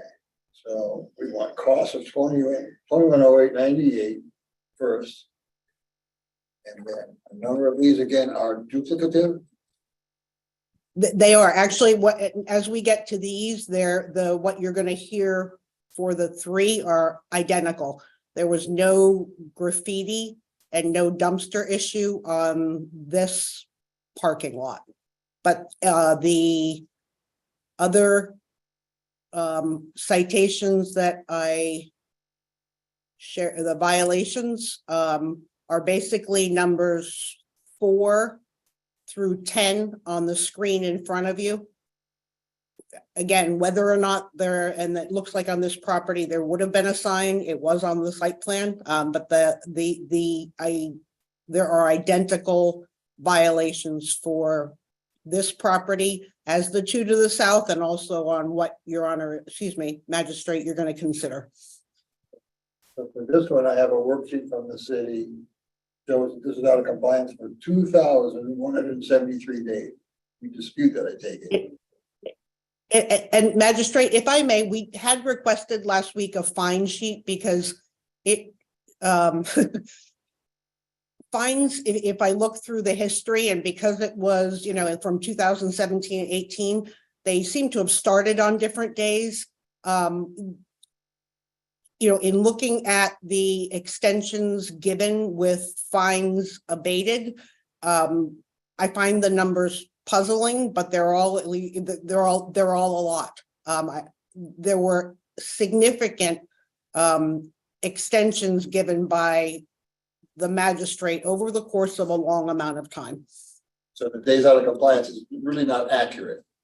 I don't believe so. That's like 5 years. Unless you were doing it times each violation, I don't see how that's possible. Yeah, I don't know how it's calculated. Okay. Since they are duplicating each other, I'll do this one for $2,000 on top of the costs. Thank you, magistrate. 30 days? Yes. All right. And the next one will be. Next case, page 9, case number CE 150921553, case address 2939 Banyan Street, owner L. Ad Florida Beach LLC, total lien amount $61,900, administrative cost $2,483.11. The city is requesting $18,570. Okay.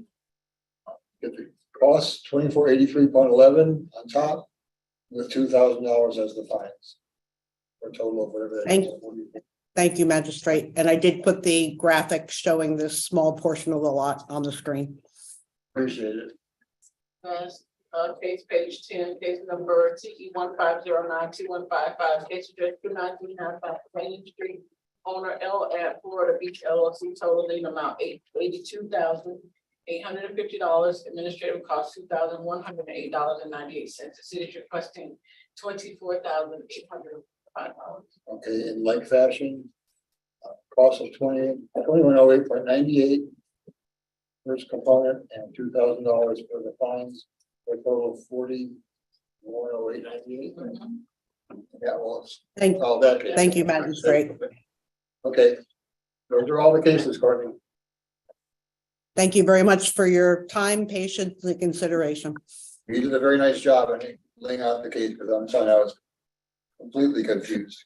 But that gets me where I need to be. All right, thank you. Thank you. All right. Next case, bottom of page 1, case number CE 120317113, case address 528 Northwest 8th Avenue, owner Raphael Bain. Total lien amount $1,700, administrative cost $502.74. The city is requesting $510. Did she still have another case? No, she's done. She's done, okay. Yeah. All right, now we have somebody for this case? Yep.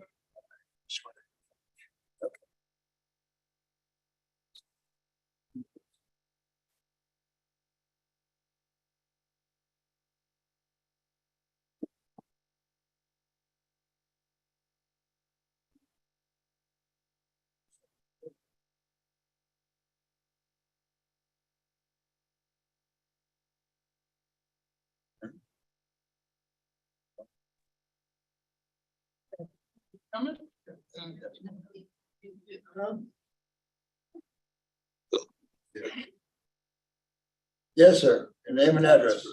Raphael Bain, 528 Northwest 8th Avenue. They're gonna swear you in? Will you please raise your right hand? Do you swear or affirm to speak the truth at today's hearing?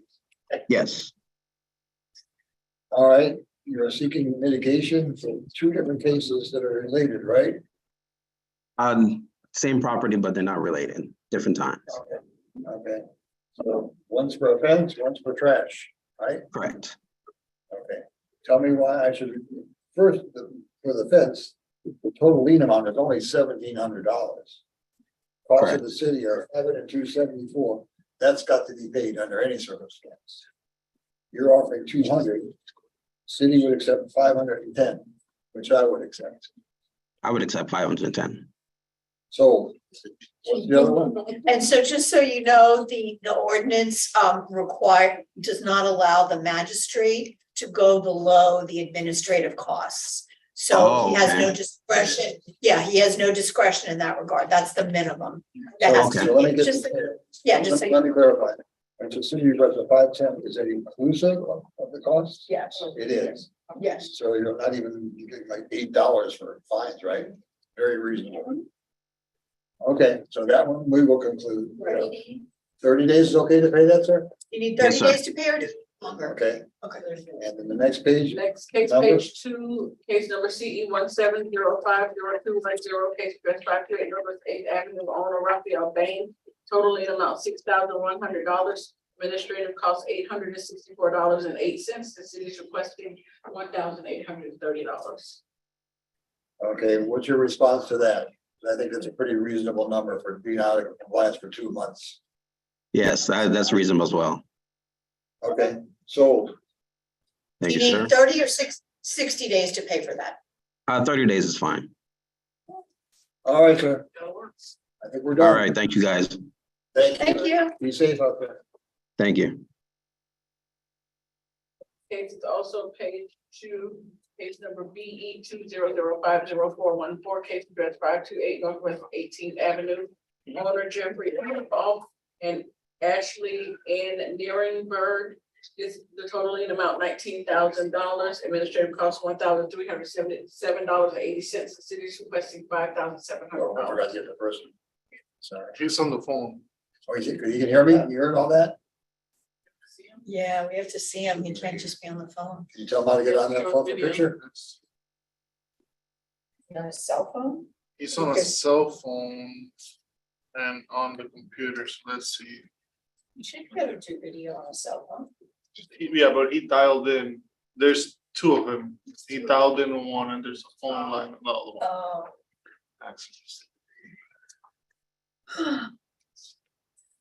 If Ashley is. Does she know what to do? They're trying not to do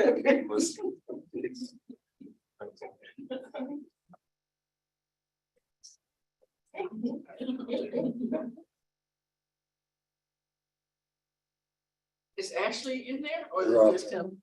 He's. Oh, I'm ready. Oh, okay. All right, gotcha.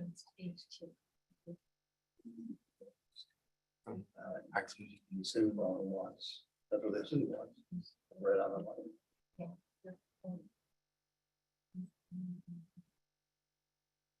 So, Jeffrey, can you hear us? We cannot hear you. 5,700 includes the cost, right? Yeah. You can unmute.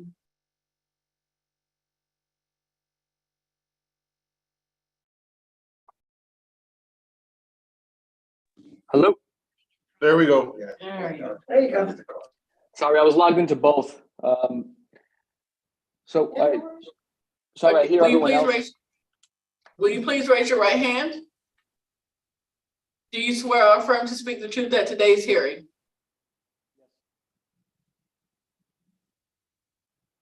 We can't hear you. Yes. Okay. Okay, you're Mr. Bell, right? Yes, sir. Okay, so this is for a building that was illegally converted without permits. For garage, living room converted into bedrooms, construction of an additional bathroom. The lien amount is $19,000. City's costs are $1,377.80, $1,377. You've offered $5,000, which is a pretty good number. The city, I will accept $5,000 plus the cost of $1,377.80 to settle the case. Can you say that again? It was 5,000 plus what? You offered $5,000. Yeah, I wasn't aware. Aware of what? No, I wasn't aware of what administrative or city fees that there were. So when me and Ashley were talking, we didn't know what to put. So I just put 5,000, figuring that we would discuss it here. That's a fair number for the lien amount. Yeah, of course. So I'm sticking with that. But the administrative costs are required under city ordinance to be recovered. That's all the money the city spent on its staff to work up the case up to this point. That's $1,377.80 plus the 5,000 is $6,377.80. Okay.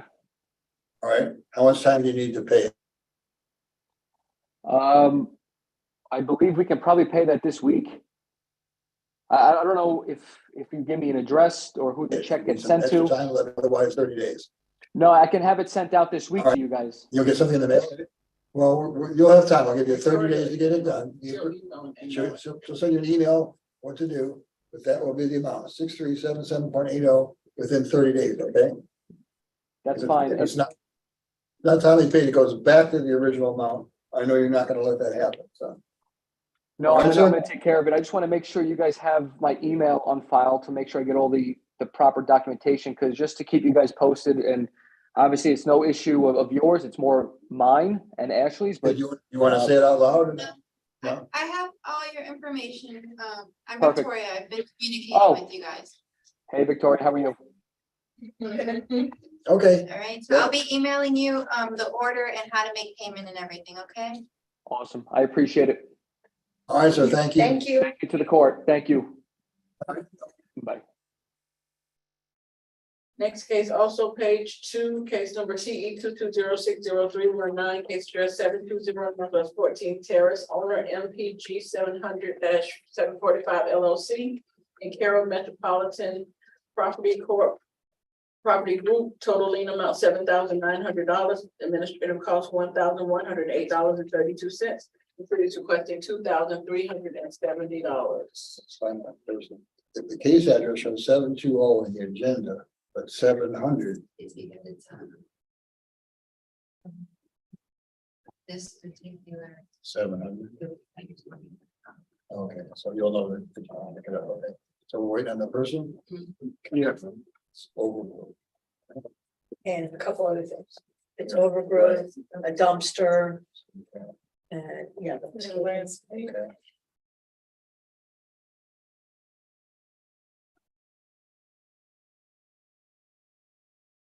She is in. What's up? She is in, She's in. yes. She doesn't know that.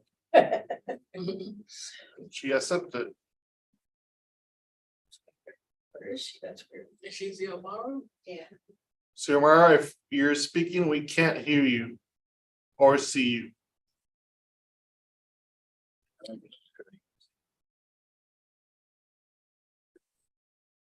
We can't hear you. Or see.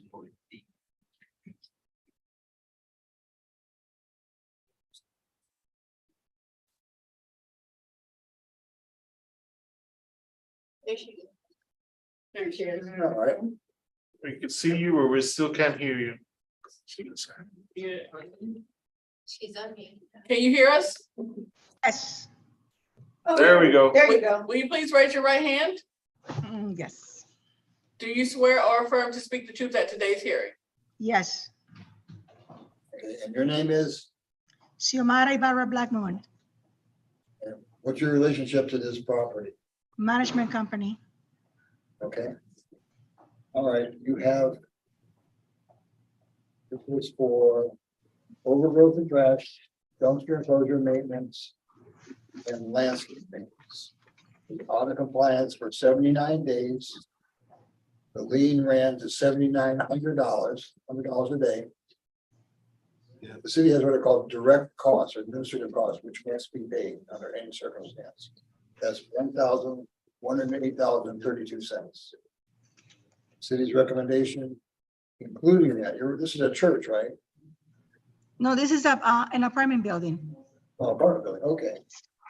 It's a facility, house of worship. Okay, so if the settlement would be $2,370 for the fines. 1108.32 for the costs, which is how much they have. 270. Right. $3,478.32. Did you hear that number? Yeah, I mean, I was in compliance with everything and I mean, you guys can go and see the building. It looks super. You were out, they were out of compliance for 79 days. That's 2.5 months in this neighborhood. Okay, what happened, it was that, every time that I was going to court and I was going and improve things, the tenants continue with the garbage. And do I have to put two maintenance in that, in the building and be there at 6 o'clock in the morning? It's like constantly. And that's, that's the way I'm keeping it now. And that's why, because even, when you guys, suggest to put some gloves because they don't want to open that, the garbage because they were saying that the COVID and all these things, I put some gloves the same day they stole it, they destroyed it. It was like, constantly. And I did everything that I can do just to make sure that it happens. And I'm being compliant and I'm trying to do it, and I'm keeping in touch with, with the city inspectors and everything, just to make sure, that everything, in the property is correct. That's why I was expecting, yes, only to pay the administration cost. Well, again, as a property owner, the property owner is responsible no matter who gets it done or what they do out there. So I am willing to reduce it a little more. I'll reduce another $1,000 to 2478.32, and I'm not going to negotiate. I'm done. 2478.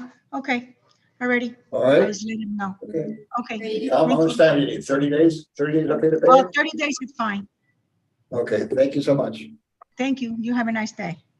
You too. Next case, page 3, case number CE 21090090. Case address 1007-1009 Citrus Isle numbers 1 and 2. Owner Frank Hottenrot. Total lien amount $26,100. Administrative cost $1,139.55. The city is requesting $10,440. Where's Mr. Frank? He's not gonna be here? Oh, is somebody here for him? Okay. Oh, attorney or something? Good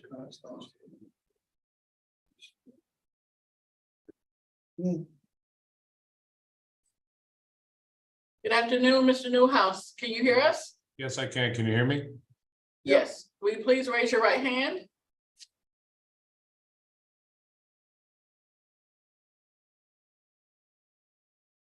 Now you froze there. Do you swear or affirm to speak the truth at today's hearing? Yes, I do. Okay, tell us your name and your relationship to the property, please.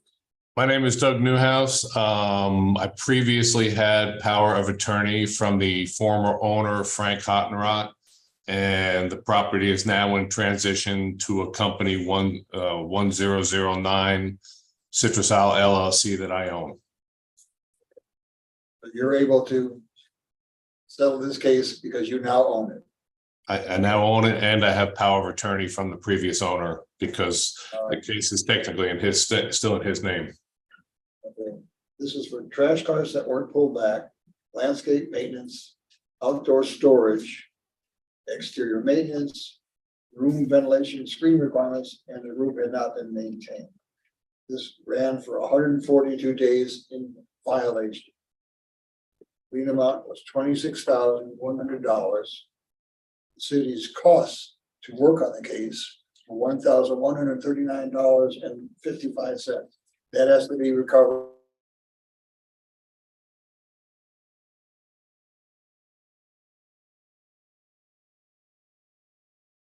Covered under any service. The city is willing to. All right, hold on.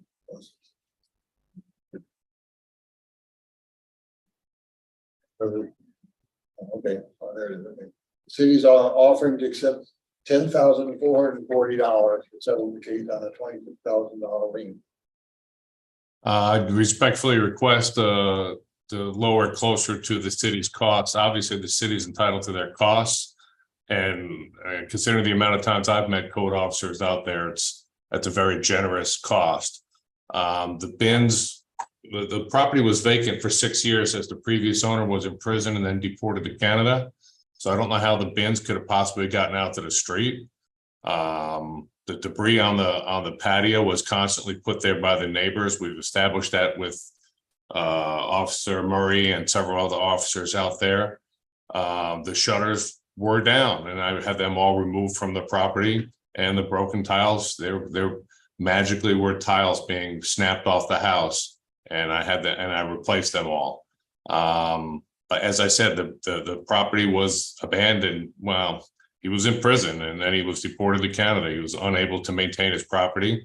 He had a young woman, Tammy Shiflett, tending to it before I became involved in it back probably February, April of 22, at which time I attended another hearing that at the time I didn't realize only covered the building violations, and settled with the magistrate for the building violations, and I missed these separate violations under code.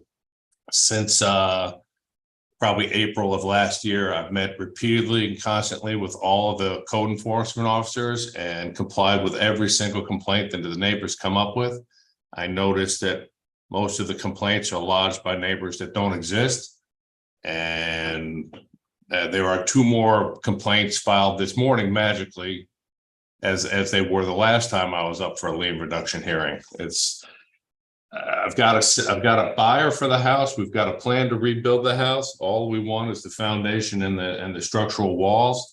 I've spent probably $20,000 repairing things that I'm going to tear out as soon as I can take full possession of the property.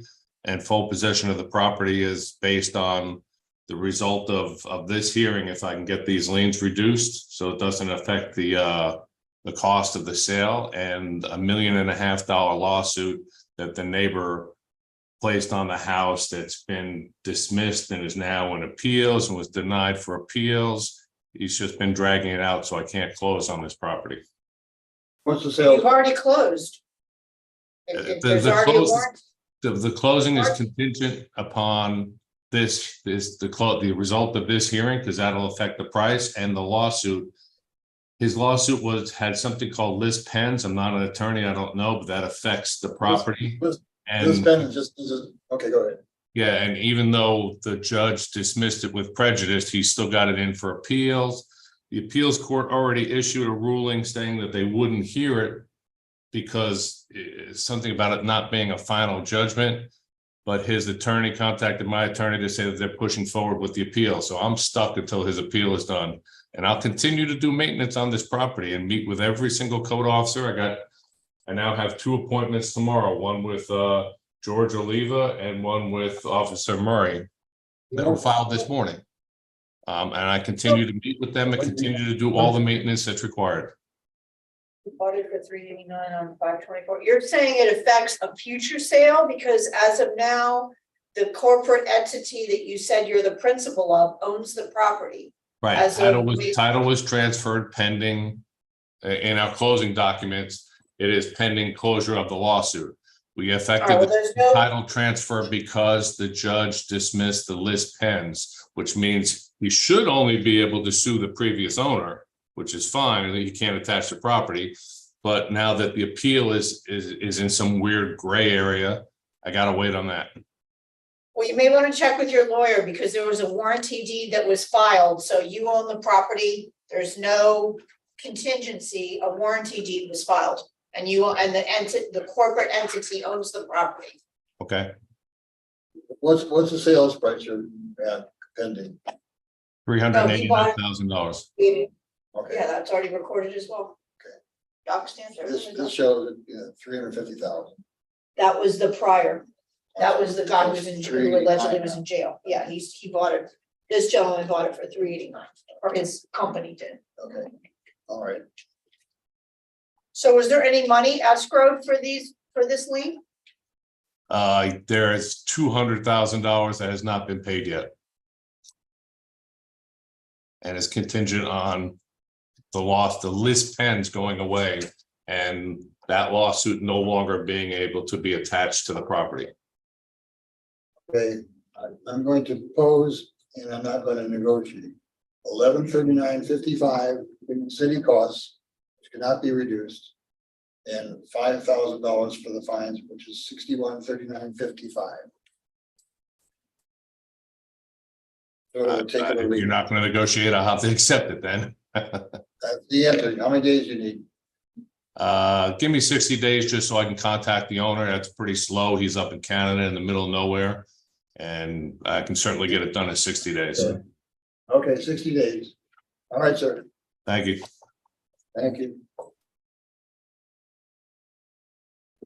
Next case, page 4, owner Kappa LLC, case number CE 1505098, case address 1395 West Sunrise Boulevard. Total lien amount $261,300. Administrative cost $3,374.19. The city is requesting $78,390. Got a second case. And the second case is case number CE 210604881, case address 1395 West Sunrise Boulevard. Owner the Kappa LLC, total lien amount $12,800. Administrative cost $530.66. City is requesting $3,840. Appeal deadline was July 31st, 2021, and no appeal was received. Yeah. Hello. Hello. Do you swear or affirm to prove at today's hearing? Yes. Hey, give us your name, please. Yes, my name is Leonor Mendoza, and I'm the property management of the property of the Kappa LLC. Okay. You have 2 cases that are pending here with liens. First one's for a sign without a permit. This lasted for 2,613 days, which wherever you come from is a long time. That's years to sign within, right? So the lien is amount of $261,300 for just that violation. I don't know why they didn't fix it, but they didn't. So there are costs of the city of $3,374.19, which have to be paid in this process. Okay. And the city is recommending to reduce this lien from 261,000 to about 78,000. I'm gonna reduce that more, but I still think you need to pay for this long time. This did not happen. I don't know how long you've had the property ownership, but I will reduce that to $20,000 for the lien and $3374.19 for the cost, which is a total of how much? 23,374. 23. Could you hear them? No, sorry, Magister, I can hear. Yeah, the amount you tell is? Yeah. Total of 23,374 with 19 cents. or just for Sorry, the sign. Sorry, Victoria, can you repeat it again? I don't know because I can hear you. $23,374.19. 23,974 with 19 cents. 374. 374. 23,374.19. 19. All right, that's just hold on, that's just for the sign case. We have another violation that's pending. So that's the offer for that case. The other case was for inadequate collection. You didn't have people picking up the garbage. That lasted for over 2 months. The fine amount was $12,800. City's cost was $530.66. And the city is willing to accept $3,840 plus the $530. So that total is $4,370.66. Did you get that number? Yeah, 4,300. 66 cents. 66 cents. Okay, so okay. I can give you time to pay it if you need the time. This was a property on Sunrise Boulevard that went for years on that one sign problem. So it's got to be dealt with. Yes. Yeah, Your Honor, just for 1 second. just for clarity on the first one, the sign permit, there were no fines assessed for 172 days. Because of COVID? Because of COVID. So during COVID, oddly enough, you got a break because they didn't want to have people have to pay when they were. Yes, sir. Had a problem. Yeah, what did you want to say? Yes, the thing is, Magister, the one of the situation is because I be there with inspector and everything every day, but when they send, all the information about the citation and everything, the address was in the apartment for my client and he lived outside to the country. So only until he come back and for the COVID situation and everything, we don't get the letter on time to do the correct response for the letters we receive. The state law says the address that you have on the Broward County property appraiser as the owner is where the mail goes. Whether he got that or not, that's not your problem or my problem.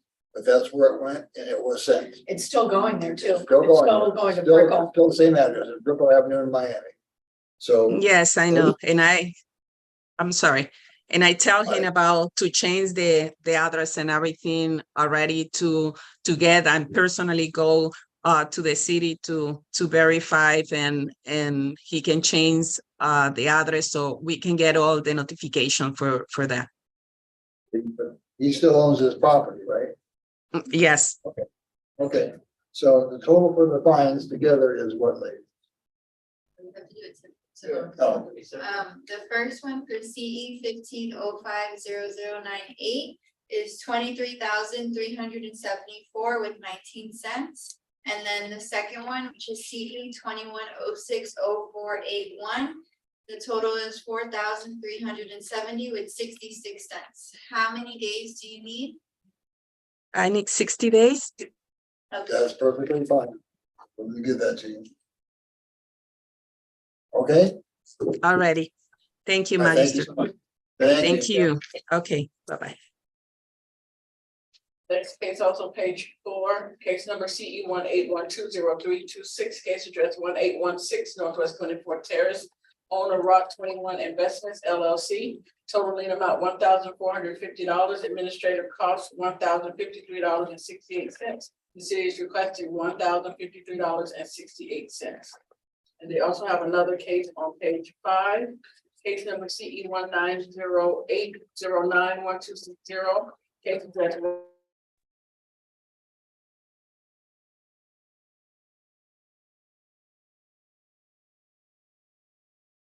1816 Northwest 24 Terrace LLC at 6. City is requesting $1,695. Okay, so let's find out a person.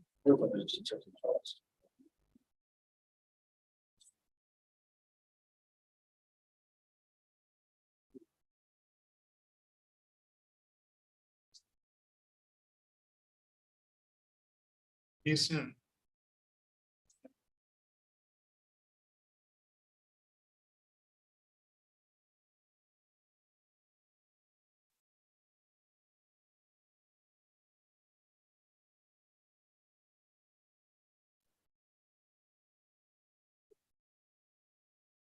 That one was called. For me, it's coffee or a drink. Maybe both. Irish coffee. So we see that you have your hand up. We can't hear you or see you. So could you please check the settings on both your microphone and your camera?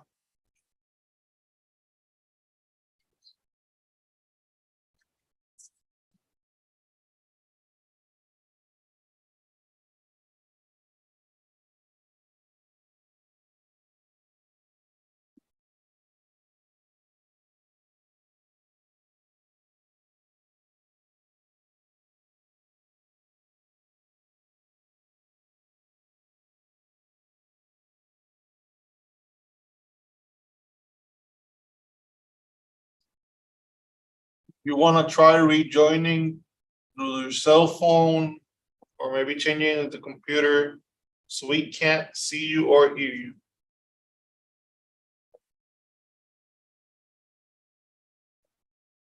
We'll come back to you.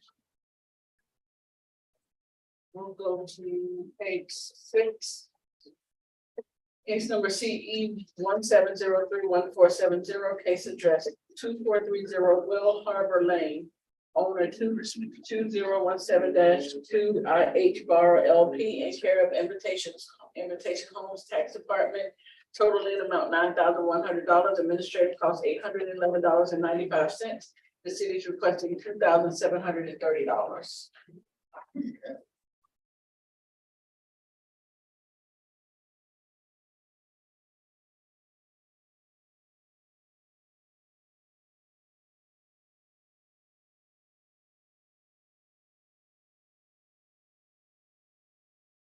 Nobody here for that case.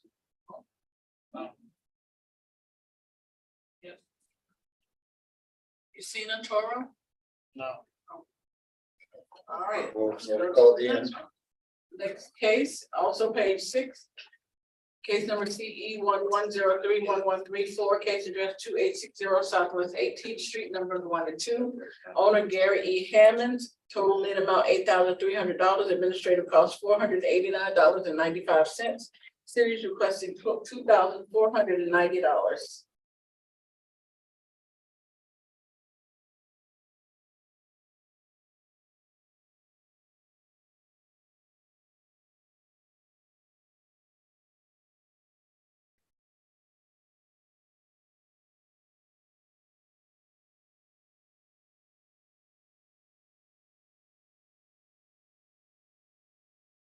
Thanks. Okay, hang on. Yes. Hello? You Mr. Hammond? Yes, sir. Okay. Will you please raise your right hand? Do you swear or affirm to speak the truth at today's hearing? They're lucky. Yes, ma'am? Okay, you're Gary Hammond, right? Yes, sir. Okay, this is for not connecting to the city's sanitary sewer system. Yes. That lasted- Okay, You know what? Give me a few minutes and I'll call you back. And I can let you know. Yes, I connected it to it. Okay? You got it. Who we talking, just him now, fine? Just him. Yeah. So this went on for 83 days before you connected and applied. So the lien was $8,300, $100 a day. Yes. The city's costs were $489.15. Those are costs for the city people working on the case that I cannot reduce any further than that. That's one piece of it, has to stay there. The city's Okay. offering $2,490 to settle the case. So $2,490 plus $49.95 is a total of what, like,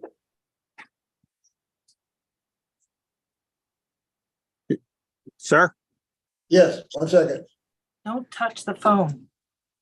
$2,979.95. Did you hear the number? Yes, I did. Okay, you had offered 2,000. You're not too far Yes. apart from it, but that's gonna be the number to settle the case. You need some time to pay it? 30 days. 30 days. Okay, that's perfectly fine. So again, the number was, $2,979.95. all right, sir? Okay, Okay, thank All right. you. thank you. Next case, page 11. Case number CE 06040792. Case address 3117 Southwest 16th Street, owner Kenneth Digliotti and Catherine DeZoba. Total lien amount $10,050, administrative cost $1,482.42. The city is requesting $3,015.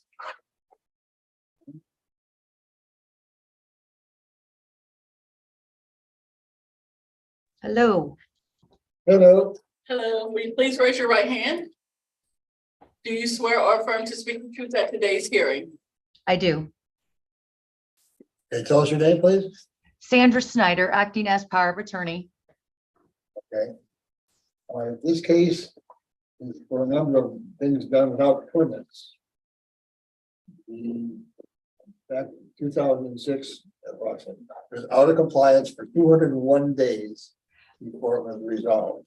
The lien amount is $10,050. City's costs are $1,482.42. Those city costs must be captured. I can't do anything with those, they don't have to be paid. So that's $1,482.42. How much And was the that? I'm city's- sorry, you kind of, it's cutting in and out.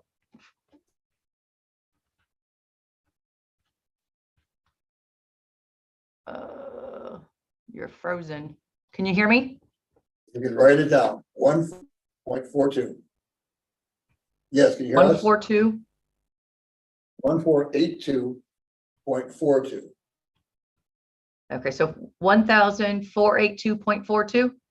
Yes. Those are costs. Okay, And the city's willing to accept $3,015 to satisfy the lien. For a total, go ahead. the city released the property from this lien, back in 2010, when the property was put into compliance. This property has changed hands 5 times now, and although the lien is no longer enforceable because it's only enforceable against James and Carol Harrell, who were the original homeowners that were foreclosed on back in 2006. But every time we do a lien search with the city, this $10,500 lien keeps popping up. That technically isn't enforceable against the property because the city released it in 2010. It's only enforceable against the respondents at the time, James and Carol Harrell. It's I going think on. it's a lien against the property. No, they released So- the house. They didn't release the obligation of the respondents. I have the reduction notice. Okay. And that's why it's been able to change hands 4 times without this lien being paid. So it's kind of a catch 22 with the city. I explained it to them, that it's no longer in properties in title companies. Right, so if an administrative partial release was prepared because there was a foreclosure, it releases just that person. Foreclosures, as your honor knows, and I don't I have to go back and look really quick and see if there was a foreclosure, but it looks like there was. The fines still remain. The fines remain as to the original violators. So we don't close the case. So typically what happens is title companies still want those fines resolved and off the books. We don't keep them off the books because the city, of course, has the absolute right to go after the individuals who incurred those fines through collections and other methods. So it sounds like that's why she's here now, to address really the fines, but the lien, really the fines. To get it resolved, get a final resolution, so it's off. Clear it off the problem. Clear it off, But her current owner is not obligated for it necessarily? correct. Okay. All right, well, you have $15,000 in escrow, I noted. If we want to wrap it up for the nuisance value of it, we pay the costs of the city, 1482.42. Okay, All right, we can do that. okay. Okay, let's do that. 30 days, okay? Yep. Yes, sir. All right, we'll do that. Thank you. Thank you. Go back.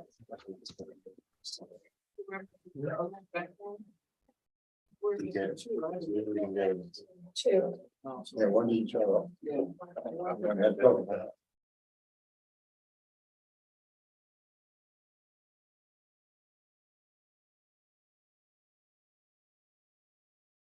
Which Victoria? Oh, she made a link. So 2430 may be Victoria. Just let them talk. What case number was that? On top of page 6. Six.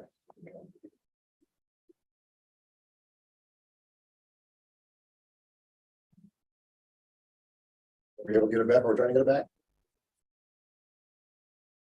Are we able to get it back? We're trying to get it back? It's not her at all. Could be. It's Victoria.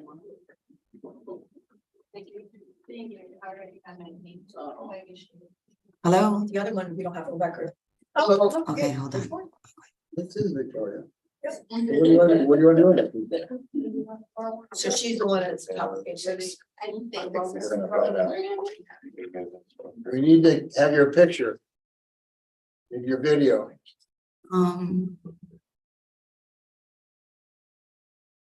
I'm trying, can you hear me? Yes. Yes. We can hear you. We just And need I to don't- see it. I don't know, should I join as a panelist because it's not Yes, letting me? please. Okay, Yes.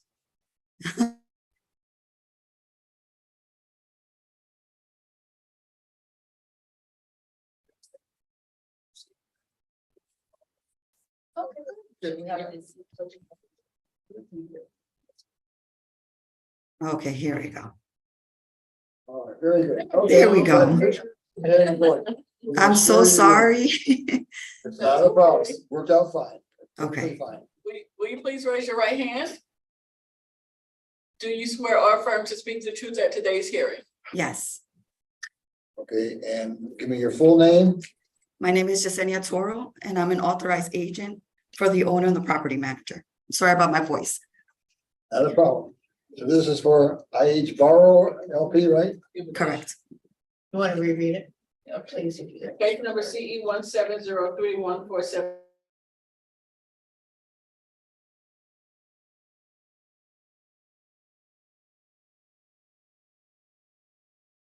Case address 244 Lane, owner 20 Act Department, total lien amount $9,100, administrative cost $811.95.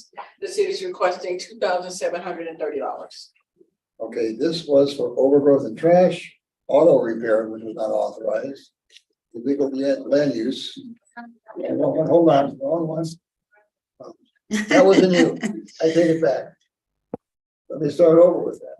Okay, You are landscape issues, okay? correct. So this is, this is for, they ran though for 182 days before it was fixed. So the lien is $9,100. The city has costs of $811.95, which must be paid. to settle the case. Okay. And the city's offering for the lien, $2,730 plus the costs. This is gravel all over them. Probably which was not permitted. What's your response to that amount? The what? Well, the rest, 2730 plus 811.95 equals, 3,541.95. so it's about 1/3 of the lien. and that's the lowest you guys can go, correct? That's We correct. were we were looking at 10, okay. We're looking at what? We were looking at least 10%. No. Okay, All right. How much time do you need to pay it? I'm sorry. How much time would you need to pay it? 30 days will be fine. That's perfectly fine. For the total again, what is 3,541.95. in 30 days, okay? Got it. All right, thanks so much. Okay, thank you. Have a good day. You too.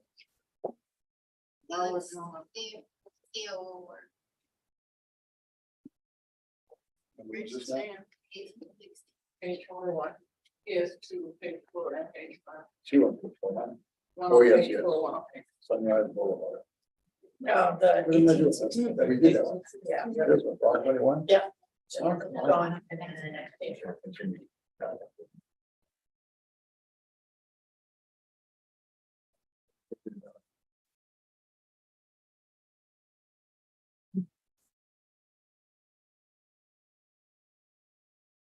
No.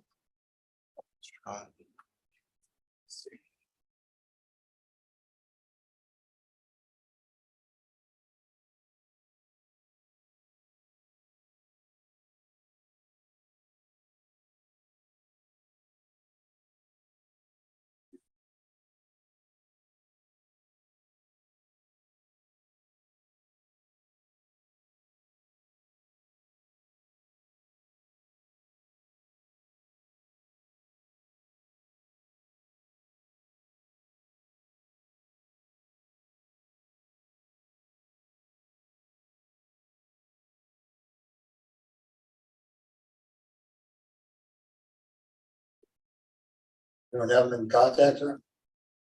No. She declined moving us. forward. You have to join as a panelist if you can hear us. We can't hear you.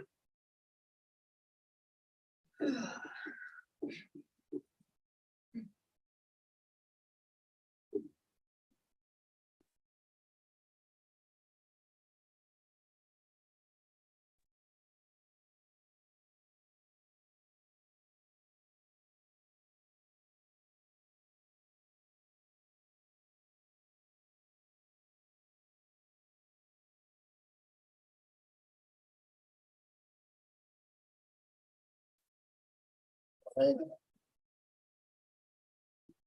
you hear us?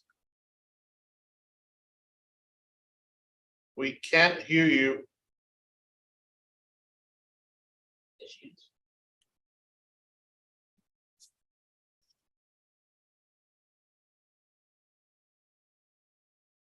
But she was there a few minutes ago, right? Yeah, she's here, but we can't see her or hear her.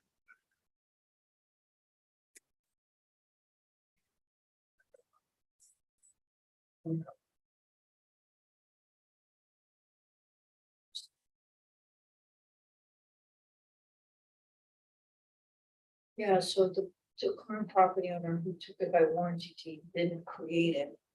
But it came out of like a foreclosure in 2016 and then it was sold to an entity 2016. And then it flipped it to another entity in 2020, both with the same address. Different, and then in 2020. Who got it by quitclaim from the corporation and are both listed at the same address. Gave a warranty deed to this property. Who's a new person, right? This is that rock in, Yeah. Yeah. Block 21. yes.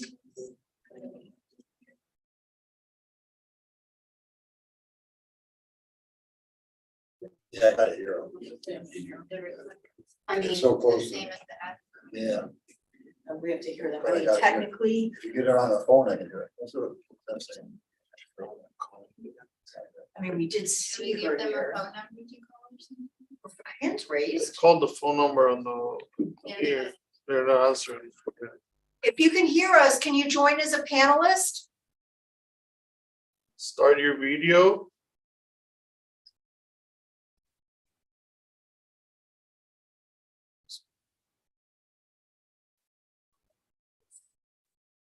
Yeah, you normally say if something doesn't show up, you deny it.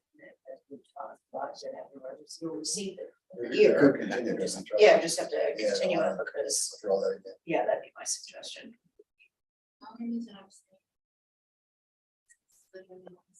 Really calling, but they're gonna have the person that agree Yeah. to it. You're showing up at 150.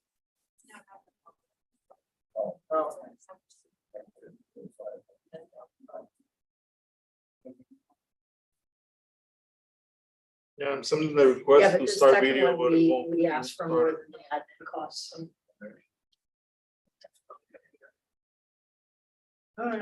Okay, we're gonna wrap it up. If somebody to let them know, Ma'am, if you can hear us, we're gonna reset your hearing to the next calendar you'll get notice. and you'll get notice. This concludes our special magistrate lien reduction hearing for August 8th, 2020.